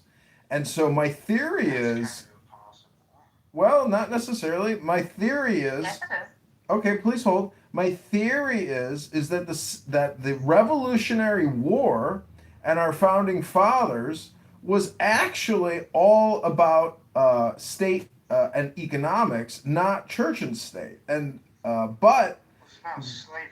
No, I don't think so. And so Revolution. revolution, yeah. Sorry. But anyways, it's neither here nor there. But when we get to reparations, because this topic came up all day today on this stupid app, if you look at how many Republicans died fighting the Democrats in the Civil War, because it was a Republican versus Democrat Civil War, over 500,000 people died fighting each other to the death, and millions of casualties. And so the question is, was it worth it? Was it worth it? Because, people today... You ended slavery. It was worth it. Okay, it was worth it. So what people are saying today is they didn't get their 40 acres. They got ripped off. John say that he said it's worth it. Worth it. Is it worth it? Just like your birth. Was it worth it for your dad to inseminate your mom to create you? Because do you have any worth? Absolutely, as it's written on the emerald tablets of Thoth. First Raleigh himself. Thoth? I don't know. Thoth. Thoth is really just a word for thought. And see, in the evolution of human concepts... The evolutionary of the word has to be Hermes Trismegistus. You forgot about that, John. Hello? Hello. Oh, Barbie Mattel is here. Yeah, feel free to come on stage. Hi, Barbie. Finally, a real woman. See, this is I'm about to leave Clubhouse and go out for the night and go. Just there's so many beautiful women out right now. It's just like mind blowing. Oh my God, the women last night, just unbelievable, unbelievable. Yeah, I'm pre-gaming. I'm about to head out and meet the ladies for the night. Just some of these, Regal. Do you know that Donald here is trans and his wife is trans and he's on disability. He's on disability. Were you trans, John? No, not literally, as in I'm a woman, but I am trans. I'm transforming my entire. Barbie, welcome to the stage. Come on, John. You gotta say it. I want to break free. Come on, John. I want to break free. Fucking sing. I want to be gay and be happy forever and be free from the trans. Hello? Why did I get mute? Why did I get mute? Oh, well, can I told you no. Can I whistle though? No, you can't whistle, John. John, no. Can I play a musical instrument? I don't care. No music. No music. All right. Barbie Mattel, what's up? What are you doing tonight, Barbie Mattel? I'm going out with you.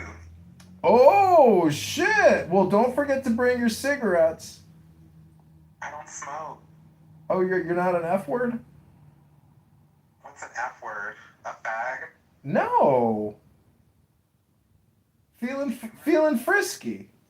I'm a real woman and a fag and feeling frisky. Wow. Okay, thanks. Oh, I remember Barbie. Barbie, it was so interesting because you were talking about how you discovered you were gay, and then you were also talking about how you were being sexually abused. Whoa. John, bro. You need to calm down, dude. No, this is a room that Barbie had a couple days. Remember that, Barbie? No, dude. Barbie, I'm gonna make you a mom. I remember that room. Relax, dude. Well, I was just wondering because, basically your timeline. That's a little much, dude. John, that's a little much of much too much. You were just talking about murdering people. You were talking about murdering people earlier, Regal. Breaking free, remember, John? Oh, that's right.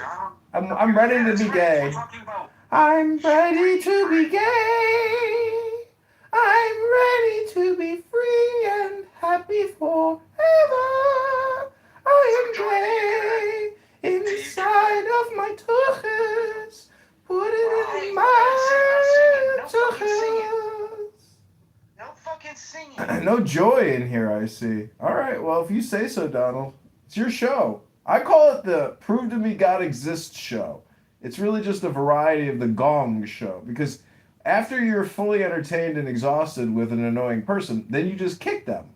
And then the game starts afresh with a new R-word participant. Well, you'll see. I don't kick people. Well, I'm sure I'm going to get kicked pretty soon. I almost never kick you. What? Regal, do you know Donald is a fan of my YouTube channel? Donald watches my YouTube lives. You're an R-tard, dude. I don't use the R-word. They call you an R-tard. R-tard alert. R-tard alert. R-tard alert.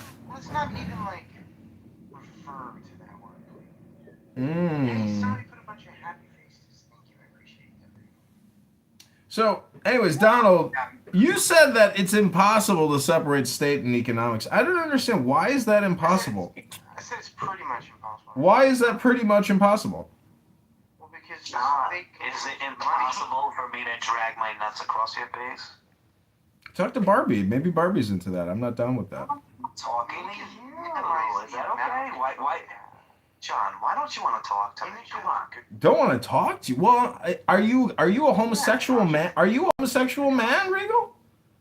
What if I am? Oh, we got Image here, a man of the Lord. Amen. Say it loud, say it proud. Amen. Welcome, Image, the king of the city. Welcome, John, Barbie, Donald, Regal. A man of the Lord, a powerful man. Finally, a believer is John, here. Chill out for a second. John, chill out for a second. Amen. So, image of love. Do you believe in God? I believe in many things, but I don't know what it means to other people. If you It's a word. do you believe in God, like personally? What is God to you? Well, to me, it's fiction, but I'm an atheist. So, what is God to you? Well, I don't believe in fiction. I'll say that. It's a word. So, but I believe in truth, though. So, if I'm saying that truth is God, yeah. How can truth be God? That doesn't make any sense. Well, it wouldn't make sense to you because you said fiction. Well, let me ask you a question here. If God, hypothetically, if no God existed, would that be true? You said if no God existed, if you said, well, if you're thinking about it as fiction, Well, no. Just listen to the hypothetical. It's complete hypothetical. It has nothing to do with the real world, okay? In a hypothetical imaginary world, if no God existed, would that be true? if God was just a word, then it would still be true. So God can't be truth. Because if God didn't exist, then truth would still exist. Yeah, God is just a word. No. Yeah, and if that thing didn't exist, if that thing can't be truth, is what I'm saying. What, G-O-D? Whatever you consider this God thing, it can't be truth. That's an incoherent statement. See, you would really like Ayn Rand, because Ayn Rand essentially separates mysticism from ethics. And when you know what superstition is, and you know what essentially is delusional thinking, because society is based on knowledge and it's based on trade. And so all I'm trying to say is, I hope you have a great show tonight. When I get in my car, I'll turn the YouTube live version on. Image, enjoy yourself. Donald here is a special one. He recently got on disability, and he's living his best life live streaming on YouTube. Thank you very little. Regal, I'll leave you to it. Gentlemen, Barbie, madam, if that's your correct pronoun. Ladies and gentlemen, I bid you adieu and farewell. Hey, appreciate you coming through, John. Thank you for coming by. So, everybody in the audience, thank you for coming by. Feel free to come on stage. I can't read your names right now. I don't want to put on my glasses. So, Image. Mm-hmm. What I was saying is that your statement that for real, he was really jerking off. Well, I've been accused of jerking off on camera a few times, but I've also been accused of picking my nose. It's called Boogergate or Jerk-Off-Gate. Did you say on camera? On camera! Yeah, cool. So you did that. Cool. I had an illegal alien from Guatemala come over and get funky on YouTube. Tell Abby that she throws up in the bathroom, okay? Can you tell that for me? That freak show that escaped from the Chernobyl reactor? That creature? What happened to that that cat-looking woman? Children under the stairs. Mommy and Daddy didn't feed her enough. What happened to that one? Oh, she's a fat, morbidly obese bitch. Oh, and thanks, by the way, for sending me Yael's pussy pictures. That really, made my life so much better. Really had fun looking at Yael's pussy pictures. Thank you, cowgirl. What a treat that was. I asked so many people. You were the only one who could come through. You got that power about you. I always give the details on Clubhouse. And I always thought you were a black guy. Turns out you're like a ugly Hispanic Latino, a weird-looking gay guy or something. Do you want to fuck or not?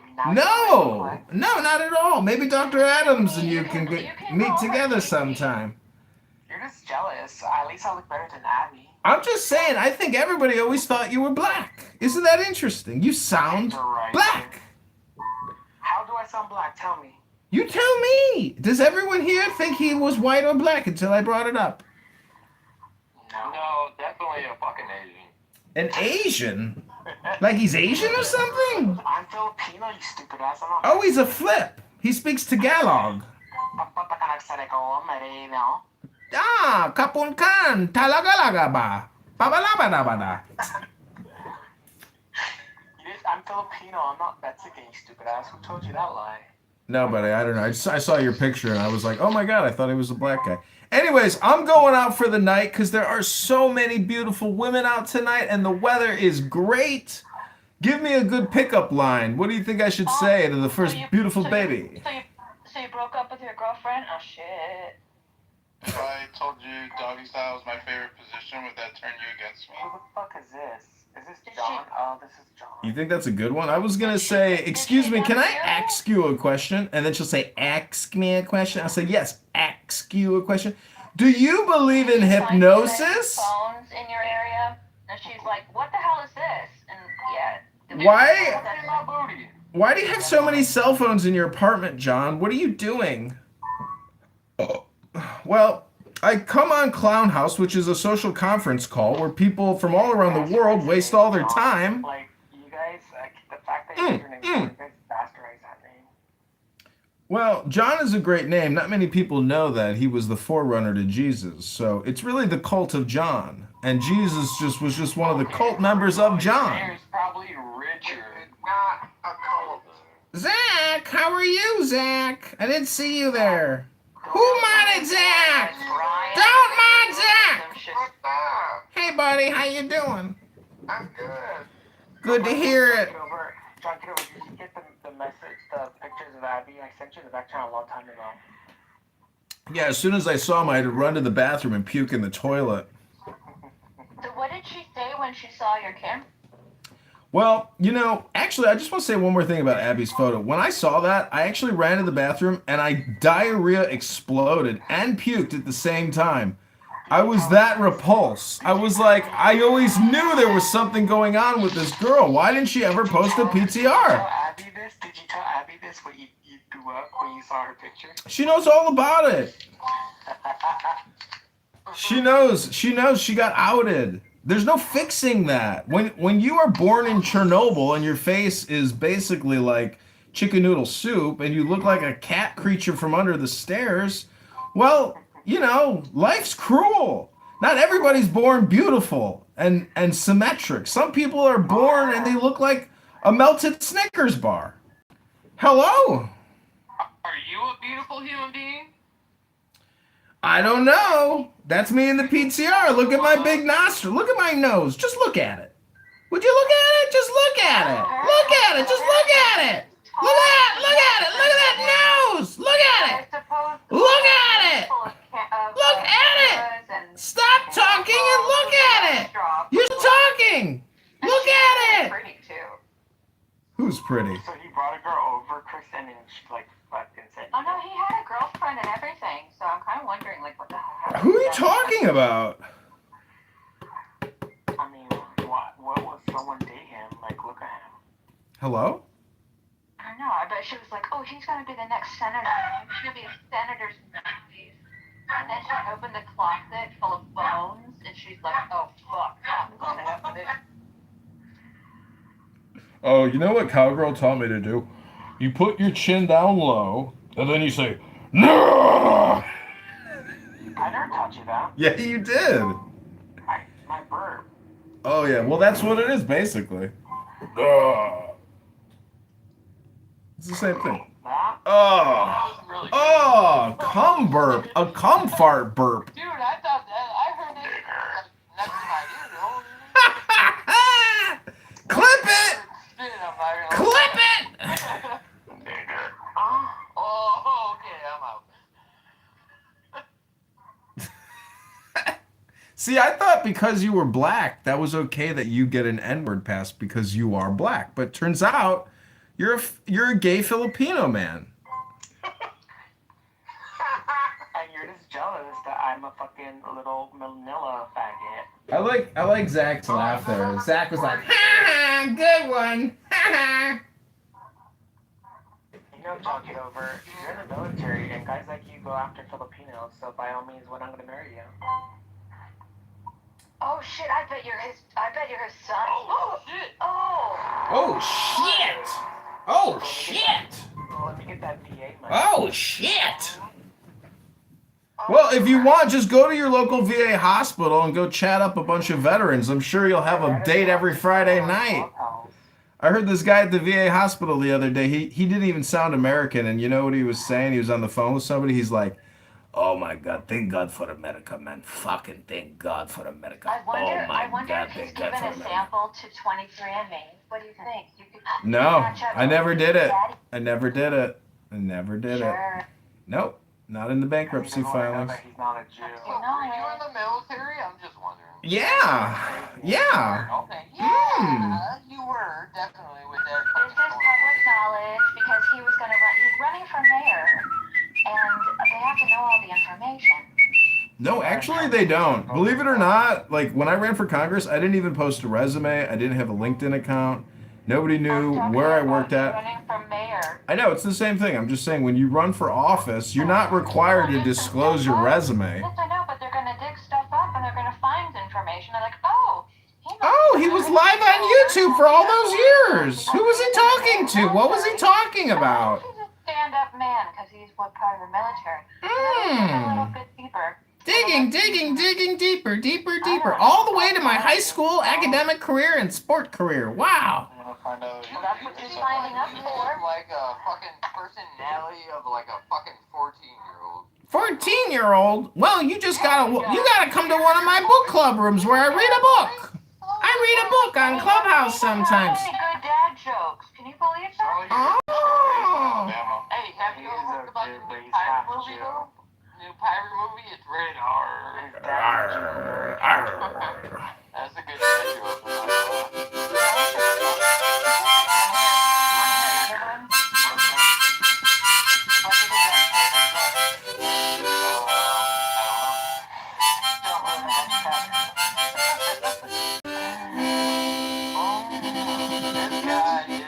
John Kitover. Yeah, I know. But you know what? If he was listening, his dad joke could have been used on his next date. And maybe if that dad joke was really cute. Oh, no, he can't play it here. Hello? Shit. As usual. Hello? Guys, get off the hill. Hello? You gotta be wonder he is not. You gotta be like Hello? 40. Oh, you gotta be 28. You sound like a young. Hello? Hello? He had a fever when he was 12.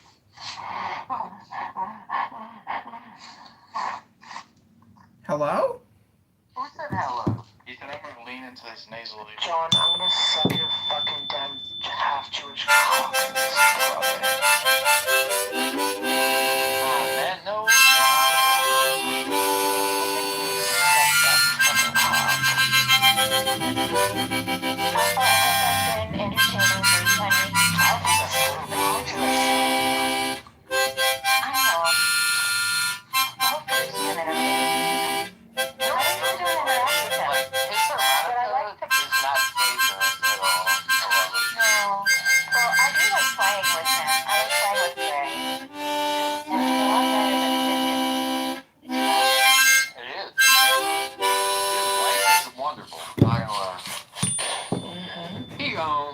He gone. Bye. Cowgirl, Bye-bye. Somebody actually fucking booted him? Oh my goodness. No, stupid. Check your fucking screen, you alcoholic. Dude, he went down to the bottom. Obviously, either he went down himself or somebody booted. I don't my fingers up too. Uh-oh.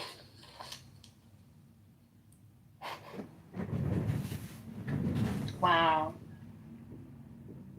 That's good. We had to put the toddler to sleep, so.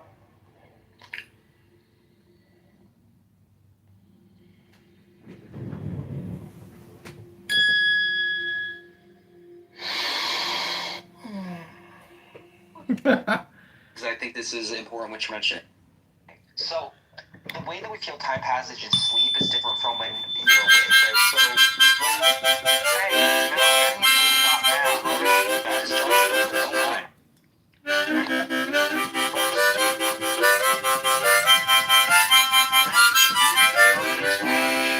Sorry, buddy. May I continue? Yeah, go ahead. Thank you. So when you're asleep, right, the brain system that creates a... He so happened not to be a fuck up. No, he didn't inherit that business from his parents. Wait, are you sure? I have an ad too. Yeah, I'm positive. I'll try here to relate it to the whole thing. At different periods in time of our life, our mind goes through different moments of maturity, which you'll see in how you act when you're younger, in your teenage years, and in your 20s. And then things change by the time you get into your adulthood. You're more like a teacher from like 25 up to 55. And then what happens later on when people that are older, they go into where they share their wisdom of what life has been like for them. And I think there is a difference in some of the speakers that you speak to based upon where they are at the level of their age and maturity. And I think when you're dealing with Edward, he's just sharing wisdom rather than being a teacher, if that makes sense. On Edward personally, my other point, I've known him a long time. He's actually in the political space. And I'm not going to go into all the details. He's not here. But he's pretty influential in California and things like that. So, like, he actually does some pretty significant. No, I think he's an absolutely nice guy, and he was somebody who threw me off the first time I talked to him. I'm a very reactionary person. You guys can probably obviously see that. But at the height of, imagine like the height of BLM, and I'm just talking all of this fucking shit. I'm unloading everything, that, and of course, if you remember on the app at the time, you have all these pro-black rooms that would just be absolutely rude to white people, say horrible shit about white people. And, I would make my rooms, and then, at least at the time, there weren't really any other people doing it, at least at the scale I was doing it. And so I'd have these big rooms, and then he would talk to me. He'd be like, okay, Pepe. And then it was a very grandfatherly way of talking to me, which I do think it was, and I think he's a much more conservative person than I am. But like once again, I say I've been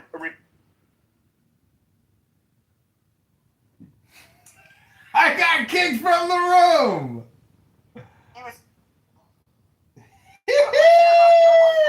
What is it that you Coco? basically say how like ultimately you're in control of your life and yada yada yada. You have to look at the consequences of your decisions. It's like yeah, okay, obviously. And he did have, which in a way, if you were having to listen to your grandfather, he was giving you like real advice. It's like in terms of your world, not in terms of trying to like solve the country's problems or the world's problems or anything like that, but like your fucking life.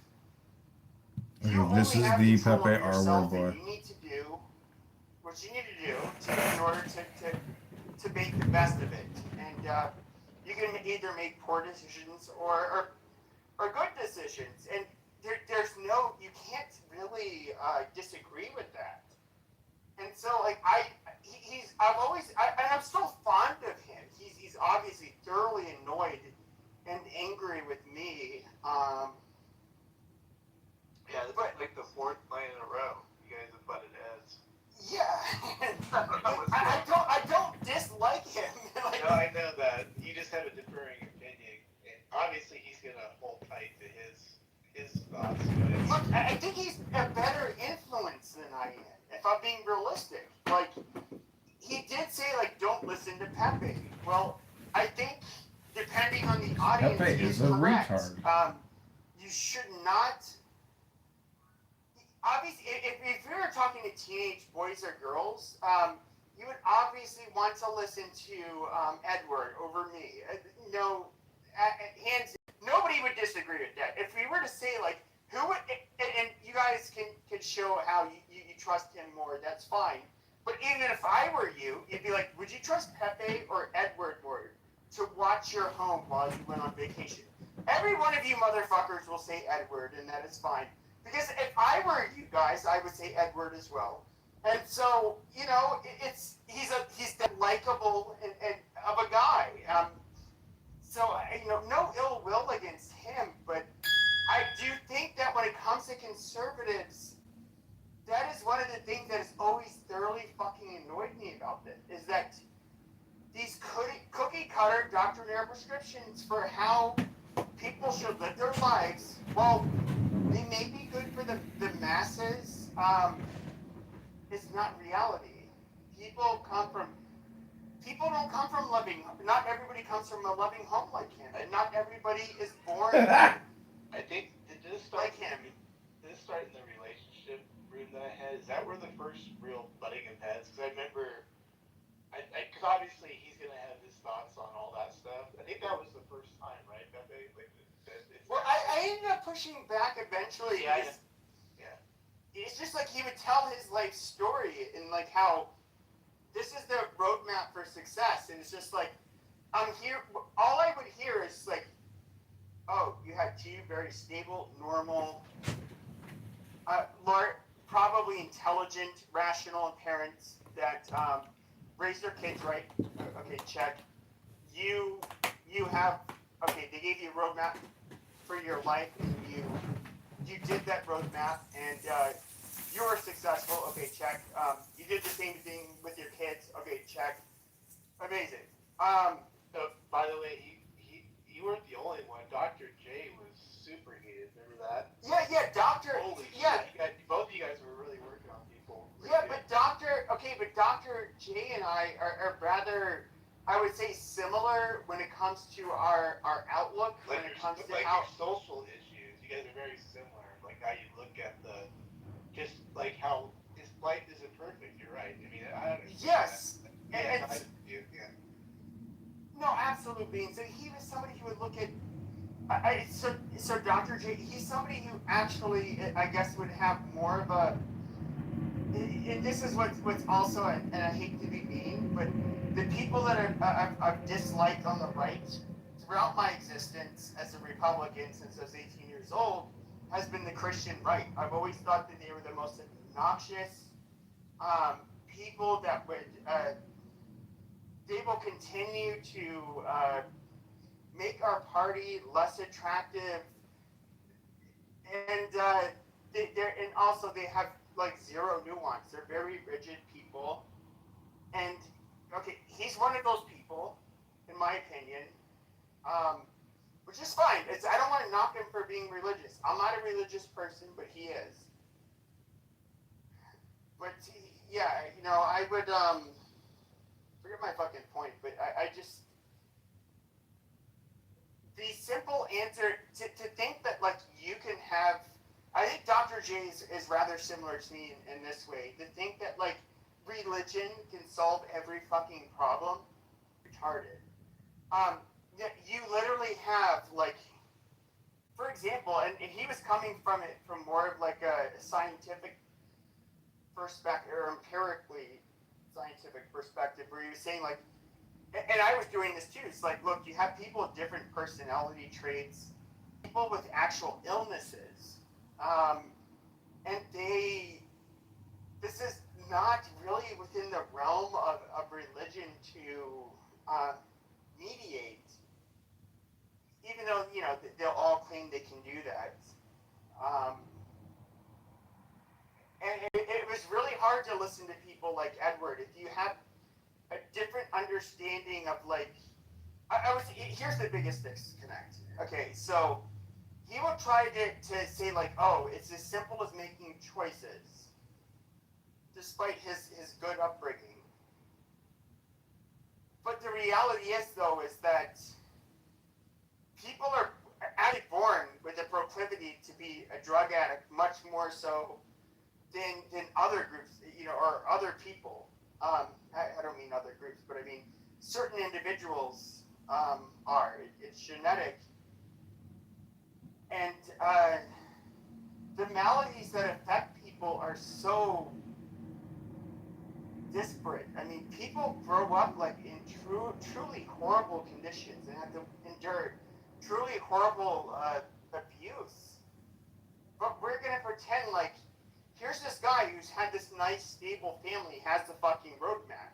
No, your family I'm glad your family's like that. I wish every family was had a good, loving family that had their kids walk the straight and narrow. But that is a fever dream to think that is ever going to be a fucking reality anywhere in the, let alone the United States. That's not how people are. We're more complicated than that. But he has a very simplistic solution for a very complicated problem, which it never fucking works.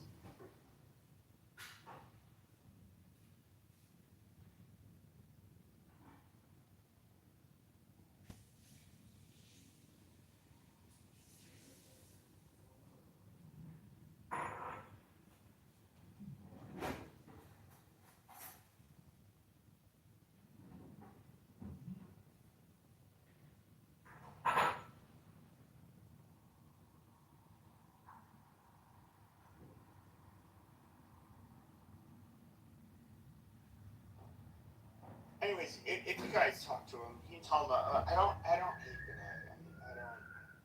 He's a bad person.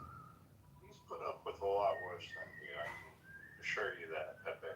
I think, if anything, he looks at you as a talented, bright person that he's trying to share his wisdom with. No, he said I'm a dumbass, but to be fair, That was the worst. Yeah, so far. He said you're a dumbass. He said he would block you.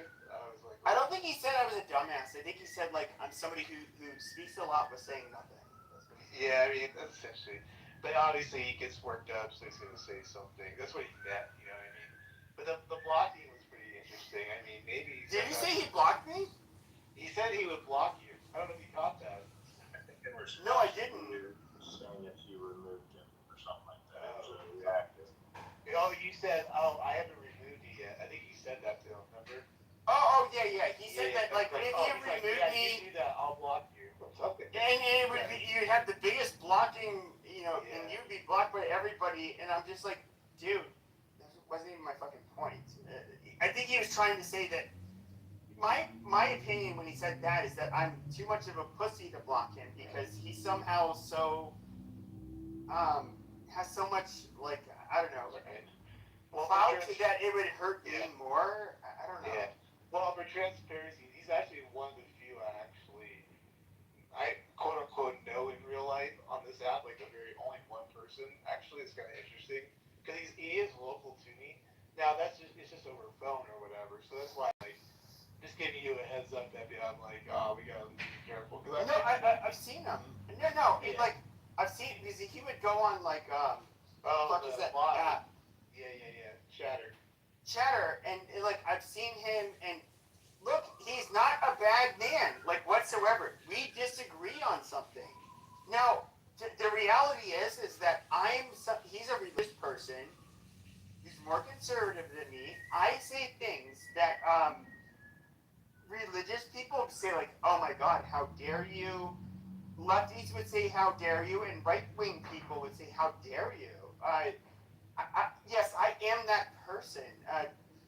So he's like condemning me for saying, crossing those boundaries. Like, that's fine. And I don't think that makes him like. I don't think he's a. I don't think when he gets pushed back against me, like it makes him a bad person whatsoever. But I am, at the end of the day, somebody disagrees with them, and he does not like how I do that, and that is fine. Like, he doesn't, at the end of the day, I would say he's probably a nicer, better person than even I am. Like, I'm not, despite my disagreements with him, this has nothing to do with him as a person. It's just, I just completely disagree with him, and what he thinks is a solution for saving the fucking country. I agree that that's the grievance you have with him. I don't think when I hear him talk what his grievance is with you, I think when I hear him talk, and this is his opinion, is that he says that you talk about subjects that you're not well versed in. That's largely what he That's kind of like his main theme or main topic. Maybe he doesn't get the shock value type of entertainment you're known for on the set. Well, no, I don't think it's just that. It's just that you do have one of the biggest problems I have with conservatives is that they're somebody like him. Like for example, I'm not going to speak to his upbringing, but you get people that are thought to think a very certain way, and then you get some of these people are extremely rigid, which a lot of conservatives are, and people on the right can be rather, or excuse me, left can be rather rigid too. But when you question them on these things, it's almost like show about people saying nothing. I was pointing to something when it came to his, he couldn't answer. For example, when the show of retards trying to form sentences about nothing. Evangelical support for Israel. Now, I get it. A lot of people like to say that, oh, you can't be a Catholic and be a Zionist, which is largely bullshit. You have a lot of people who just converted to Catholicism and they like to say this shit. But yeah, you can absolutely be a Zionist. But the only difference is that we don't see this as being a part of our eschatology. In other words, like a part of our end times scenario. And when you have somebody like him who's like super principled, and I would say this is, he is a rigid individual. Once you start to go against like a tenet that he holds to believe to be true, like he's going to,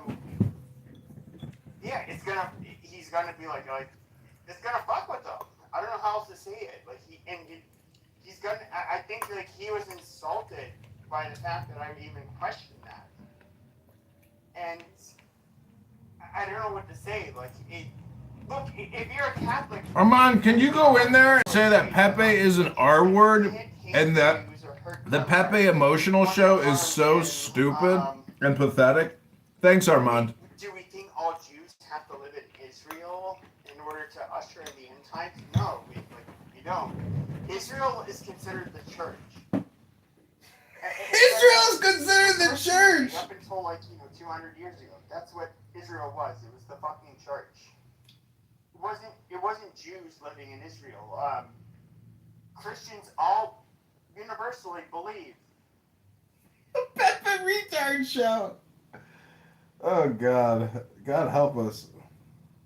It won't let me copy and paste something so big. Elliot! Elliot is back! United by extreme devotion to a person, idea, belief, or belief system. Yeah, that's fucking religion. And The internet is for people that just don't like books anymore. Organization that use coercive control, aka you're gonna burn in hell, manipulation, if you don't do this, you're gonna burn in hell, and thought reform to exploit members and restrict their personal autonomy. What's the cartels? Well, exactly, they work with the cartels. But Oh, you know what? Fuck. I can't get rid of this motherfucker. Fine.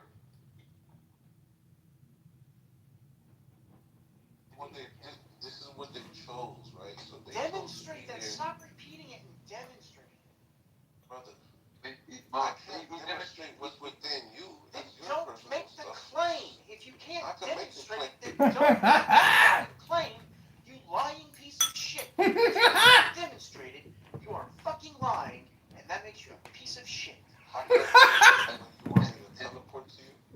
It's not my fucking problem, dude. If you make the claim, you should be able to demonstrate it. If you can't No, demonstrate that's not how it works. Listen, I had 2 words left. I had 2 fucking words left, you piece of shit. If you can't demonstrate it, don't make the claim. That was like 10 words, brother. Yeah, so as far as like demonstrations when it comes down to experience, you can only give them words usually unless they want to not faith in those words that they give you sometimes what's the one that's giving explanation about themselves. I can't go ahead. Argument, and they wouldn't even know that a formal syllogism It really is dinner for schmucks. That's the thing, right? It's an actual definition. Let it finish. He's teaching you something. And then you guys just Let him completely finish. ignore He's that. teaching you Don't bother something. to do that. Then you're sitting here playing make believe. Science backs You know all of what you're this talking up. about. but you don't. Metaphysics backs all of this up. What is it? Now we shifted from epistemology to like fucking metaphysics. Okay, great. You know, we went from knowledge claims to like everything's great. Hey guys, I just got in here. What is the topic? These guys are playing like make believe philosophers in here, and I'm calling them out on it. Because they're like street philosophers. They haven't taken time to dissect their things. They're presenting it. And it's so embarrassing, bro. Like, align yourself with reality so that you can present. You don't even know what reality You have tools like logic and philosophy. God has given you. You don't even know what reality is. Reality is a construct, right? And everybody chose to be here. God gave you a brain. You're Demonstrate that. Instead of repeating yourself over and over, make a fucking, give some fucking evidence for that. I don't listen. I'm gonna move you to the audience now. Barbie, are you still around? Yes, I'm here. Say that. All right, I'm gonna move you to the fucking audience. There's no need to, bro. I'm having a convo with you. You're not. Shut up, dude. You're gonna get spanked by Barbie. There's 4 people off the mic. Shut up. Listen, you have to demonstrate that the thing that you're saying exists in objective reality. You can't just claim over and over. You're trying to because you chose to be here. That's all you're doing is just repeating yourself. Stop repeating yourself and demonstrate that we chose to fucking be here. I think by him saying that if we chose to be here because it goes in with Jeremiah 29:11, for I know the plans that I have for you, or no, what's the verse where he says, I knew you, before you were formed, I knew you. He doesn't know the scripture, babe. He doesn't know the scripture. That's a good verse. Definitely resonates. It does No, not. it does. It does because it does. It does because if he knew us, if he knew us, I'm pretty. Where I'm kind of, it's not specific The time. Pepe Show! The longest running retard show in Clown House history. Your religiosity. I think it's largely bullshit. And, but, as you can see, this is why I've never called myself conservative. I think, Joe, you can kind of understand now.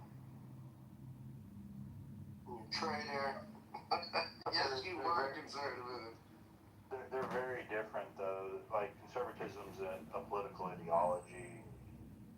What you're hitting at are different denominations of Christianity, and then there's party politics as well. We oftentimes discuss party Well, politics. no, I'll hit it. I'll hit it in all religions. Like Christianity's fake. Yeah, you do hit it all. I'm not taking that away. But I'm talking about kind of the 3 subjects that Congress brought up: party politics, ideology, and different denominations of Christianity and different. There's also different denominations. Even of the Catholic Church, they have different orders from different teachings. Jesus have different rabbis that have different teachings as well over the years and the interpretations of some of this stuff. So there is a lot of detail to it, and I think you hit on a lot of the stuff. Maybe he's just asking you to bring more content. John, welcome to the Pepe R-word boy, where we're making fun of the R-word known as Pepe. Christians got it right, or do you think they're very much like a cult? I would say that, well, I would say, you have the Zoroastrian and Canaanite religions that the Jews, a lot of their shit ends up getting, it's a repetition of their shit, and then you have Christians which Christianity, depending on who you talk to, and the Jewish. Are you answering my question, Pepe? Yeah. Okay. So, but then you have depending on like with Jews, for example, they either say, I don't think Jesus was real. He might have been like a When I say Jesus, none of them think he's a god. Yeah, but, dude, I can tell you right now, Jesus exists. He existed, and rather, he was there was definitely a man named Jesus. But some Jews will say that the story of Jesus is like a story of many individuals, and there's no evidence of a specific Jesus. Listen, this is gonna sound crazy what I'm about to say, but the reason I know this to be true is that this is gonna sound crazy, but I buy pirate gold from a friend of mine, like constantly. I actually just bought a piece today, which is a very amazing piece from a ship that sunk, right? And he started pulling out pieces that were like crazy. I was like, what the fuck? I'm talking about pieces from like before Christ, 3,000 years ago type shit like that. You know what I mean? And he broke down to me the coins and like all these things that kind of prove that Jesus exists. It was crazy. I should bring him in and talk. So I believe Jesus existed. The thought of religion, though, I don't know. With everything that's happening with these UFOs and all this shit, I don't know what I believe right now, dude, to be completely honest with you. There's so much weird shit going on. Like, I believe in a higher power, but I think religion itself is a farce. I think it's... Bradford, What's kind that? of unique I think, on the right. I think religion is just... It's man-made. It's man-made because we need a way to control people.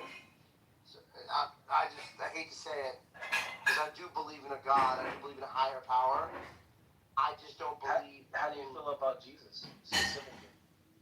Not the church, not the religion. I can respect that, but just, him, the man, Here's what I would say is, I would say there's a lot of stories about Jesus, and from what I understand, just from the gold that I bought recently, and the Roman Empire, and understanding the Roman Empire and all this stuff, he was a real problem for them. So, he definitely existed. He definitely caused a lot of issues. This man definitely had a following. In fact, they were the first religion that were willing to die for their leader. You know what I mean? It was a serious... by the millions, too. Yeah, it was a serious problem for the Romans. It was a fucking huge problem. So, I believe there was a man named Jesus. I believe he died. I know they crucified him. I know the shroud, all that stuff. I believe all that stuff, I just don't know if he was, if he was the God. You know what I mean? I don't know if he was, the Father, Son, the Holy Spirit. I don't know because no evidence has pointed to that to me yet, right? Science. But it sounds fucking silly. How can we prove this motherfucker was a god? I feel like I'm gonna be in hell for saying this because I was raised Catholic, but I don't know. You had so many people who claimed to be a messiah throughout fucking history. That's exactly how correct. How many of them changed the fundamental morality of the world? Well, let's talk about that. I will tell you. Do you want to talk about that? Do you think Charles Manson had a frowning effect on the world? No, I don't think. Hold on. Let's talk about this because Charles Manson has had movies and TV shows and books, and he the entire world knows who Charles Manson is. Does that make sense? That's not true. That's not the entire world. Doesn't know who Charles Manson is. If you go to China and if you ask Chinese people about Charles Manson, they don't know who the fuck that is. Okay, but everybody knew, 30 years ago, everybody knew who Charles Manson was. He was that famous. No. And Michael Jackson was more famous before him. But just real quick, just... Mic on? Look, sorry, is my mic on? Yeah. Knowing who someone is and changing the world is different things. What Jeremy said down here was changing the world. The question is, how did Charles Manson change the world? Because I can tell you what Jesus Christ did. And so, just to get, more than 50% of the world believes in Jesus. Roughly 1/3 of the world is literally Christian. So that means they consider themselves his follower. That's 1/3 of every human on Earth. So when we talk about, some dude had some fame, it's okay, Michael Jackson was famous, he wasn't a messiah. Even Muslims, the only thing they reject about Christ is whether or not he was literally God in the flesh, but they consider him of a virgin birth, a divine messenger. Yeah. You know, and so that's another like 30% of the planet. So you have more than half of the planet believing heavily in this man. I just felt as someone who used to be an atheist. Do you know how many exact religions same thing and have that same exact story? Yes, and I actually think it's super interesting because there's actually a book on it. There's actually a book About 20 to 30?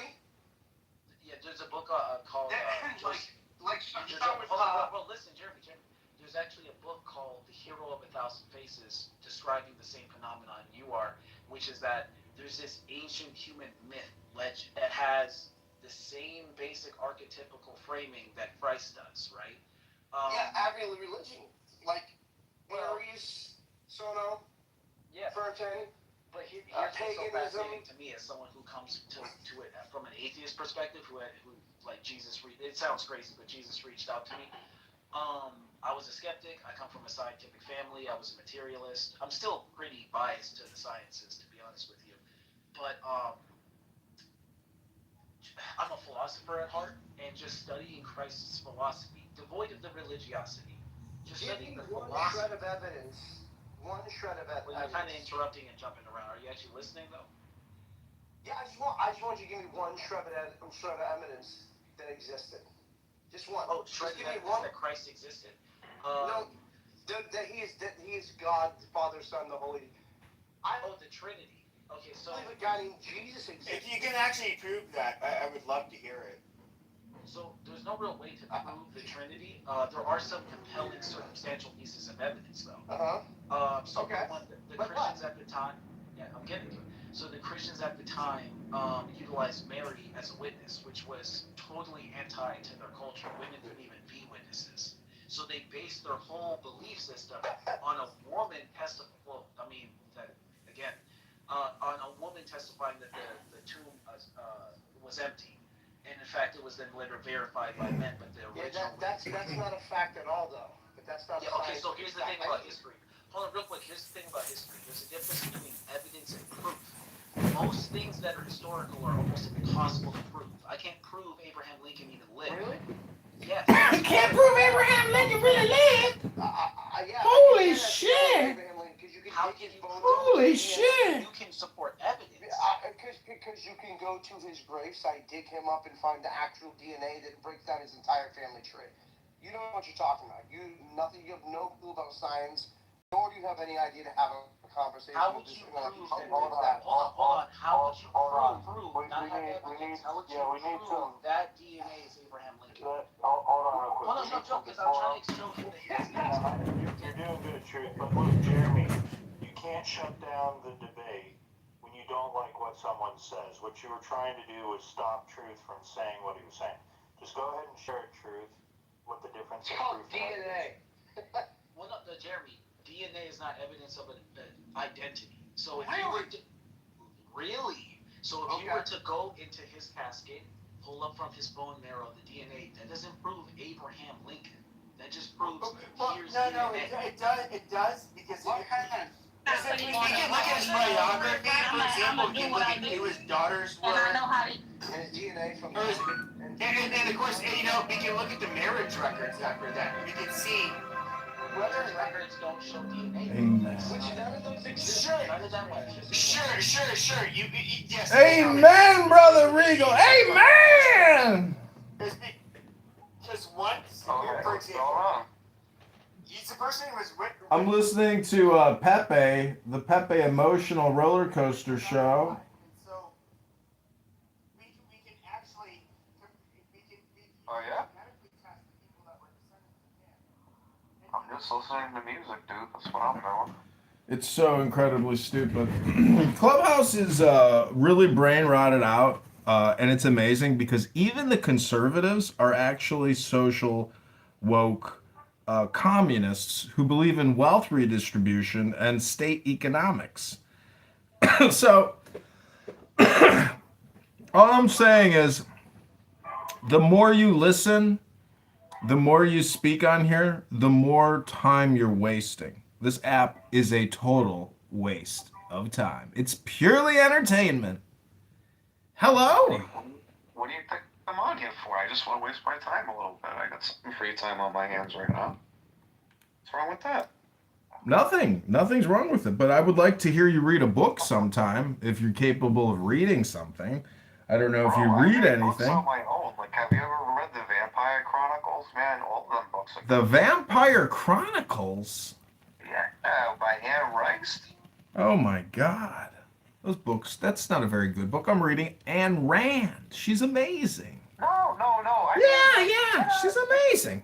Get your fucking head out of that fucking shit. Like, We're trying reading a book. do some fiction, bro. Like, why does Do it have to always be something. super Read a straight shit? book. Bro, when I'm studying and I want to learn something, I'll do that, but... Brother, நம்ம திருப்பி பேசுவோம். Definitely it's very interesting. நம்ம நாளைக்கு room போடலாம். இந்தியாவோட லிபரல்கள் இந்துத்துவான்னு if you're ready for it நம்ம போடும். இல்ல லிபரல் அண்ட் கன்சர்வேட்டிவ் ரெண்டுமே பேசலாம். ஒன்றும் பிரச்சனை இல்லை. மோஷனை போட்டு எல்லாரும் they can speak against or for. That's perfectly fine. Yeah, sure. நீங்க இன்வைட் பண்ணுங்க. போட்டீங்கன்னா என்ன இன்வைட் பண்ணுங்க. நான் பண்றேன். Okay. Thank you, bro. All right, Gary. Cheers. Take care. Good night. Take care, bro. Bye.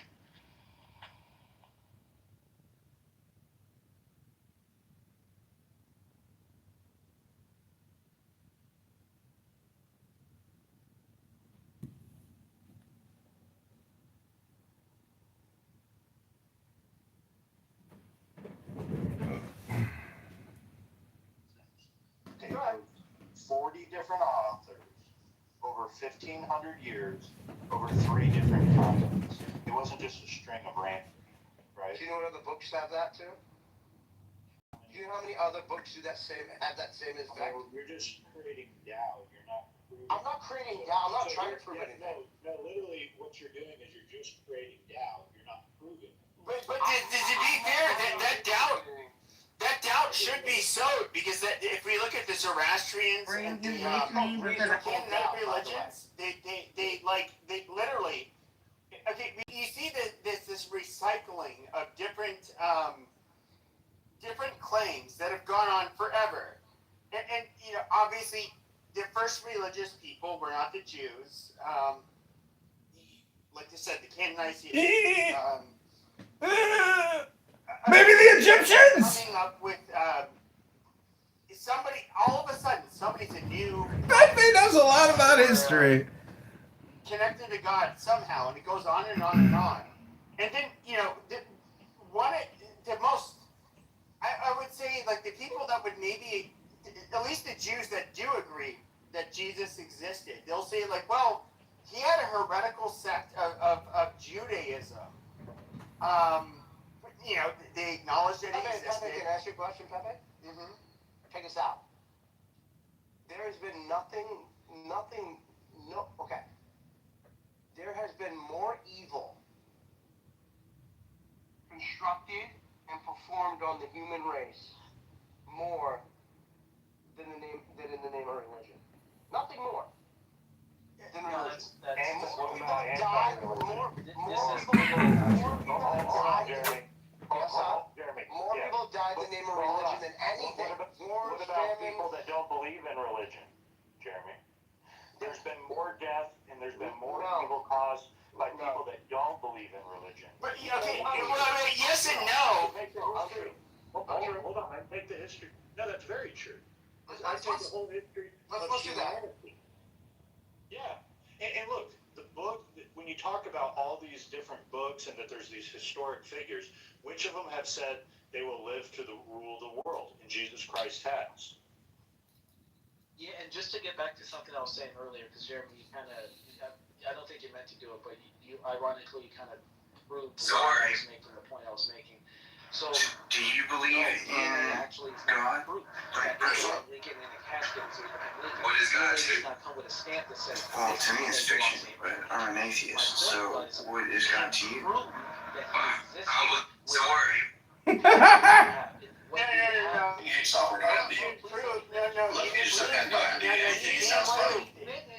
YouTube alert. This is Elon Musk.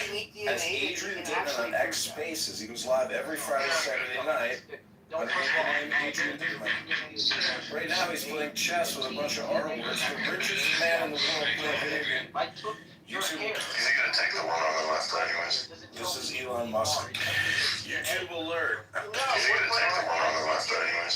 This is Elon Musk live on X Spaces. He My goes, point was that you're unique. Hold on. What I'm saying is that you are, as an individual, so fucking unique and so fucking rare that they can tell with like one.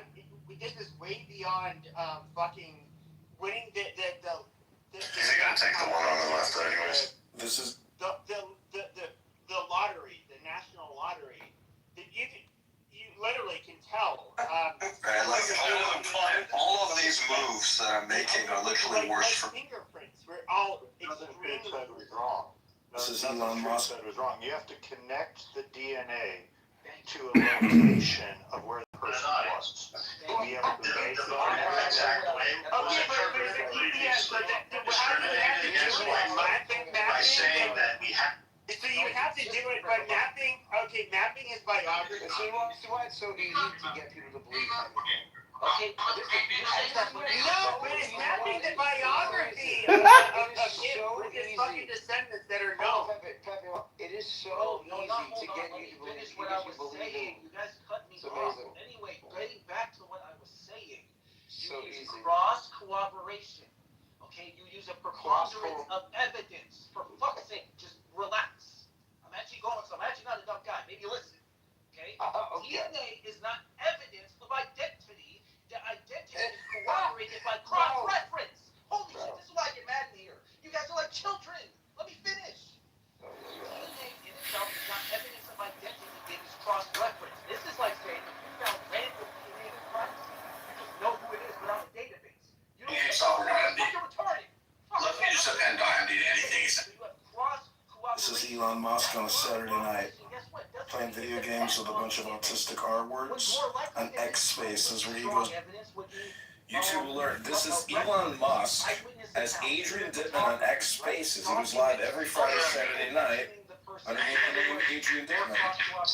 So the reason why I brought that up is because we don't need certain levels of proofs or evidences to know whether or not a figure of the past existed. For example, you can look this up if you didn't know. There's no direct evidence Socrates was even a real person. And yet to this fucking day, over 2,000 years later, people still quote Socrates. And now imagine having the conversation and saying, well, I don't even know if Socrates was real because I wasn't there. It's like, bro, at some point, if people have been believing someone was alive for 2,000 fucking years, odds are he probably was. That doesn't mean he was. That's how evidence versus proof works. Not all evidence is proof. Jesus fucking Christ. Hold on. That was one. Hold on, Truth. Take a breath. Let's remember how this got started. Okay, when Jeremy asked Truth the question about can you prove it, right off the bat, Truth said he conceded that. He goes, I can't prove it, but there's evidence that suggests it to be. However, now we've gone down this entire doubt, all this road where all Jeremy's done is create doubt, created doubt, created doubt, created doubt. Look, there's a reason they call it faith, bro. Like, do you know the definition of faith? That it takes a little bit of faith to believe in Jesus Christ? Like, that's what it is. I think you're brainwashed, is what I think. And I don't give a shit what your opinion about me is. Can you talk about the subject? I think the subject is brainwashing, is what I think. I think the thought of religion started off being very good, but ended up very, very bad. And I can tell you this. You're just some guy on the internet spewing his fucking beliefs. We don't really give a shit. Well, then don't talk to me. You don't have to talk to me. It's fine. In our room, bro, we're going to talk with you. I don't mind talking with you. But that doesn't mean I have to level of care of what you say, right? You don't have to care about what I say. That's totally fine. That's fine. I just think that there are a lot of sheep. And I think that it's pretty easy to get people to believe in anything because there's a lot of uneducated people who don't think themselves. And that's totally fine. What education do you bring to the table that makes you more educated than all of us on the subject. Say a joke real fast. Joe, imagine him having a conversation with Isaac Newton, calling him uneducated. This is fucking ridiculous. You're disrespectful, bro. You're not smarter than Isaac Newton. I mean, I went to MIT. Imagine calling Isaac Newton brainwashed. Here's Jeremy. Okay, but here's the thing though. If you use that line of argument, okay, there are geniuses that were fucking atheists, agnostic, religious, all of the above, and like, quite frankly, none of us in this room. And like, what's gonna be funny? You know what's gonna be funny? When you guys all find out that religion has been a farce, and all the shit that comes out with the government, I can't, like, the fear you're gonna feel. There's a distinction between the Messiah and the false churches in name. So even I get it now. Jeremy worships at the altar of the alien. Isn't that right? The alien. You believe in UFOs, right? Of course. You believe in aliens. Oh my God! Of course. So let's just so we're clear. You guys, I'm assuming you guys have not read any of the files that came out from the actual government supporting it. Mr. Kitover. And you think they don't exist. And I don't think aliens exist. I don't think aliens exist. Yeah, okay, this is why you sit in a room with 10 people. One thing from the government is you just said you read the files. What are the files? Okay, with all of the solar systems, and we can even look at even the meteors that have come back to the planet Earth.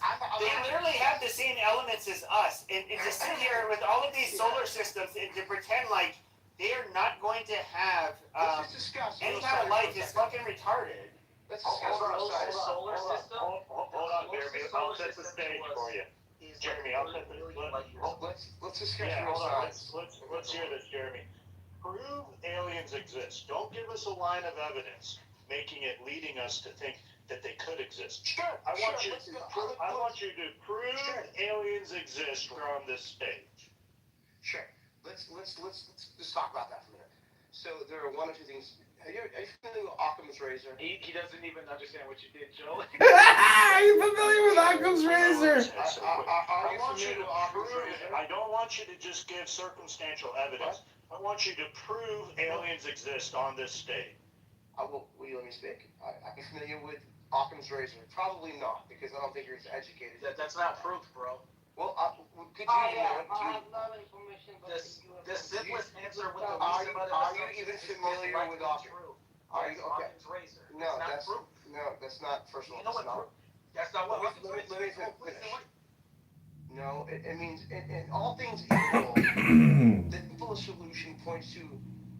It doesn't matter. Just let me move on because I don't want to.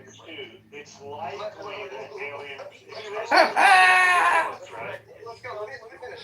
Let me finish. Let me finish because I know a lot of you are sitting in your studio apartments. Gotcha. So now it's become insult. It's likely. You want to say it so bad. It's likely aliens exist. Are you familiar with the Drake equation? You can't prove aliens exist. You're telling us a bunch of Are you bullshit. familiar with the Drake equation? Now he's trying to argue for probability. You don't have like a photograph. You don't have any DNA. Do you have any DNA of aliens? Did you go to the government website? Did you see? I talked about it here. War.gov/UFO. Yes, I've seen it all. I don't think Jeremy's done what he's asking us to do. I have personally interviewed Bob Lazar. I personally interviewed Dr. Greer. Let me finish. Jeremy, Let me finish the statement. Jesus. Shut the fuck up, bum. How about that? Shut up. For a second, let me talk. First of all, it's very, very simple. If you've gone and read through the 300 documents, which we both know neither one of you have done, then there are actual recordings. This is Elon Musk on a Saturday night. He goes live on X Spaces by the name Adrian Dittman. They're playing chess. Position. What? Hold on, let me finish. And here's a photo. There's photo evidence. So you tell me, let's just start real quick. What craft would be hovering over the moon in deep space? Let's just start there. Yeah, but hold on. Let me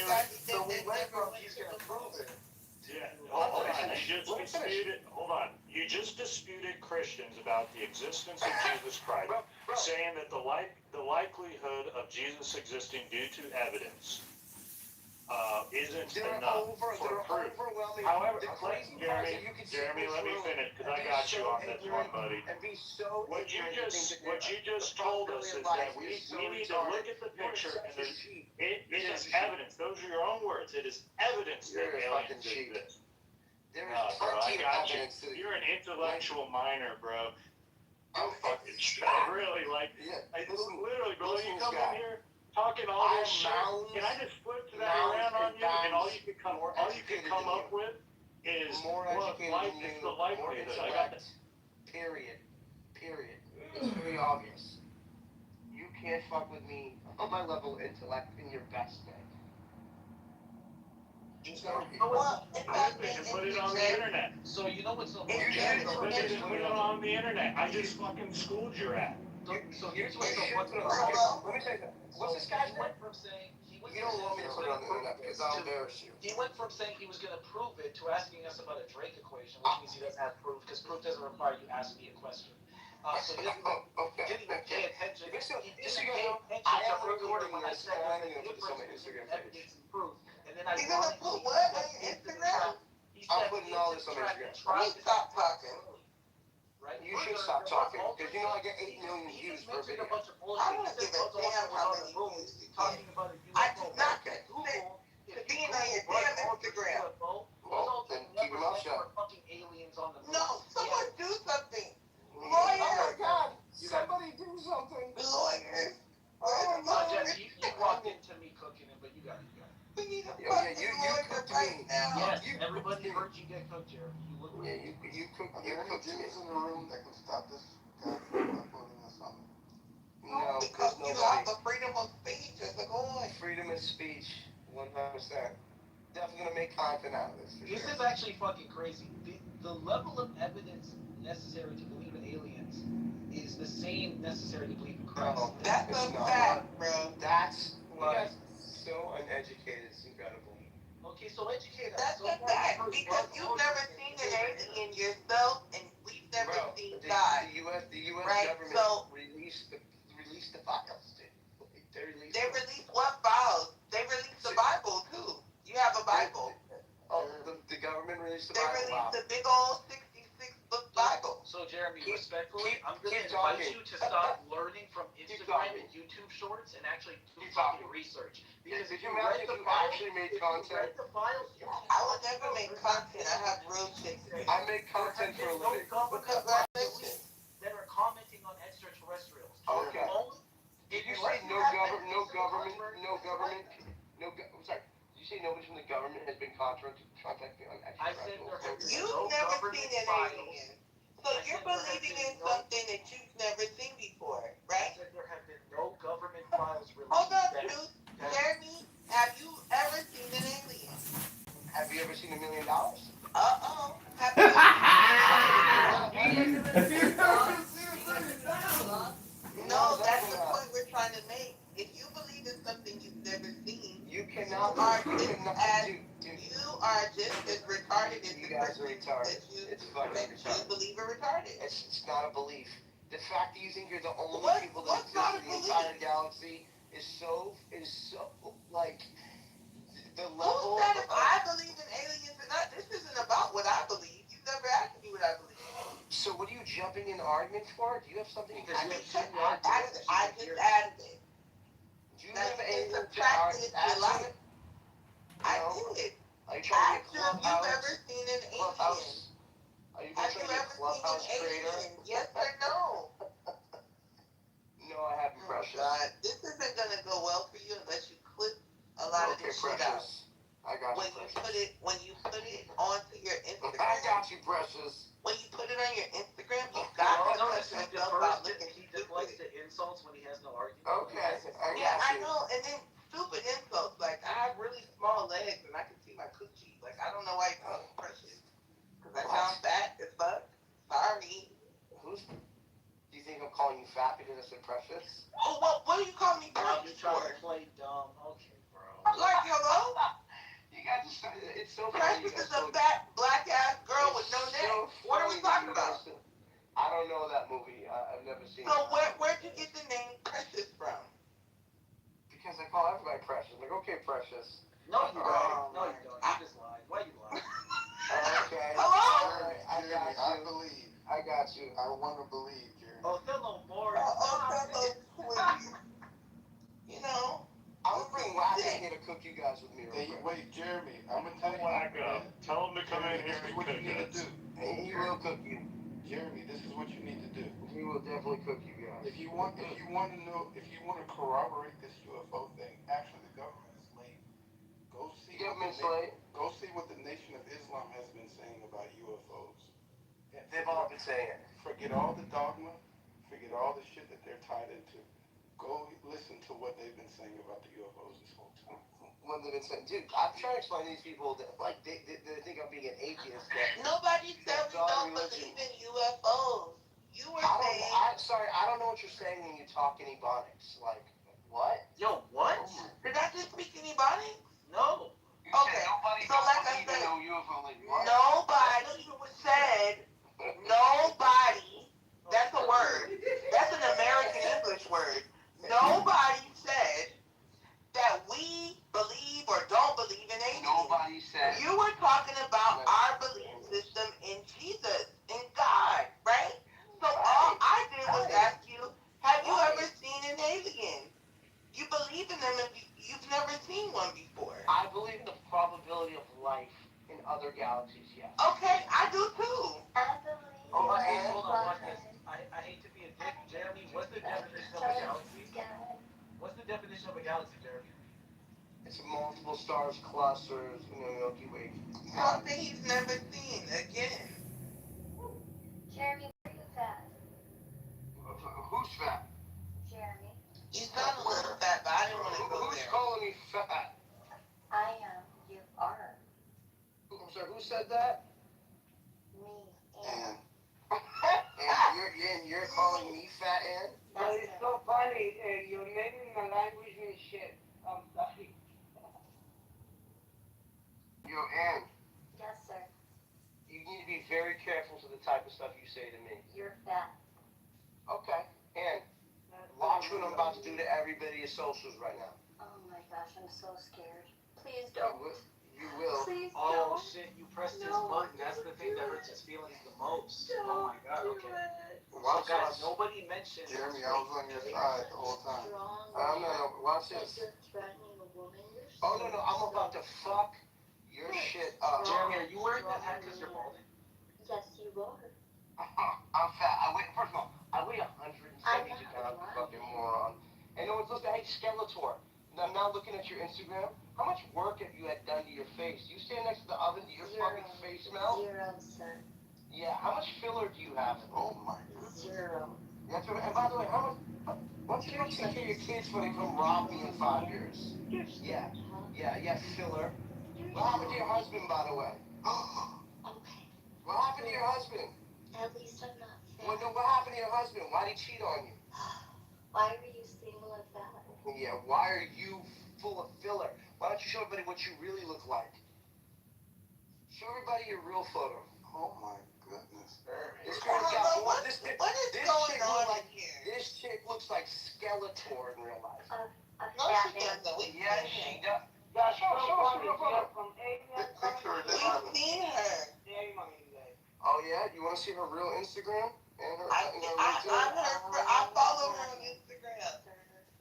Jeremy, why do you Please don't. you got you all riled up here, man? She just started saying the craziest shit to me. What's that?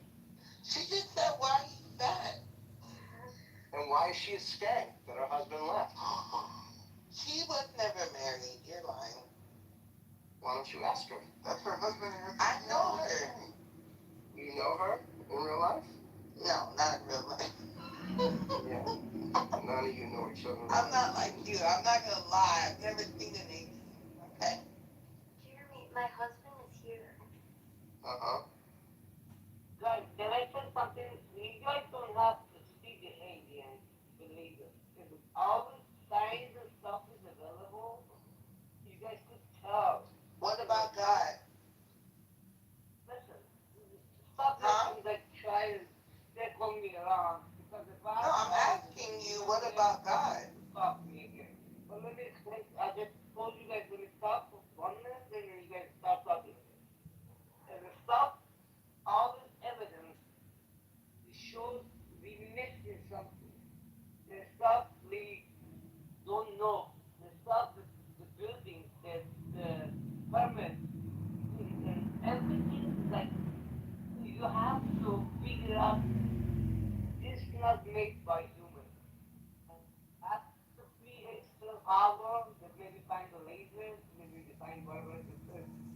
like, nah. Maybe they got the biggest technology and maybe they destroy it. And why don't you tell us about your sex trafficking work? What about it? Alright, Why don't you tell us about your sex trafficking work? what about it? I don't know. You offer it up. Jeremy, you wanna the fucking like bullshit I about take it? it as a compliment that you're very, very interested in what I do and who I am. That's very, very sweet. Because you know you're talking on the internet when you just say crazy shit out your mouth. It wasn't crazy. Or what kind of effect you're gonna have on yourself at all. You have Oh no my idea. gosh, you know what? You are so tough. I No, am you tough don't and and you don't call people fat. Oh, there. she's a pig. You're a pig. Hello? She's a pig. Yeah, She guys, looks like her face is gonna melt. Are you Okay, kidding? but you're so fat. Even though Not I'm fat, a you weird bitch. all men, please give us Americans a I'm second. not fat, you weird fucking trainee. No one's fat. Hey, Jeremy, do you think that Make talking like America this is great great for again. your public image? I don't care about my public image. You do know that, right? So wait, you regularly Public like, image. Who is this you guy? say What the words Bro, like I got racist? 4 million followers. Racist? I'm being Exactly. racist because Oh my God. Be quiet, Cornell East. So that random comment about using Ebonics. Well, I definitely wasn't using Ebonics. So it was She weird literally you was said not. that. But She it's said cool. regular I don't think he's talking racist. talking and slang has nothing to do with slang. I When think you talk to your I think he's fat, like Dan said. He's fat. Bro, say, listen. Jeremy, Bro, check you it out. have fucking gauges in your ear, and you have fucking a gold chain on. Did you say gauges in my ear? Oh, I'm sorry, those Are you look like retarded? gauges to me. It looks like cages. What are you talking about? Those are fucking ear pods, you moron. You're a fucking moron. Oh, okay, I see that. You fucking alright. moron. You're still rocking. You're a moron. You're rocking a gold chain. You're doing the whole urbanist. I'm rocking a gold chain. When you talk to your black Yeah, you're rocking a gold chain. Italians rock gold chains all the time. Bro, I'm not rocking a... Are you talking about in my picture, you moron? No, I'm on your IG, goofball. Oh, yeah, yeah, Goofy. I just bought treasure. The gold fucking chain, dummy. Okay, I don't really want to hear this. This is nonsense. Let me finish, you Are you a fucking moron? I hate hearing about how other people spend their money that I can't spend. I can't spend. I don't want to hear it. Yo, I bought treasure. I'm a big boy. let's actually have a conversation. Yeah, treasure. I bought treasure. Wait, where was it? Where did you find it? I bought So in this picture, You're fat, so shut up. Yo, retard. I bought treasure. Yo, retard. I'm a little fat and I don't know it. You guys So did you make fun of Toy for having a Yo, literacy? do me a favor, get I on the phone. I'll record you, nigga. I'll record you. Watch this. Get I on the phone. Off of your popularity. Hey, bro, just my G, check this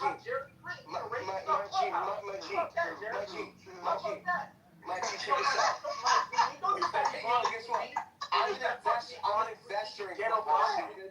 I'm an investor in Clubhouse. I did not have this on my bingo card.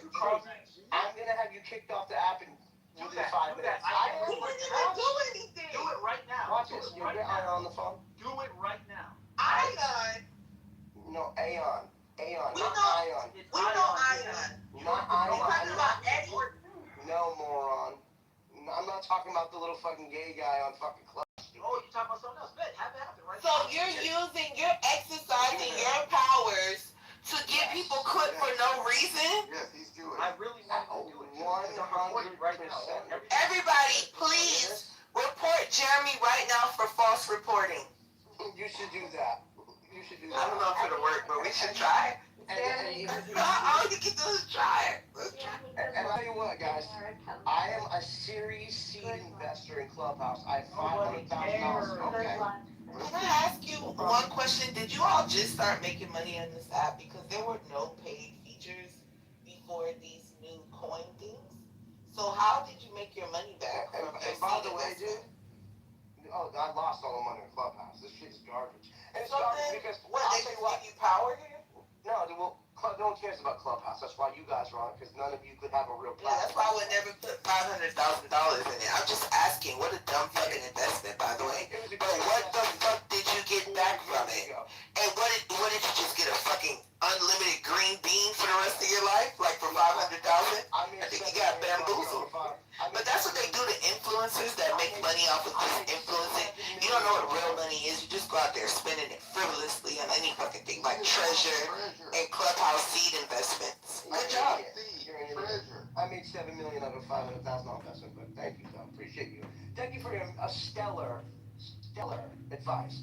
And truth, by the way, I got you. It wasn't advice because you already did it, so I wasn't giving you advice. I was analyzing a decision you already made. I would never give you advice. You're a millionaire. You wouldn't listen to me. Just a thousandaire. Jeremy, where does this treasure come from? So have you listened, if you let me talk, like this dude's talking about I own a chain, but that's all he sees about, of course, is a chain. No, I thought that was ironic because you look I thought it was ironic. You were criticizing. I thought it was ironic. Anyway. Looks like the same thing you're criticizing. Yeah. So have you ever seen the movie Fool's Gold with Matthew McConaughey? Yeah. So you know the treasure that they found? Right. This is a piece of that treasure. This is an actual piece of gold from a buried treasure. Like was brought back up from the bottom of the ocean that was heading to the Queen of England. But this is, but then again, I'm just a guy wearing a chain. It's just fucking A. This app is incredible. It's still the same app. Yeah, why don't you PTR that, because I'm pretty sure you're capping right now. I'm capping right now? Okay. True. I think that we should move past the segment of We should definitely move the past show. the segment.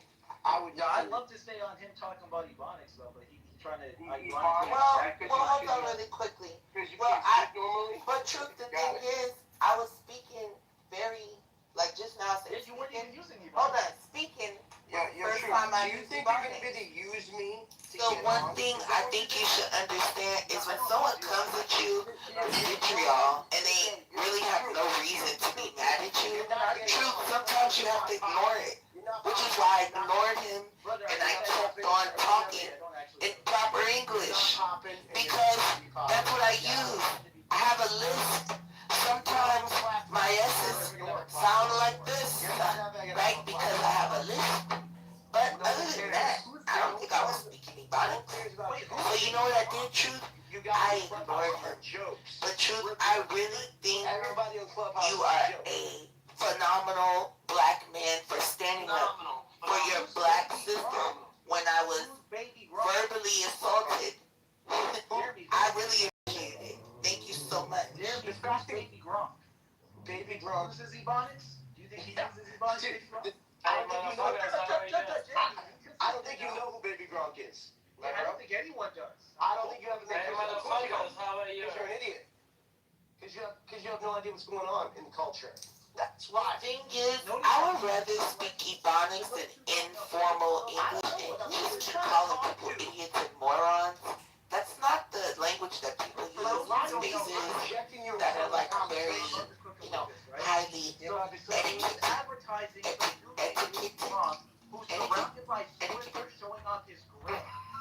not educated, and have etiquette, and have morale, and have a nice backbone.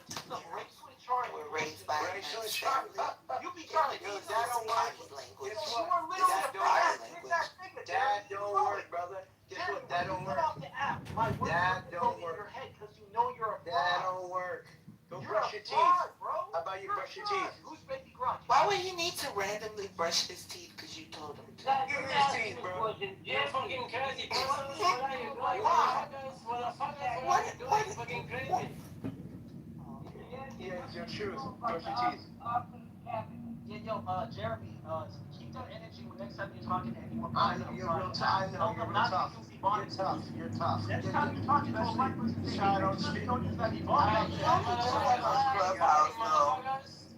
Truth, let's be honest, he only does that on Clubhouse. I don't think he would do that in real life. It's okay. You got that in-person energy. Literally, baby, run get some dude. It's fun to troll people on the outside. Why are you talking about a third?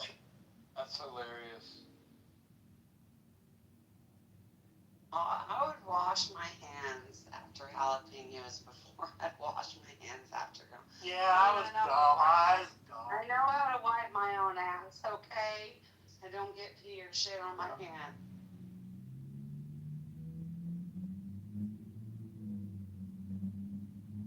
Side of America that's had the American influence is an Edgar. Yeah, Edgar. Do you have dual citizenship? Shut up, Petus. Yeah, that's like hard for me. I don't know if my heart can take that. Oh, it's deep. Okay, before sunrise.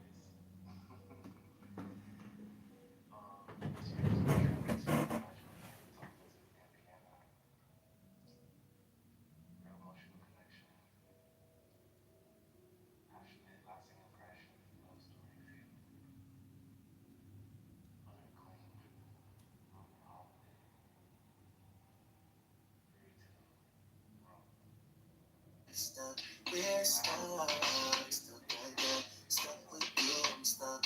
Baby, stick out your tongue, drop.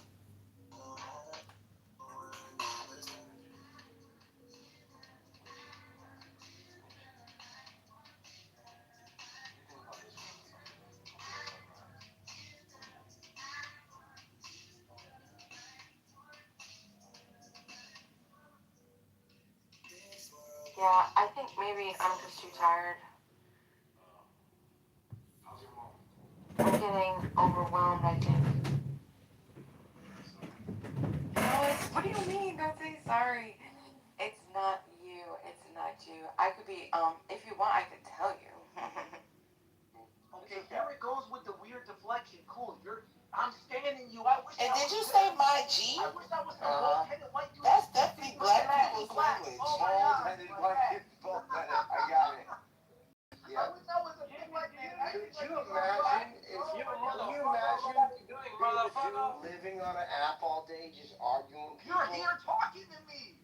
I haven't been here. You suck my dick. I haven't seen Truth in a while. Oh, Truth. Truth, what's your real name, Truth? Christian Cochran. No. Are you dumb? How do you lay I will literally message him on IG right now. Hey, Christian, go ahead. Christian, right now. Don't use that ebonics with me, boy. Go ahead and do that to me, Christian. With me. Go ahead and do that to me, Christian. I just did it. Yeah, you're playing with fire, my dude. Yeah, like this is scary, bro. You're playing with fire. Hold on, I don't want to get my house. Yo, like, let's not do like names and like asking people's names, Jeremy. Like, let's not do that because like I don't want to get my shit clipped in this house, you know. You'll get your shit clipped for no reason, so does it even matter? You might as well go all out. Go out in style. You're thinking about. Yeah, it's clipping everybody, man. No, I don't know what's going on. I mean, like everybody's just going crazy in this room right now. Can we get Snake to come off? You know what? His whole business is imitating black aesthetic. No, chill. You're gonna get on the internet and mock black culture while you profit off of it. Bro, please pull up. Please pull up. Okay, so quick question. Can we get Snake to come off mic for 1 second? Are you busy, Snake? That guy. What's going on? Hey, Snake, where you been? What's up? I'll tell you what I'm doing. Is that your girlfriend now? A documentary called Under the Influence about the behavior that happens on Clubhouse. Every time a white person has a conversation, they immediately get attacked. And what just happened here, and by the way, you should probably go watch my documentary. You said I was speaking Ebonics. That's why he attacked you on that. He didn't. After he called you. I was not. I said nobody said. Again. Oh, I call everybody. Okay, right. So the thing is, you're speaking Ebonics. You're calling people my G. Like, what the fuck? That's weird. So you should go check some of the documentaries I've done. They're all on the internet. I would never. And I'm letting you know right now, this shit is on and popping. Oh, you know that brother you got a picture with? I'm about to message him and say, I hope you don't use Ebonics with him. You don't like yeah. that shit. Yeah. You're gonna hit Waka Flocka like he's gonna You respond don't know to some Waka random... Flocka. I'm up the dude outside your store. My brother knows Waka Flocka. What you mean I don't know Waka? He's my interview doesn't mean you know him. Call him right now. He ain't picking up. Shut up. That is my big brother, bro. He used you for a fucking clip, bro. I go hard in the motherfucking paint, nigga. Hold on. I lived with his mom, Deborah Annie, in Atlanta. Oh, did you make sure she didn't use Ebonics? In Eagles Did you Landing make sure for she like 8 didn't use months. What are you Ebonics? talking about? You're an idiot. Did you make sure she didn't use I know, I'm making Ebonics, sure yes or you no? didn't use Ebonics. That's Yeah, what I'm you're a making sure. fucking bitch-ass You nigga. need to go brush your teeth, You're a brother. bitch-ass nigga. So, Truth, hold on, Truth. I don't think he's racist. I think he was rage baiting. Hold on one second. Truth, I think white people. he was rage baiting. I think you're a hate. You're a hate. Right. So, like, the thing is, You're a like, hatred, evil bigot is what you yo, are. come on, Jeremy. Like, you're He's an flipping the evil script on him bigot, now. and he's not going to be on this app anymore. You're an evil bigot, dog, and he will not be on this. Yeah, But okay, what that's about a you? racist. What about you? You can go back, you can go back into the recordings and check the recording. There's no problem. You called a black Who woman is pregnant. us? How can we do that? Hold on, pause in here. Hold on. You called a black woman pregnant and said don't use Ebonics. Bring Paul up real quick. Hold on, True. Bring Paul up. Hold on, True. That's what the fuck you said. I think we all should go to bed, guys. Hold on, True. You didn't say that. Jeremy, you didn't say that. So I'm a racist person because I said you're using... Now Paul's in here. Oh my Where's God. Paul? Maybe he's in on a ghost account. Yeah, get your niggas in here so we can talk about you call a black woman pregnant. Get my and say what? don't use Ebonics. Maybe you shouldn't use that word. Stupid motherfucker, you. We're allowed to use the N-word. You can almost use the N-word everywhere, but you can't use the F-word. Imagine being such a prick. He can't You know what the even F word talk to that. is? He can't even go, you know what, you got me. He tried to act like that shit was I didn't get your DM, by the way, And that's your favorite word. And cornball ass motherfucker. I think I'm not gonna find you. Jeremy. You're gonna find N? Oh yeah, and I'm gonna tell you what I'm gonna do, and I'm gonna find. Are you allowed to threaten people? Yeah, I'm gonna find your account. I'm gonna tell you what. Make sure you get it. What's up, Michael? How you doing, Larry? I'm gonna report your account for the shit you're doing, and I'm gonna send it to your boss. This entire recording, by the way. Please don't. Oh my God. Watch and see. Guys, is this okay? Watch and see. Oh my gosh. What the fuck Is this guy fucking okay? Hey, Ann, you really should do research on me, Ann. I think he's trying to trigger me. Ann, you really should do your research on me. I'm not playing with you. He's trying to fucking trigger me.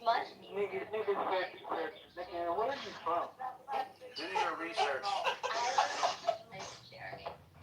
I need your research, to do your research. God, man, I can't live like Do this. your research, Ann. I'm from What's your LinkedIn? What's your LinkedIn? My LinkedIn? Yeah. It's easy. Just go look up Jeremy Green. Find me on. Yeah, put it in the chat. We're really gonna find out about your credentials today. Oh, yeah, dude, listen, Listen, you can literally Google me right now. No problem. Easy. Google me right now. You don't have LinkedIn. You can go find everything about me. Hey, your boy Spencer, do you tell him not to use Ebonics with you? Spencer's my guy. Do you tell him not to use Ebonics with you? No, because he doesn't talk like you. He doesn't talk like you at all. So he wouldn't be offended by that. Not at all. In fact, he's sitting here with me. We're smoking cigars, laughing. He's right there. Put him on the mic. No, I'm Spencer. Oh, hey, you're a producer, eh? Okay.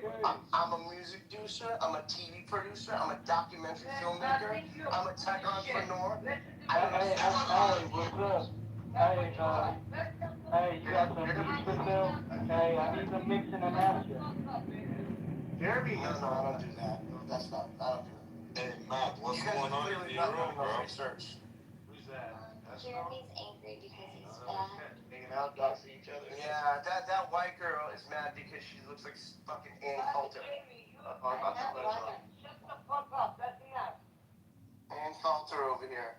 What the fuck? Ann Coulter. Ann Coulter. Hey, so, another one we can use Ann Coulter. She looks just like Ann Coulter. If you're here, who's watching the crops? Your mama? Oh my God, did you just say that? Yeah, that was wild. That was really wild. Mama do. Not before. Who's watching the crowd? Don't bring his mom into this. Why? It's okay. Make America great again. Jeremy, can we talk about some politics? Or are you here for that? I don't know why we're doing this, but No, it's all good. Is this your room? yeah, this is my house and everything, dude. Yo, Matt. Yo.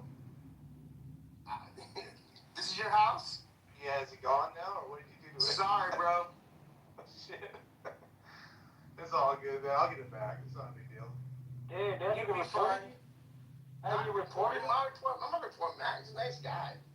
Oh. Yeah, I talked to you before. We're good, man. But yeah, we should I don't know, Hey, so at the end of the day, man, let's quit all the negative vibes and talk about something productive. They don't know how to do that. Did you talk about the Cassidy race tonight? Anyone? Yeah, King talked about that. Yeah, she's a good member of Congress that won that woman. That won that primary.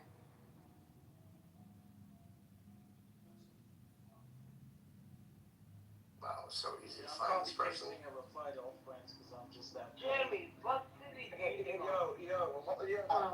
And just no, but Jeremy, you said they won't. Hit up every one of my black friends. They're just gonna make fun of you, bro. Who's this guy? I bet that's gonna happen. Oh my God. I bet not a single black Matt, person who will is think this to guy? themselves, wow, Yeah, that's no, it's all good. Huh? We got this. He said he's going What? to find He's me. doxing? Who's he He doxing? said he's going to find me. Going after Ann a little bit. Why? Why would you do that? That's kind of creepy. Yeah, you know the laws in Michigan on doxing? You aware of them? Oh shit, she's about to take you to court. Yeah, you know the laws in Michigan? Good luck doing that. Yeah, but no problems. It's easy. No problem. No problems, sweetheart. You do that to we got Ann? a whole thing called partners. Oh great, I bet not see a single black person here. Oh wait, that's a nigga. Uh-oh. I hope he ain't using any bonnets. Oh shit. Doxing. Somebody mod Abby. Oh no. The only person that deserves a mod is Peter. We love Peter. Peter. Yo, Abby. Yes. Are you gonna care about what you're gonna do to me? No, I just said you ought to look what the laws are in Michigan before you There are dox no laws. someone. I'm not doxing anybody. I'm just Yeah, gonna. but just be mindful of that. If you get on a public forum and start talking crazy. Yeah, do you want to someone share record about you, people's and personal information? And people like me find it and send it to your boss. I don't have a boss, so I don't care. I don't have a boss. I'm not talking about you. But Jeremy, you know if you're a doctor, I am people's you got boss. your information out there. That's kind of crazy. Well, I know you're a big dog. Your information is public. My information is public. Absolutely. At least troll on like a private account. I don't need to. I'm not trolling. That's the point. You can't just say anything crazy thing to me. I don't care about no clubhouse people, dude, at all. Whatsoever. You guys, you could throw a broomstick in this room, and I could leave, and you guys would come back and be sticking each other with it. Not good people. It's always been like this. That's why Clubhouse is failing and will always fail because of people like you. So you just Like blame me. everybody else. Not you, like. Oh. You just blame everybody else for your own behavior. That's crazy. I know. You choose. How many times have you been kicked off this product? Not once. Not once. Not once. You've not. Are you a parent? Are you a parent? How many problems have you had with people on this product? I just have one with you. You tell me how many have you had? You've had so many issues. How many have you had? You just had one. I'm sitting talking, texting with Paul. You have so many complaints on this product. So Oh, many. I do? People can leave complaints on your profile? Bro, do you not know what the karma, stupid? Is my karma bad or good? Yeah. I'm not gonna lie, 2% is pretty good. Karma, dog. You want Yeah, 2% is pretty good. 0.2? Like, get off my dick. What the fuck? Is this nigga retarded? What the fuck? Just keep going with I'm not that. gonna lie to you. chick. Okay, Floyd okay. Mayweather calls you nigga. You say the same shit to him, right? Bro, you You wish are you an had no. unhinged You clown wish coon ass. You are literally a white coon. you wish You you are could a hang white out playing coon. with You us. tap You dance wish nigga. you could do this Because that in I your do. heart you don't want to be called nigga. But I bet if chill out. Waka Chill calls out you in nigga, your you studio. smiling. You Chill out faggot. in your studio You are a apartment. bitch. You are There a you go. bitch. There you go. Got that clip that. Tell me right now that if any of the black artists you fuck with hold you nigga, you keep the energy the same. Flip that.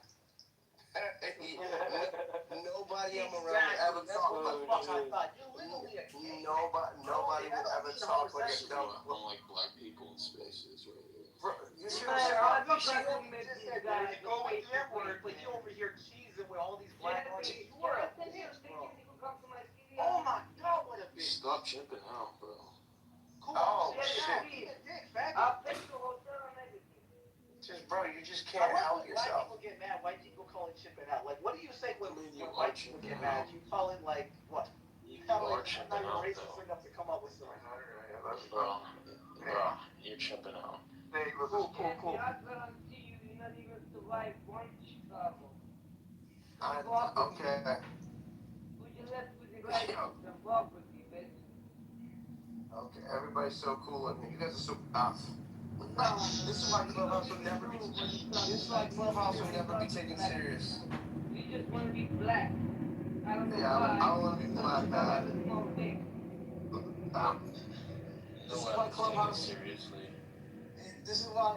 Hey, why you guys sucking on sucking dick so much, bro? If you want to be taken seriously, go to X. This Yeah, motherfucker just you're right. X serious. They do. Obviously. You get real. This is Why why aren't you on X right now? When was the Why aren't last you on time you X saw right your now? balls? Why aren't you both on X right now?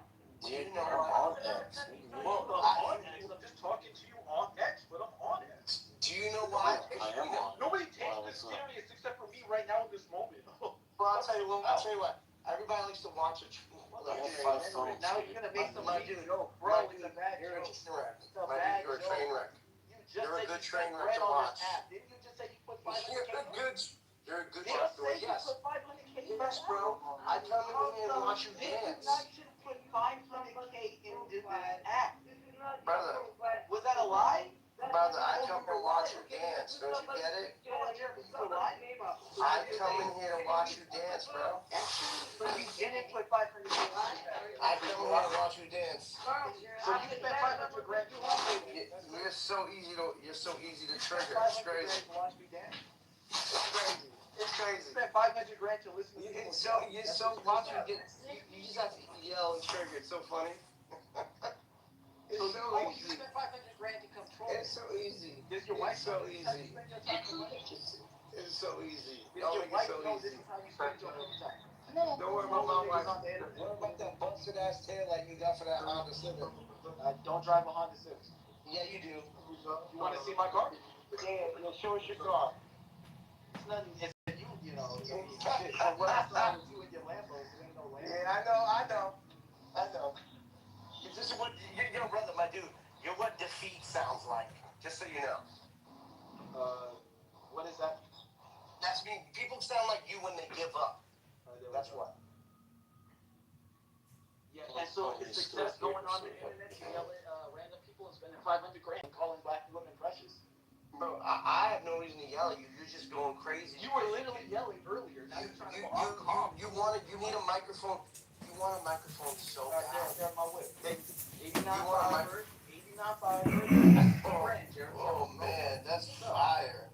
Yeah. Yeah. You Regular niggas, bro, you want to be I valid don't so have bad. to be with Lamborghinis. Never said I did. But you I know know. what? Get it. You know what, Jeremy? I Just have don't a like house. each I other. can give you my I address. get it. I You're do angry. have a Just chill out. Jeremy, Get it. I don't like each Jeremy, other. my house has Fucking $400,000 drop it. in equity. I don't need to be a fucking millionaire to be successful. And dude, listen. We don't have to talk. It's okay. Enjoy your $400,000. Besides, your voice just cracked. Listen, because I don't want to make fun of you. You're upside down in your house. I've been playing you're upside down in your house. No matter how much money you have, you don't have no class. That's the problem. I don't know. You say crack? You say crack? No, class. That's class. I'm glad Jeremy How do you take a pause? What about the gym? Well, you don't say to me. Yo. You can make fun of my fucking accent, but I'll make 10 times the fucking you and your father and your whole family together, bitch. I got you. Avery, do you have something you want to bring up, like something else? Like, I don't know. Man, we're good. I'm gonna just sit back and watch him just Alright. have a fucking 2 weeks. Okay, alright. Man, bro, like I thought it was gonna I actually thought it was gonna be an interesting conversation because I thought we were gonna go down like religion and stuff, you know. You were But explaining aliens? it went You were left. gonna believe how you were explaining It how went left aliens because are not Captain Firebird with his full equity in his house went No, left. it's when Joe schooled you and then you started crashing out. Nah, I couldn't understand you and Coulter. I'm just letting you know it started when I couldn't understand Joe you. got you to crash out because you lost. I didn't crash out. Bad. Oh, did I? Bad. Yeah, and do me a favor. Why are you arguing with the girl? And just stop talking. Why are you arguing with Filter. Why are you arguing with Go put your filter in your face. Why are you arguing with women, bro? And Why are you arguing with women? Tell me. Dude, And that's Why are you Oh shit! Is that what Whack? You know my favorite person? Oh, this is perfect. I know you Whack. know Whack? Watch Yes. this. Call him in here. I can literally PTRD at the crib. Call him right now. Listen, I'm not gonna. I literally have his number. If you have his number, I can tell you his number. Idiot. He's like my family. So how? You understand that, right? No, Whack. You're telling me Whack is cool with you saying what you said, bro? Bro. Call him in here right now. All right. So last four of his number. You ready? Bro, he don't fuck with you like that, bro. Cool. At all. He probably fucks with you more. Yeah. I know he don't fuck with you like that. We've already talked and made fun of you before, So bro. 6979. What's that? Bro, he Is don't that the last four of his number? He don't fuck with you. I'm gonna call him in here. City, nigga. He's been yo, you don't even Bro, you're not that good. Yo, bro, you're not that guy. Bro, you're not that guy. I'm not gonna call him, but I'm texting him. Whack is unk to me, bro. You're not that guy. So did you tell him not to use Ebonics? Because he loves Ebonics. No, I tell you not to use Ebonics. And you think he would? How would he look at you in the face? I think Whack wouldn't say a thing to me. That's my dog. That's my big Oh, brother. you know I'm recording, right? You should record because that's my big brother. Who cares? Who the fuck You is said Whack? Whack wouldn't say a thing.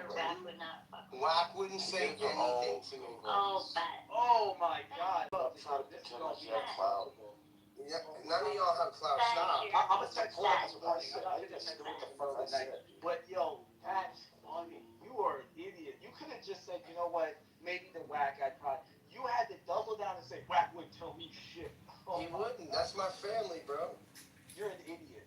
You're a He's fucking not, bro. bro. You are literally the Don't definition name of a drop fraud. to him. You are Like, come on. 55 on the app. You cannot name You drop are a guy I 55 fuck on with. the app being met. Definitely not. That is my family, You bro. are 55 on the I'm app. not 55, you moron. You look 60. You need to go I brush was your trying teeth, to be dog. nice. You look You need to 60. brush your teeth. You How need to brush old your do you teeth. think you look? How old do you think you look? I all the time. When's the last time you brushed your hair, dog? When's the last time you ran a hot comb? When's the last time you ran a hot comb to that hair? Baby face. Yo, when's the last time you ran a hot I comb have to a that full hair? head of hair, Jeremy. When's the last time you ran a hot comb to that hair, Who dog? cares?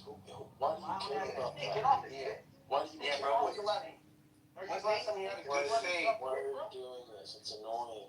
Because I know, he like, why are you started bothering this. me? He started this. Don't try to Why are play you bothering me? Mac is online right now. You're welcome. There he is. That's my bro. Is he up here? Pull him You up just for a second. stuttered 3 fucking He's on the audience, but he's online. He's doing Oh yeah, I'm pulling Yo, him in right get now. him in I'm the room texting and him. tell him he won't tell you shit about calling He's black not. precious.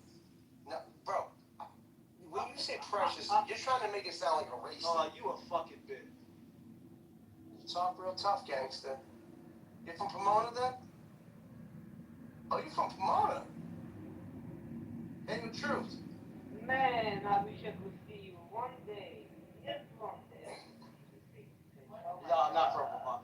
You'll be shocked. Yeah, where you from, You Truth? wanna know what I fucking do to you? Uh-huh. Yo, Truth, where you from again? Pomona, right? Hold on. Who's fucking asking? Hold on, watch this. Yeah, I'm not from Vermont. I already commented on a bunch of your posts, nigga. You can literally find my IG, and I told you I'd give you my address. I'm not pussy. You're not I'm not tough. pussy. You want to get to truth? You talk to me. No. Sit back. Sit back. Jeremy, sir, you want to get to truth? What do you want? What do you want to know? What do you want to know? It's okay, truth. I got you. Jeremy, what do you want to know? What do you want to know, brother? Yeah, that's right. What, you don't got a girl to speak up for you? What's going on? I don't do that. Oh, okay, yeah. You don't got a strong woman in you? That's sad. So what do you want to know? You want to be a little pussy? And I'm his speaker. I speak for him. I'm his keeper. Oh, you're his keeper? I got you. That's right. All right. So we good or what? Are you going to regulate yourself and calm down or what? Bro, who the fuck you shut your fucking mouth? You don't know me. Regulate. You get the fuck out of here. Who the fuck you think you're talking to? Who the fuck you think you're talking to? Get the fuck out of here. Fucking bitch. Fucking pussy. Little fucking pussy, little dick. Shut up, pussy, little bitch. Who the fuck you talking to? Talking to you, fuck you think you talking to? Talking to you, peasant. Yeah, get in the fucking corner, bitch. Yo, I love yeah, go ahead, laugh. Go ahead and laugh, you little bitch. Go ahead and laugh, you little bitch. It's crazy. It's crazy. Guys, be careful. It's crazy. Guys, be careful. He's black.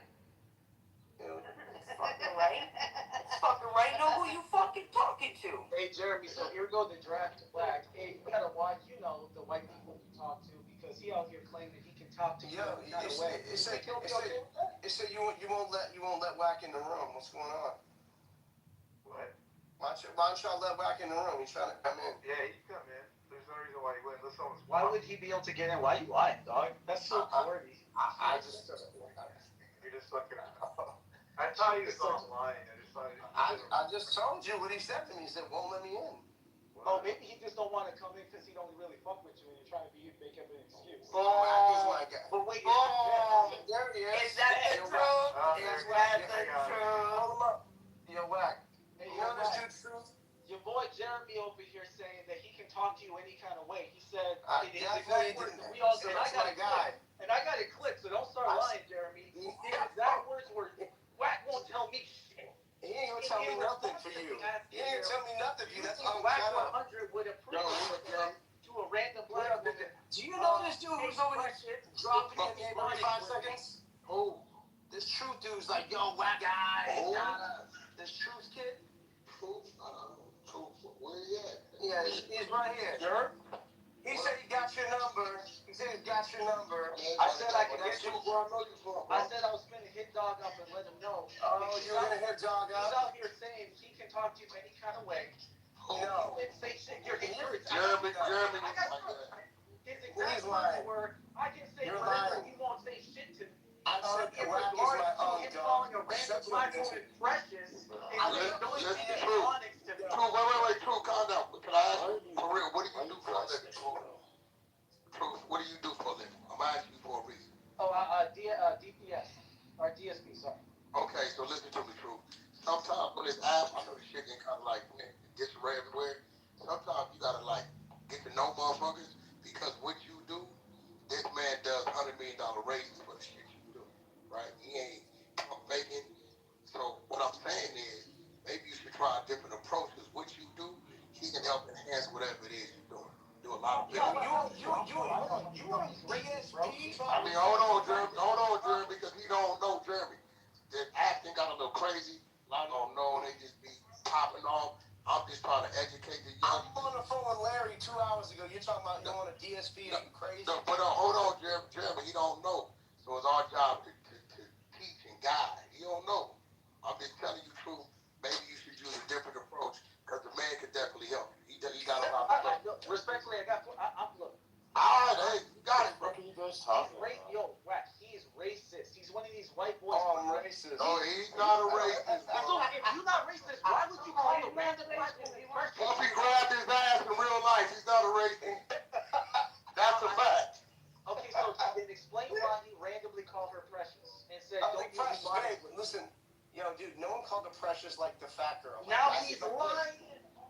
said, Precious, come on, babe. Like, what are you talking? Is she still here? Is she still here? Yo, dude. Oh, she fucking When you go to race, because that's all you got, you lose every time, bro. You went to race. So why did you say don't use Ebonics? Why did you right after calling me Y'all can't still be talking about me. This is insane. True, it's all right. Let it go. Let it go. I don't care.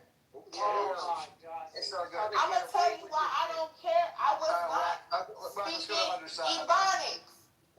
She didn't use any Ebonics, but he just randomly goes, don't use that Ebonics. Yo, Truth, check it out. Hey, Truth, I'm gonna tell you. That's racist. Truth, if you want a DSP, it's over for you.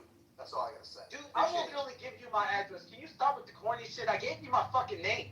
I hit you up. Bro, if you want a DSP and you talk about why you keep deflecting? Explain why you said to her, stop using Ebonics. Explain why you told her to stop I would like to not be centered anymore. I get it, you don't want to be centered, but he's gonna get away with this shit. He's racist. Yeah. You were making He points. is gonna get away with it, and there's nothing we can do about it. It's nothing we can do.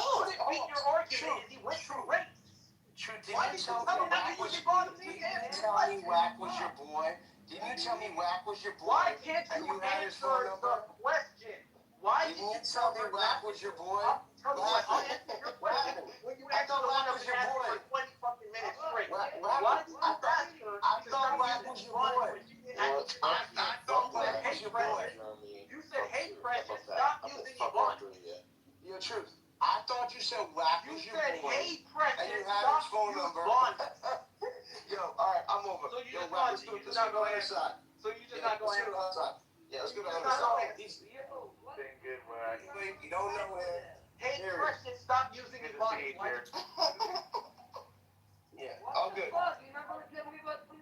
He's not going to answer. You know why he's not going to answer? Because he don't got a fucking reason. Yeah, truth. You just look like a clown. I got to deflect from the fact that Precious and then try to say, you look like a clown. You look like a clown. Why did you say that racist shit if you're not a racist? You said Wack was your boy, and you had his phone number. Didn't you say that? I do have his phone number, and I do. Oh, yeah, I never said me and that nigga. You don't know you. Yo, Jeremy. What up, brother? Listen, some of these dudes, man, they don't be knowing. How you doing?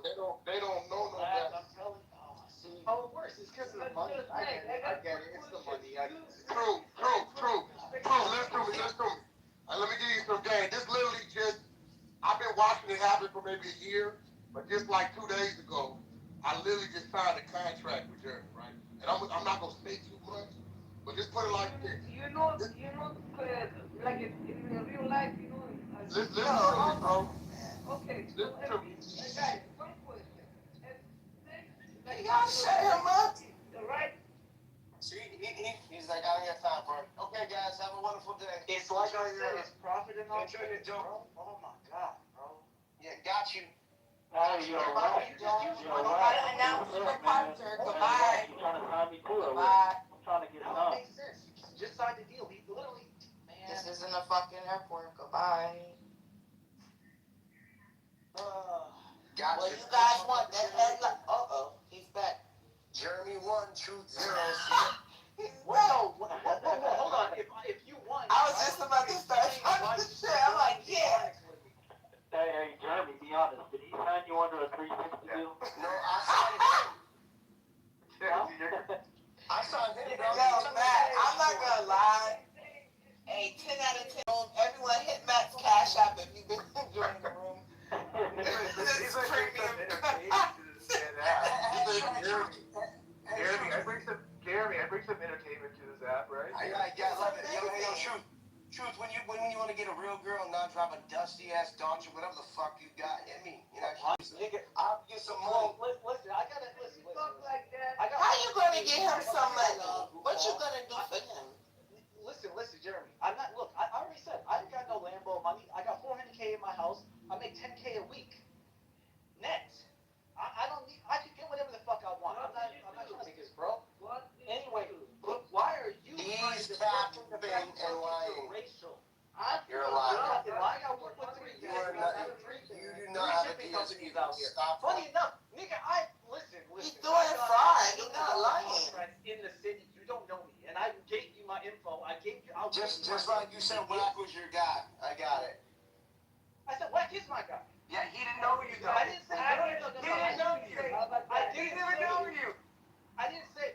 Well, That's your guy. I don't know everybody that has my number. I have a business. Somebody might pick up my card. And they might say, hey, I have Jasmine's number. But I don't know her. Why do you think I have his number if you're an idiot, bro. You just got so embarrassed. Who cares? Cool. I just randomly happened to get his number. Yeah, whatever. I know. Anyway, I got I'm not about to get into it. Why are you so pussy that you can't stand on shit you say? Man, I asked you like 100 times when you leave. You don't fuck. Why can't you stand on shit you say? See you later. Yeah, running away. He's a bitch. I won. That's what bitches do. I won. Where's my sticker? I'm some sucker kid. And see, the money got shit fucked up because that explains it. He got to deal with dogs, so he can't even say nothing. You know, caught the subliminals. He was like, 2 days ago. the sound of your own voice. Right.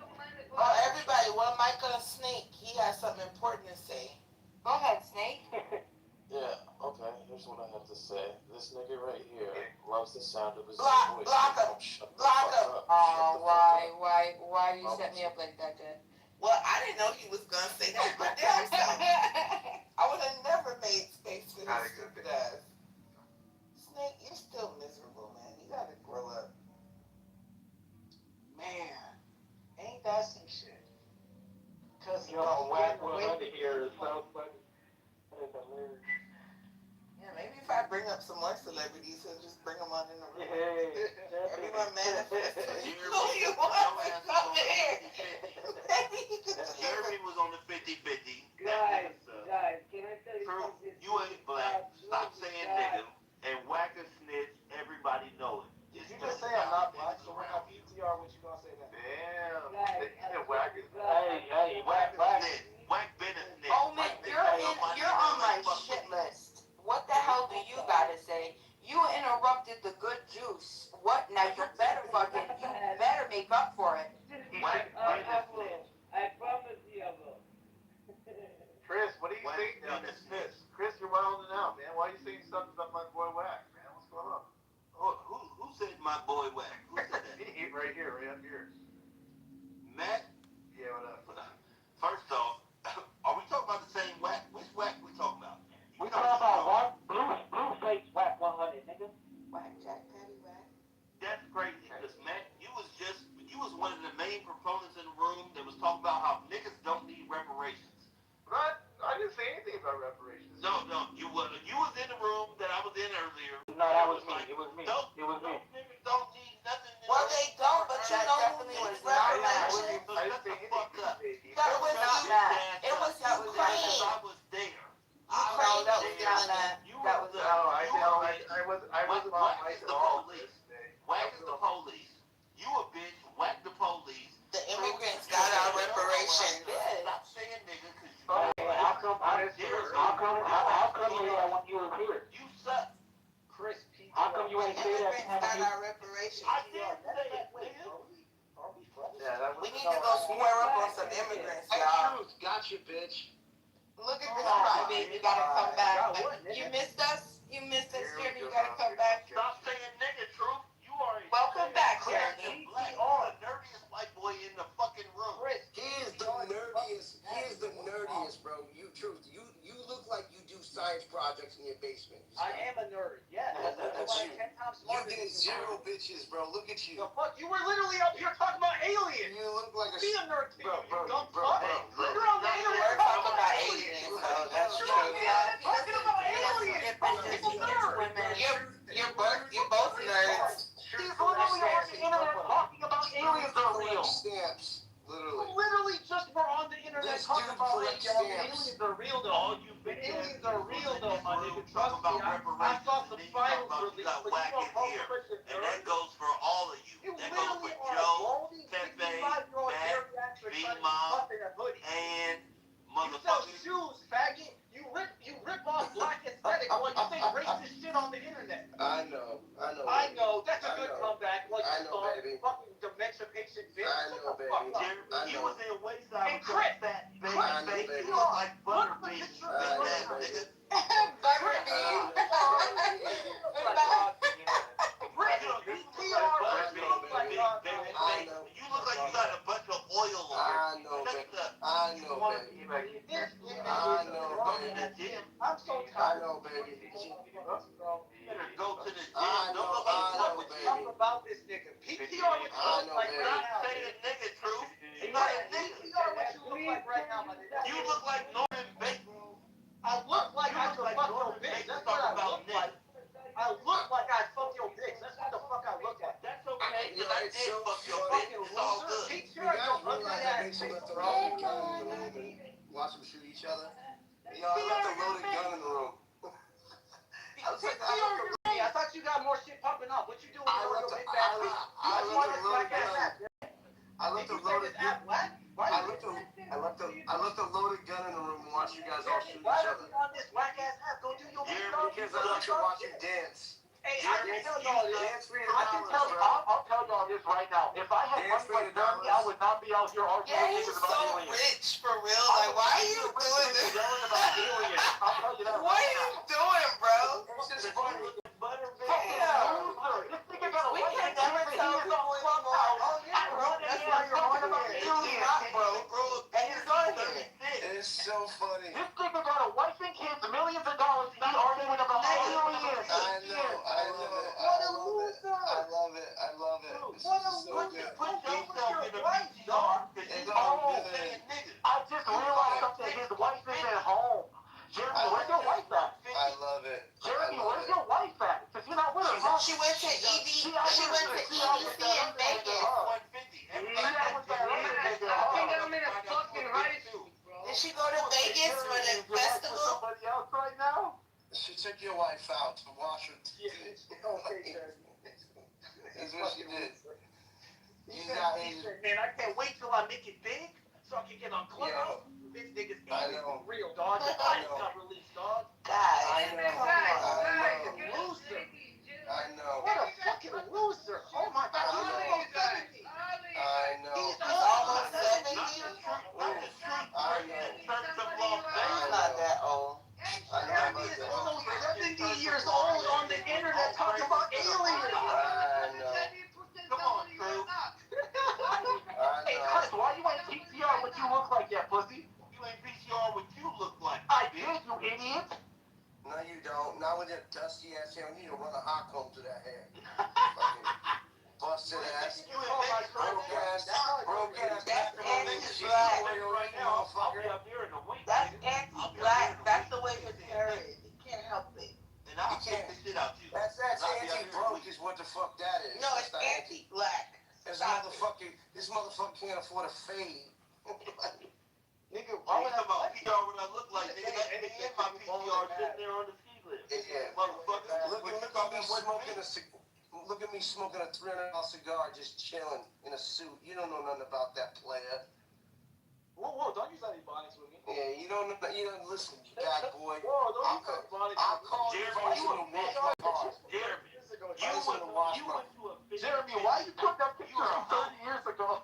This me last week for a benefit. Lying ass nigga, I saw a video of you. I know that's not what you look like. That's what I look like, motherfucker. You fucking lying, bro. Jeremy is That's me. H-O with a capital H-O-E. It's years ago. Chris, show us a picture of your apartment right now. Why would I show you my apartment? Yeah, you know you're in an apartment right now. I do have an apartment. So I know you. Show your one-bedroom fucking economy apartment. two bedroom. You're getting no bitches. No bitches. No, I don't know. I can't even understand you. You don't even count the conversation. I'm a home. Nobody knows. No one knows what you're talking about. Jeremy, you went to a 50-50. Yeah, look at these. Jeremy, Look at you went these to a dusty ass 50-50, shoes. bro. You went to a 50-50. I'll do it. You motherfuckers. Yo, bro. Look at your dusty dusty ass shoes, bro. Your dusty ass shoes. Check your dusty ass shoes out. Look at your dusty You went to a fucking 50-50. 50-50? Oh, what? You went to a 50-50. This isn't a fair fight. I don't know what a 50-50 is. You right. You ain't never rolled. You a lame, nigga. Shut your ass up and sit back and stay in your lane. I don't know. I don't even know what you're saying, bro, because I don't hang out in one-bedroom apartments. Fucking. Right. But you think, but you know niggas. Yeah, I know. You don't know niggas. I don't. No, you don't. Yeah. Bro, nobody cares about you, bro. You're irrelevant. You're irrelevant. You're irrelevant.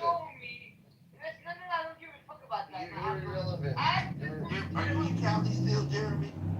Are you still in Cali? I'm sitting in the hot tub. Are you still in Cali? Absolutely. Laguna Beach. Okay. Okay. I'm gonna come find you. Okay. So retarded. You guys, it's so retarded you guys still do this dumb stupid shit on Clubhouse. Hey, Jeremy, can I send you my mixtape? I don't want to find you. I'll be busy. I'm going to the Andes next week to go snowboard in Argentina. I don't know what you talking about, Jeremy. Fat bitch. You fat as fuck. You fat as fuck. I weigh 180 pounds, dummy. That's 180. I saw your face. Start to take some ketone IQ, Jeremy. Take that ketone IQ. I saw your face. You'll be burning fat. You had a cigar and now you look different again. You just lost weight 3 times in 5 minutes.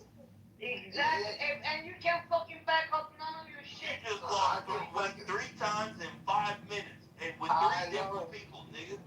You must be a ninja. I am a ninja. You're a total ninja. You a big ninja. Yeah. Why don't you show us what you actually look like, Chris? How about that? All you gotta do is look at my PCR. That's me, motherfucker. Yeah, ain't nobody paying to do that. Who cares what he looks That's like? me right there. Bagel or something? That's me right there. The one with the snowboard strapped to his feet. That's me. It's two of y'all. Hey, I have a big doesn't matter how you look. Depends how much fucking money you have. That's the problem. You got all kinds of money, my dude. You don't look like money, my dude. Fuck the money. I do shit outside, bro. The fuck? I got a watch probably worth the fucking your whole life, bitch. Oh, yeah? Richard Mille, bitch. Oh, you do? Which? Hold on. Which one? Well, hold on. What's reference number? What's reference number? I'm just telling you right now. No. Just tell. Hold on. Just tell which RM reference number. Yeah, you're full of shit. You're full of shit. You're full of shit. Okay. Full of shit. I got RM. How about you fucking Yo, FaceTime me? shut up, bro. You're so full of shit. It's the reason you're not on Chatter. Because Wack be on Chatter. You're not on Chatter because you ain't off like that. You ain't doing nothing in your Jeremy, can I Stop send you my lying, number? nigga. Please, can I send you my number? You can call me. Bro, FaceTime me. no, I'll show I'm you. not. Jeremy, why you ain't on Chatter? Oh, man. Why would I be on Chatter? There's users on there. Because Wack be on there with video and shit. If you know Wack and all that nonsense, why you ain't Wack there? was in here 5 minutes ago telling everybody. Yeah, and then I started calling him a snitch and he dipped. Oh, yeah. He was afraid of you. Oh, That's exactly You right. don't gotta be afraid of me. But He you saw might be you. afraid of the Oh, truth. no, Everybody knows he's tails. He the police. Uh-huh. He is the police. Yeah, okay, bro. And it's real Cali niggas that be on Clubhouse, that be around, that know he's the police. Got you, bro. That nigga been telling. Wait, Yeah, does he work for the Jews? Is he the police for the Jews? Hey. Jeremy, as a white boy, Jeremy. You ain't even part of their circle, Jeremy. Jeremy, can I send you my mixtape? Okay, Jeremy. She sent your busted ass husband a mistake. I'm not married, bitch. You drinking all that champagne? 3 pictures ago, you was fat, Jeremy. That's right, bro. Hey, Chris, this is Richard. Hey, Chris, Richard. Hey, is he working for the Jews, bro? Who? Wow, Jeremy? you podcast, this whole page is going down. Jeremy, so crazy. Bro, is he fucking working for the Jews? I can't wait to watch all this shit. This room. What are you gonna do? What are you gonna do? What are you gonna do? Jeremy got in here. What are you gonna do? I can't wait to watch this. I'm confused. I'm confused. I left for like 2 hours. I'm confused how this room You're a real got tyrant, Jeremy. all of a sudden you got whack 100 snitches. Then you got Jeremy. I don't even know what the fuck he is. Hey, Chris, you're broke. Stop playing like you're a boss. Just stop talking. I'm not broke. Chris, I'm definitely not broke. Chris, tell me what you do, Chris. No, I'm not rich, but I'm blue Chris, tell me collar what you for do for a sure. living. Tell me Hey, what you do. I'm blue collar for. I'm a carpenter. I'm blue collar for. You service. broke I'm not rich. Jeremy. Oh, what the What hell? about you? We're all broke What about Jeremy, Jeremy and I has feel money? bad. Jeremy has money. I'm broke to Jeremy. That's I'm fine. broke. That's fine with me. I do fine. I do fine. I But know. Jeremy, I know. you be on here Better lying. have money. He I sold his know. soul to the devil. He said No, he he was can't tell us making to a devil because he don't even got a soul. He white. with a He suit a on. He don't know Neanderthal. nothing Wait, about that. Hold on a second. He a Neanderthal. He don't got a soul. That's a Well, what caveman. about me? What about you? You might You be know an how to ally. I don't know spell yet. I I don't know I yet. wanna I have can a tell you about soul. him. He's a leech. Jeremy's a leech. Tell me what I'm leeching off people for. Tell me. I don't know. Tell me why you changed your PTR from 3 different fat men to a skinny man. I just unlocked my photos, stupid. You just unlocked your photo. I had You these just unlocked photos the skinny. You unlocked me in 5 minutes. Jeremy, don't do that because you're gonna So get you went from roasted. a Don't do that, fat honey. face to a Because it's not good. now, all in Don't 5 do minutes. that. Yo, Chris, I'll tell you. You're gonna get so roasted. The only thing that will be able to turn to the side. That's all. Why don't you show us what, Chris? But I'm talking where Chris. Jeremy, we talking about you, big dog. Alright, peasant. Yeah, that's fine. I'm a peasant. Peasant? Not the peasant. I'm cool with that too. Exactly. We don't want to be no master. Yeah, I know. I'm cool with that too. Peasant. Again, I had an like I headache said, for you how I'm did with your Chris. PTR change weight 3 times in 5 minutes? Yo, Chris, go get a girl. How about that? Go get a what? Get a girl. We know what happened with your girl. You want to tell about why your girl left you, bro? My girl didn't leave me. I ain't never been left by a business. Oh, yeah? But good try though, sir. Good try. You know what happened. Good try. What happened? Tell me. You're not, tell me why you're not allowed near Chuck E. Cheese's. Oh, is that what we're doing? You know why? Is that what we're doing? Why don't you tell me Is that why? what we're doing? Are you that mad, Jeremy? Tell why you're not allowed Are near you a that public mad, school. Jeremy? Why you're not allowed near a public school. Your name is Jeremy. Are you that mad? Your name is Chris. Are you that mad? Yeah. No, my name ain't just Chris. It's Christopher. But Christopher, are you that mad? Christopher, you got Are a you drinking that problem? mad?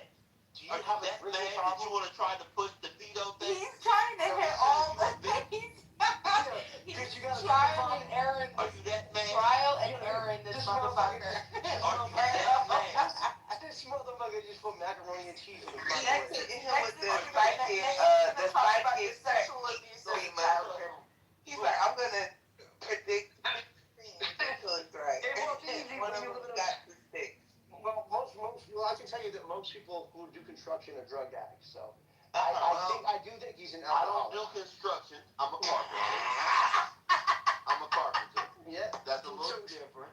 What's different? That's called. It's called a lot skilled different. labor. They don't It's do called the skilled same labor. shit. I do Hey, Chris. skilled things. Chris, What I do is called. Why are you slurring? Why are you slurring? You drinking? He knows how to take care of a carpet. I do know how to take care of a carpet. You got one? You drinking, Chris? I ain't talking to you. Shut up. You drinking? Hey, Chris. I Drinking? You can take yourself to an AA meeting.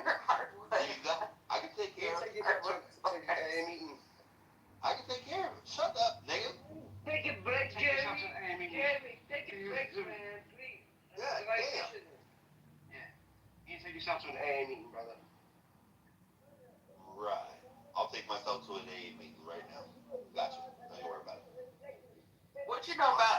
Jeremy? Everything your mom taught me.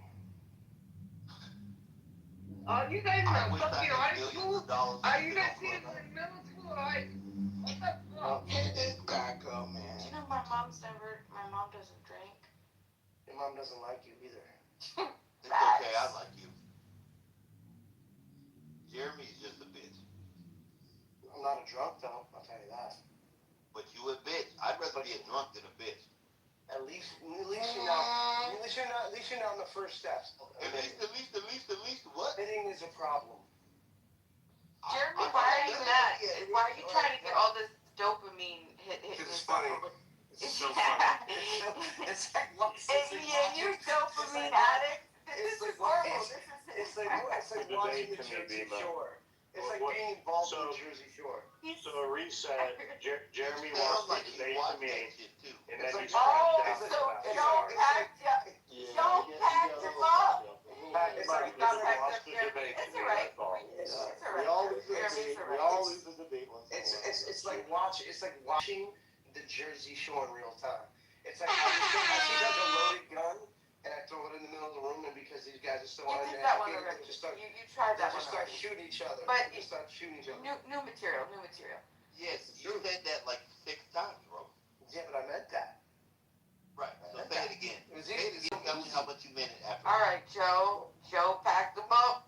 Joe packed them up. Jojo Papino. He's crying. Jeremy, it's alright. Spun it back on him You should really wear quick. it with the badge of honor. You know what I'm saying? Did you learn anything? No. Jeremy,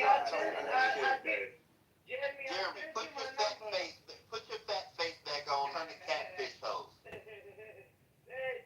I said you. Aw, our plaything left. He left after just so everyone knows, we were debating the existence of Jesus Christ versus the existence of aliens. And I just spun his arguments back on him, and then he crashed out for about 2 hours. But you know, Joe, I would like to You know. again, I was in here earlier, I don't know if you remember, but we talked about all that shit. But good to talk to you. We had some good dialogue earlier, so I fuck with you, Joe. I'm reasonable, but hey, I'm human, you know. I'm not perfect. Don't say I'm the smartest guy up on stage. I'm not the richest guy. I don't go around gloating about, do you know who I am? I mean, these are people that are clearly godless and lacking some hole in their soul that they feel like they need to fill with their, pride and ego. Amen. And that's what y'all just witnessed on stage right here. Yeah. And that's the argument for Christianity, is that if you're out there seeking validation through social media, through putting other people down, through filling up your pride, pick up a Bible, pray to God, man. Like, there's other ways to fulfill that hole in your soul. He said that you got a God-sized Well said, soul. Joe. Hey, Chris, by the way, I do stand corrected. I did talk about reparations. But I didn't say anything too bad about it. But yeah, I stand corrected. We all were talking about it. It was with Malik. Malik is who I was talking to. I remember now, yeah. Jesus fucking Christ, man. Why the fuck does Joe make so much fucking sense? Y'all motherfuckers. Who's that? Richard? It's all. Yeah, it's Richard. Jesus fucking Joe, thank you so. Joe. No more show. He's hanging on by a thread. Thank you, Joe. God bless you, brother. Are you home safe, Richard? See there, Richard. I hope you ain't driving. Richard, I hope you're home safe, buddy. Oh, I'm at home. I'm at home, and I'm Good. sitting on my couch. Good. Richard's always home safe. He almost said, I'm sitting in my car. He said, I'm sitting on my car. Yeah, he almost slipped. I didn't hear that. That was pretty funny. Yeah, Hey, don't get a DUI, bro. Be safe for yourself and for Get the Uber. I know. $20, $30, $50. Get the Uber. You know how much DUI gonna cost you now? Fuck how much it's gonna cost you. It could cost your life. $20,000. Right? $10,000, $20,000. It could cost you your life. And then you're gonna lose your license for 3 months. And then your life gonna be destroyed, bro. Why the fuck It Indian cost dudes your life. explain my fucking expensive trucker life? It could cost your life, and more importantly, it could cost the life of someone else. Like, I got a friend that killed somebody in a DUI, and it was a child.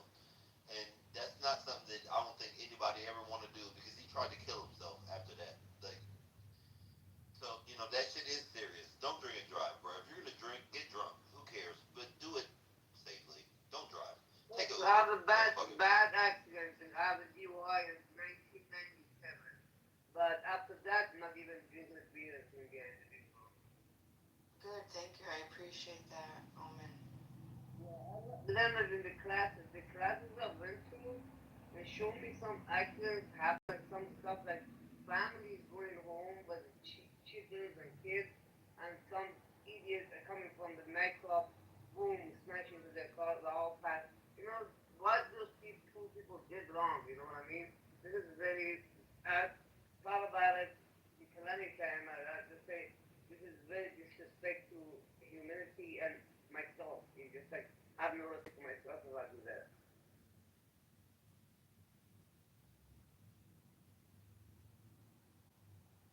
Hey, money.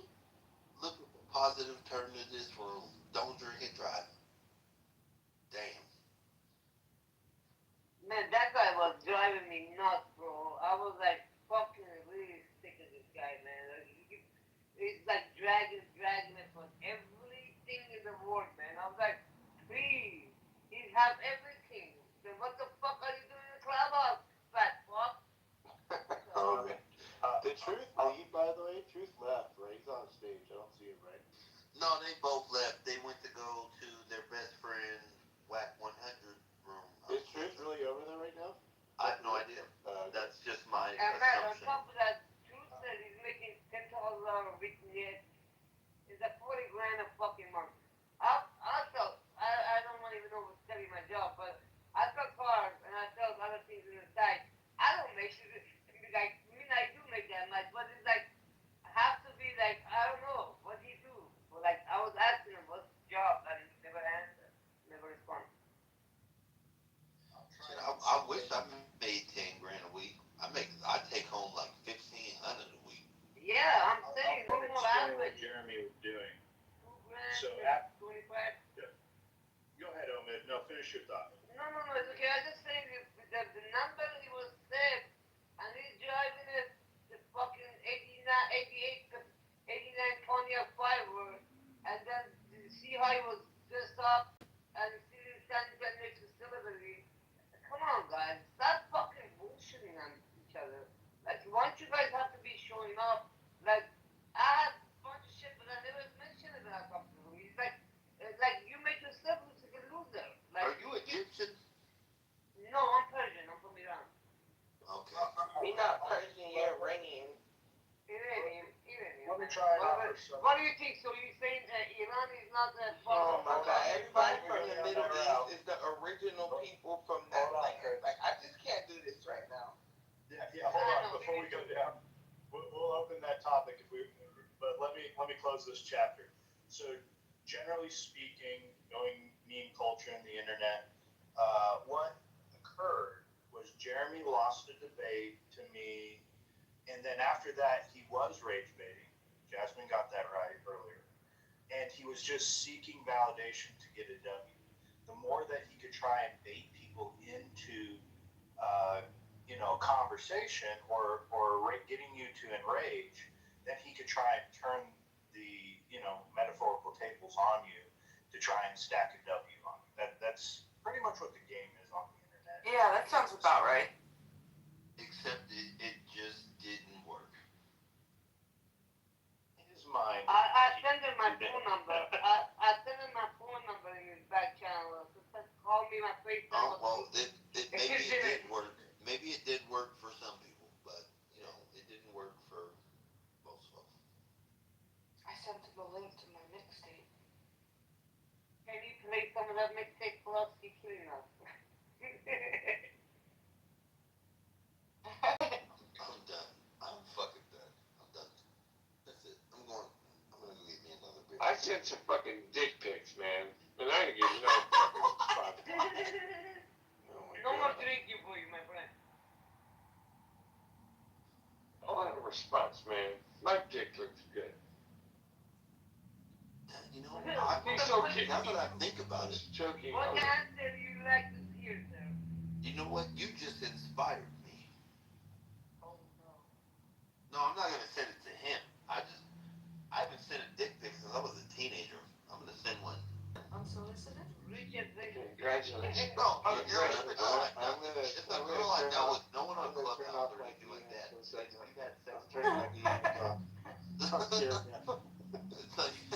no, I just thought about it.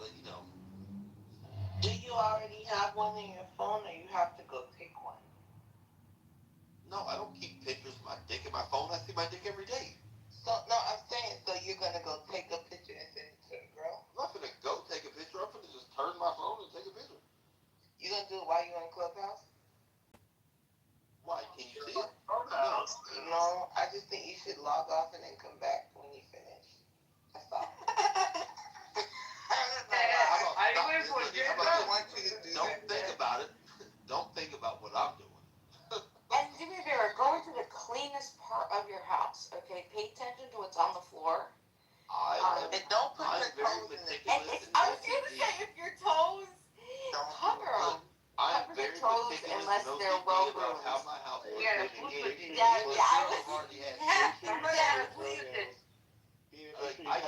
and this girl have already had sex. I used to date this girl, and she called me we broke up.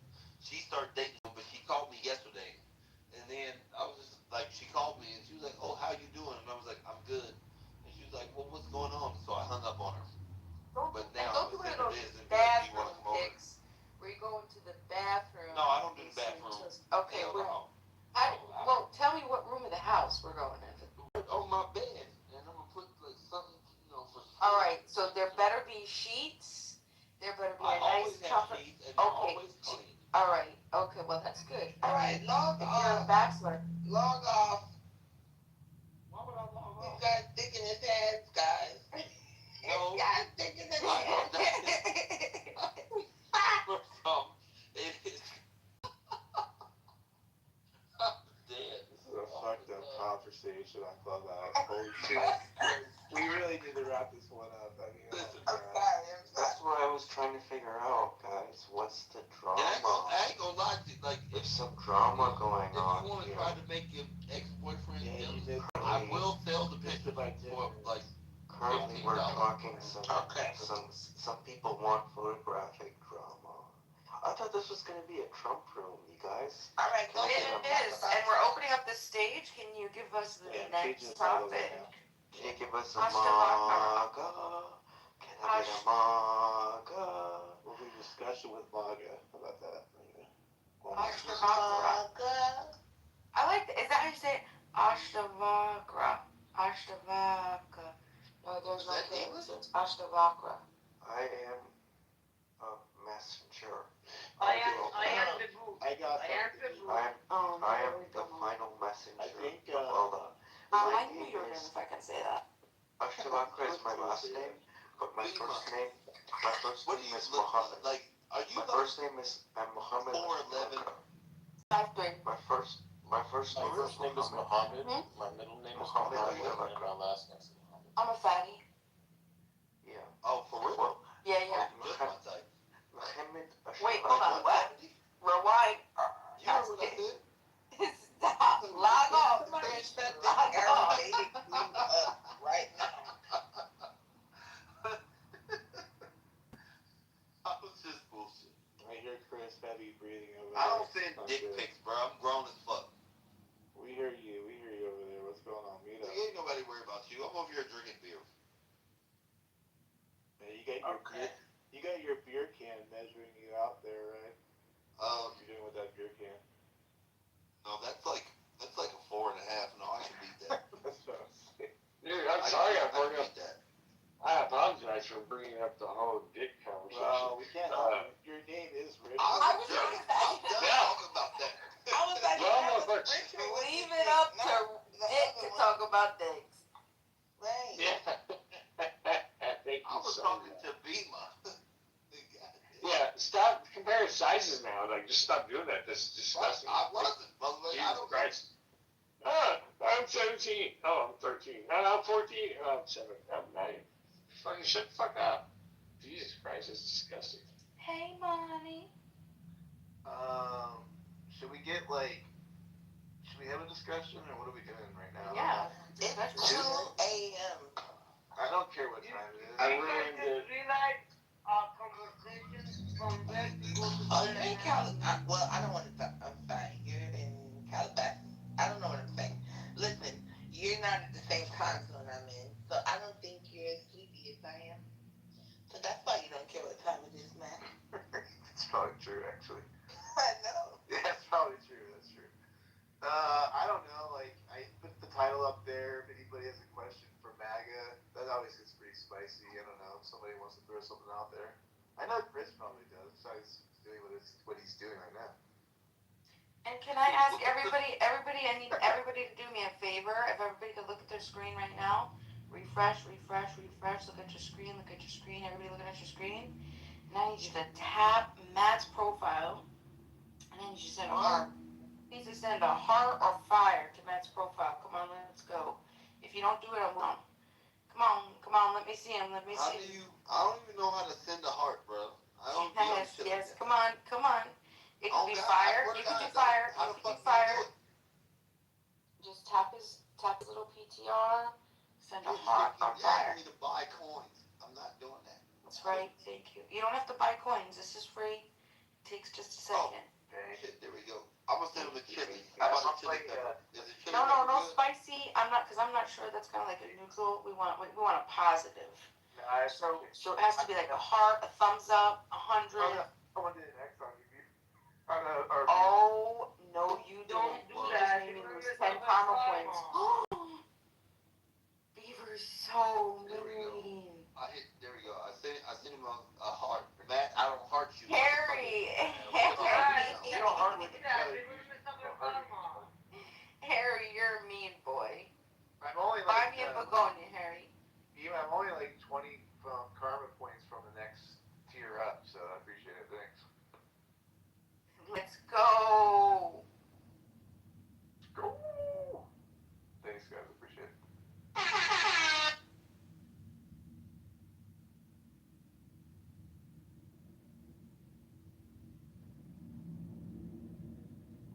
Yeah, this is another 60-plus hour room. I mean, I can't even keep track now.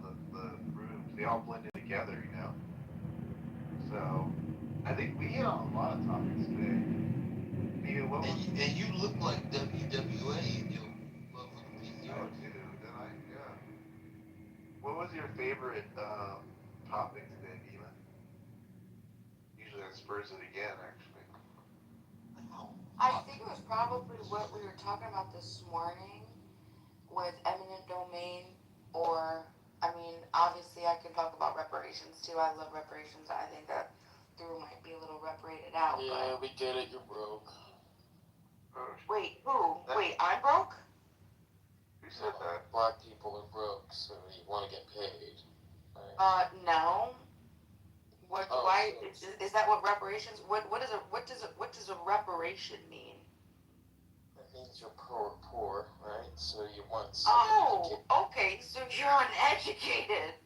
Well, thanks for coming. Welcome to Trump. Black. I just don't support. She's not black. I just don't support what? Go ahead, finish that. You don't support what? Her lips is black. You don't support what?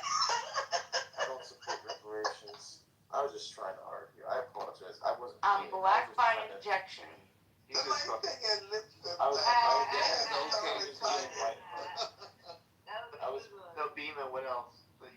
You like I was being a little like control. I apologize if I offended you. What was the land one? I don't remember that one. Oh, the eminent domain? Yeah, was that related to data centers, that one? Yeah, so... We're not doing eminent domain for data centers. I'm building one of the biggest data centers right now where I work. Well, aren't they, wasn't Gavin Newsom trying to, his whole reparations thing was for eminent domain only, correct? Well, the state I live in, like, we're building a huge data center, and they didn't eminent domain the people right there. Matter of fact, one of the guys, they lease his land for like $85,000 a month for where they do their parking. That's still eminent domain, dummy. Okay, so they're when they leasing force it. you to When they leave, fuck that. I wish a motherfucker would force me to lease my land for $85,000 a month. You don't even live there. Okay. It's eminent domain. So eminent domain is making you sell your land. No, it's and not getting sold. Because when they leave, like, he has a 5-year lease. It's just you getting undervalued.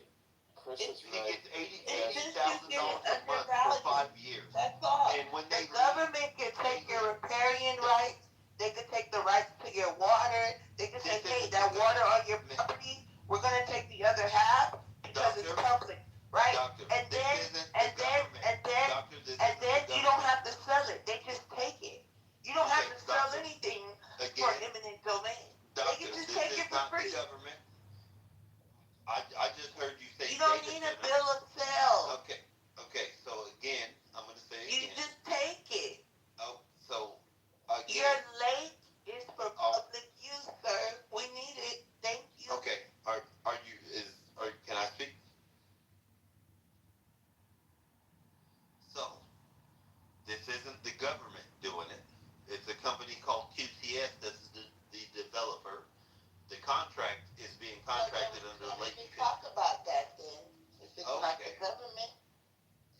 We actually can, because we were talking about the data eminent domain. And that's why I was saying eminent domain. That people are leasing this land from a man for a lot of money. Do you know what eminent domain is? Yeah, that's where they'll take your shit for pennies on the dollar. But again, probably the government. But again, like I said, the government is not the ones building data centers right now. They're not building data centers. The people building data centers are the companies, like the company that I'm working for, building the biggest data center in North America. If it's not the government, why are we talking about data centers? Well, fuck your data center, nigga. I'm making bread.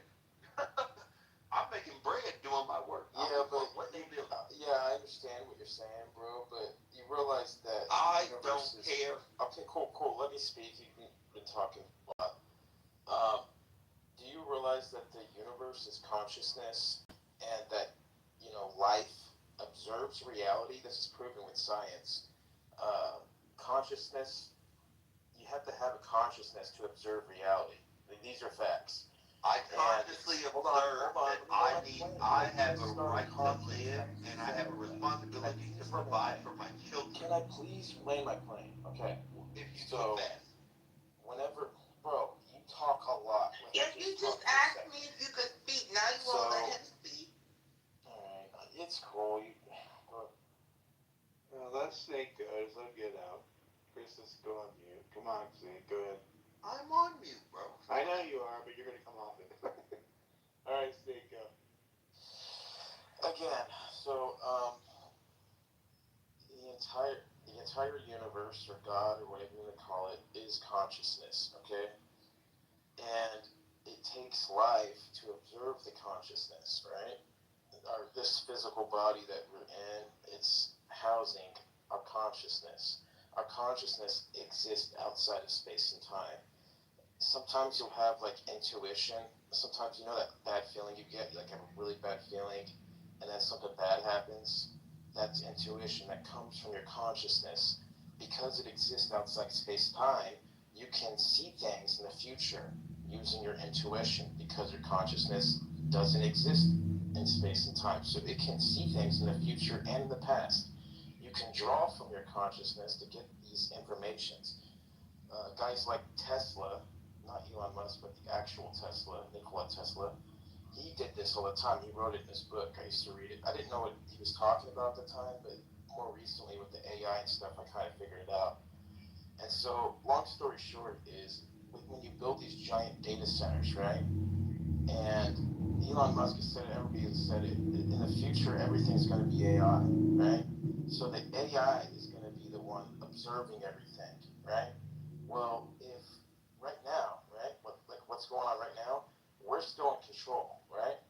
We're still in control of the universe. We're shaping reality, right? Because we're the conscious observer, right? But if we ever shift that position to AI data centers observing us,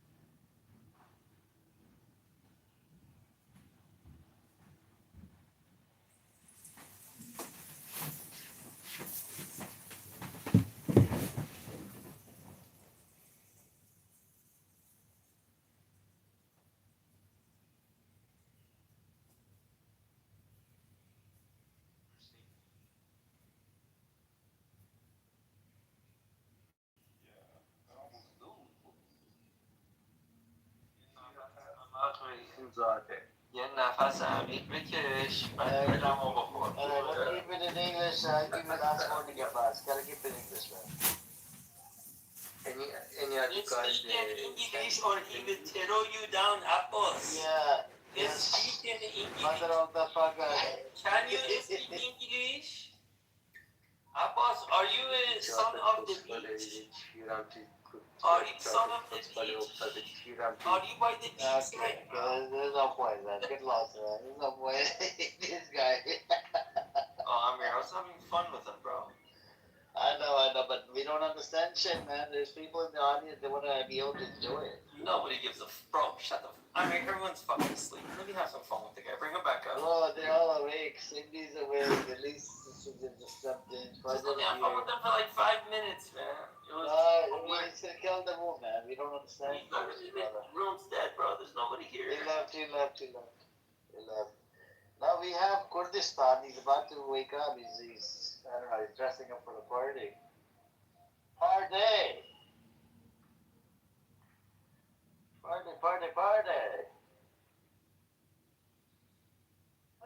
But was he a supporter of Principality, Taco? Or Taco left? Anybody else wants to come up? You guys welcome to come on up. I wonder who Starman is. You want to come up, Starman? Let me turn up the hand raising. Okay. Come on up.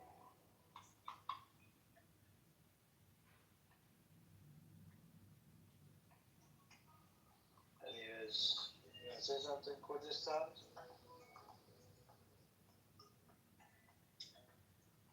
I'm just thinking about over here.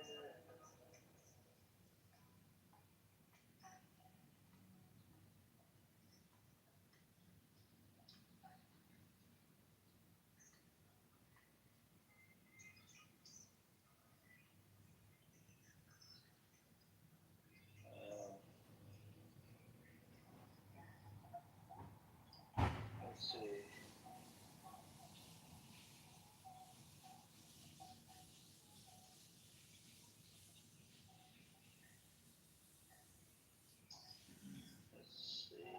So, looks like, in relate to this whole Zionist and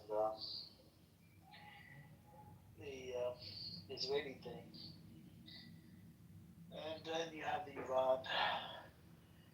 All of these cards, if you do a deep dive into it, it all started after, they do have a history prior to 7th of October, but, if you go back after 7th of October, right when the 7th of October thing happened, right, everybody was like, okay, it's gotta be, they did this because Saudi Arabia was going to normalize with Israel, which is not true. This was a fucking narrative that the mainstream media started spreading on all over the social media, whatever. And mainstream media is always fucking full of bullshit. And everybody believed it. They were selling bullshit, and people were buying bullshit, eating bullshit. So, and then if you were to go right after 7th of October, if you were to go in the debate room with Zionists, whatever, they will use these fucking talking points. Oh, it was Iran behind the 7th of October. No, it was Iran, which is untrue. Iran regime wasn't aware that they're about to do an attack. So as the Hamas political wing wasn't aware that they're about to do the attack.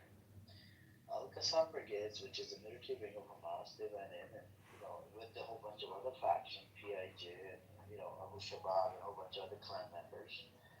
And the Palestinian citizens, they all went in and did what they did. And there's a lot of conflicting reports on this. First they came out with the number 1900, then 15, then 14, then 11 and some change.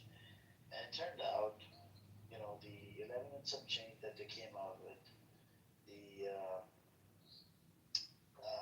the issue with that number is it's supposed to be it was 1400.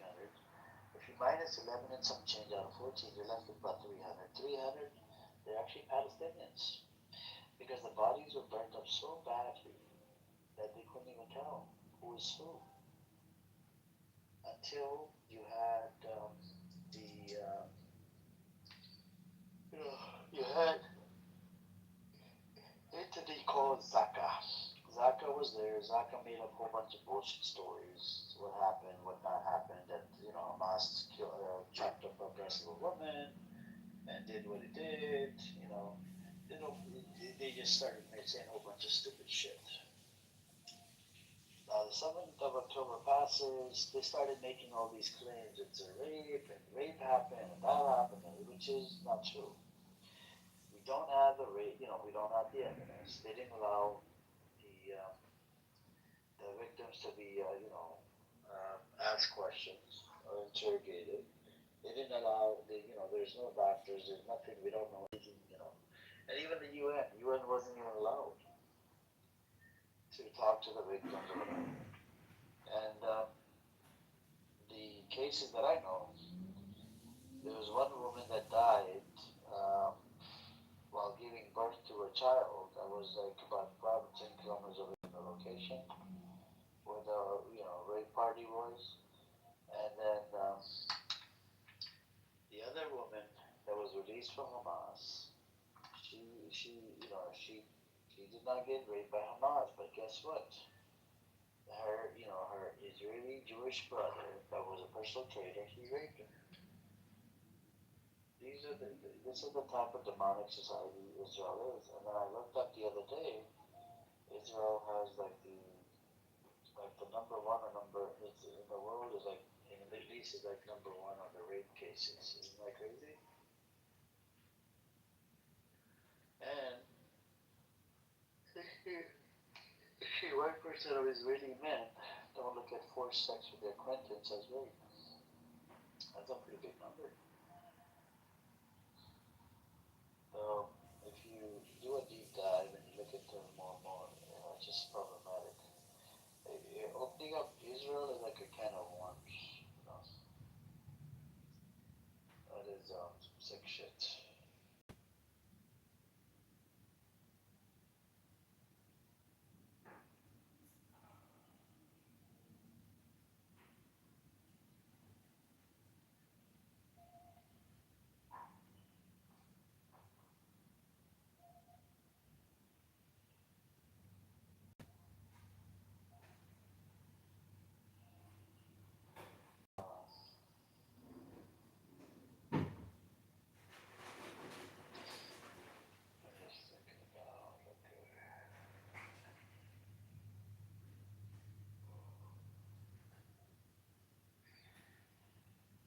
Alright, anybody else wants to come up? You guys are welcome to record this time. Do you want to say something? Hello everyone. Yes. Yeah. شنیدن یه سری از بچه ها فارسی هم صحبت میکنن اینجا یه سری فحش و اینا دارید من دوست ندارم واسه I don't speak your language. I don't speak Russian. Okay. I just wanted to be in the polite environment, I just hear some angry just they talk here. If you like a polite conversation, I would like to just introduce you. It's okay. Yeah. So you're from Palestine, Iran? No, I'm not Iranian. You're not Iranian, but I heard that someone here just here to speak in Persian. He left. Okay. So what is your, because I wanted to talk with you about your title. Like what is your perspective about this war? My perspective is that Israel always violates a ceasefire. America, violates a ceasefire as well. And I believe both parties are, violation ceasefire, and I believe Israel might do the attack on Iran. Even if America normalizes with Iran, Israel will always find a way to attack Iran. So you do agree with this war or not? I want to just hear it clearly from you. You heard it, right? You agree? What do I agree? I mean, I wanted to find which side you are in this war between the U.S., like Israel and Iran. I suppose that you are on the side of Iran, like I appreciate. don't support IRGC. So you. I support the Iranian people. Someone, Iranian people. But if you, I wanted to be like, I know that there is, you have the third option, like you saying I'm not on the neither side, like a US or the Iran or like IRGC. But if someone just force you to choose one of them, which one you will I support the Iranian people. I just told you I'm an American. I support the Iranian people. That America fucking fucked up, violated, by attack. It did an international attack, the attack on Iran was violated the international law. But the Iranian people is so polarized now. It is not the same group. We have some Iranian people supporting the government, maybe few minority, but the regime has a support in the street of Iran. My just estimation is about 10 million, but the majority of the people of Iran maybe 80 million, or I don't know. For sure, Total is 93 million. Total is 93 million, according to Iran International. There's about 20% support for the Islamic Republic of Iran, which means 20% of 93 million. You're looking at about. What is your reference? Iran International. So it is like affiliation with the regime? No. No, let's not debate on the number, like 20 or 10%, that is not important. But the majority of the people dislike the government, And between those people that they don't like the government, we have different groups, as you said, like the Iranian nationalists, and also I'm from Roshalat of Kurdistan, which inside Iran, the Kurdistan people, we have ethnic minorities inside Iran, we have a left parties inside Iran, we have a women movement. Are you separatists? So yeah.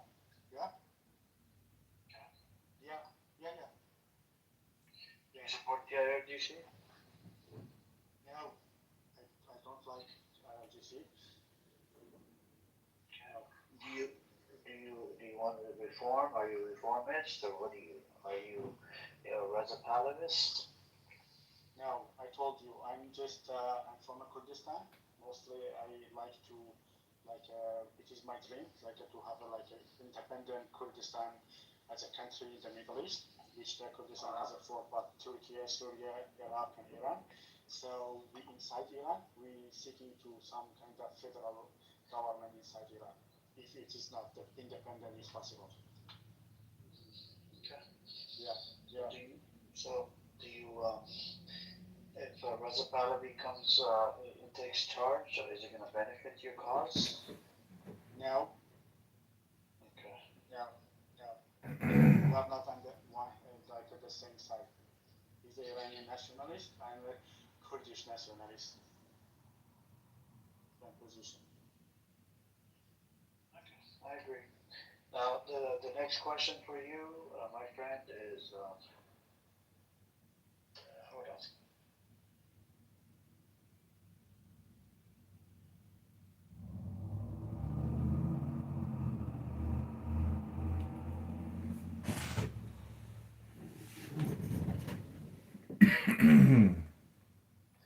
Okay, so the next question, we believe that if 20% support the IRGC, we're looking at about 18 to 19 million people.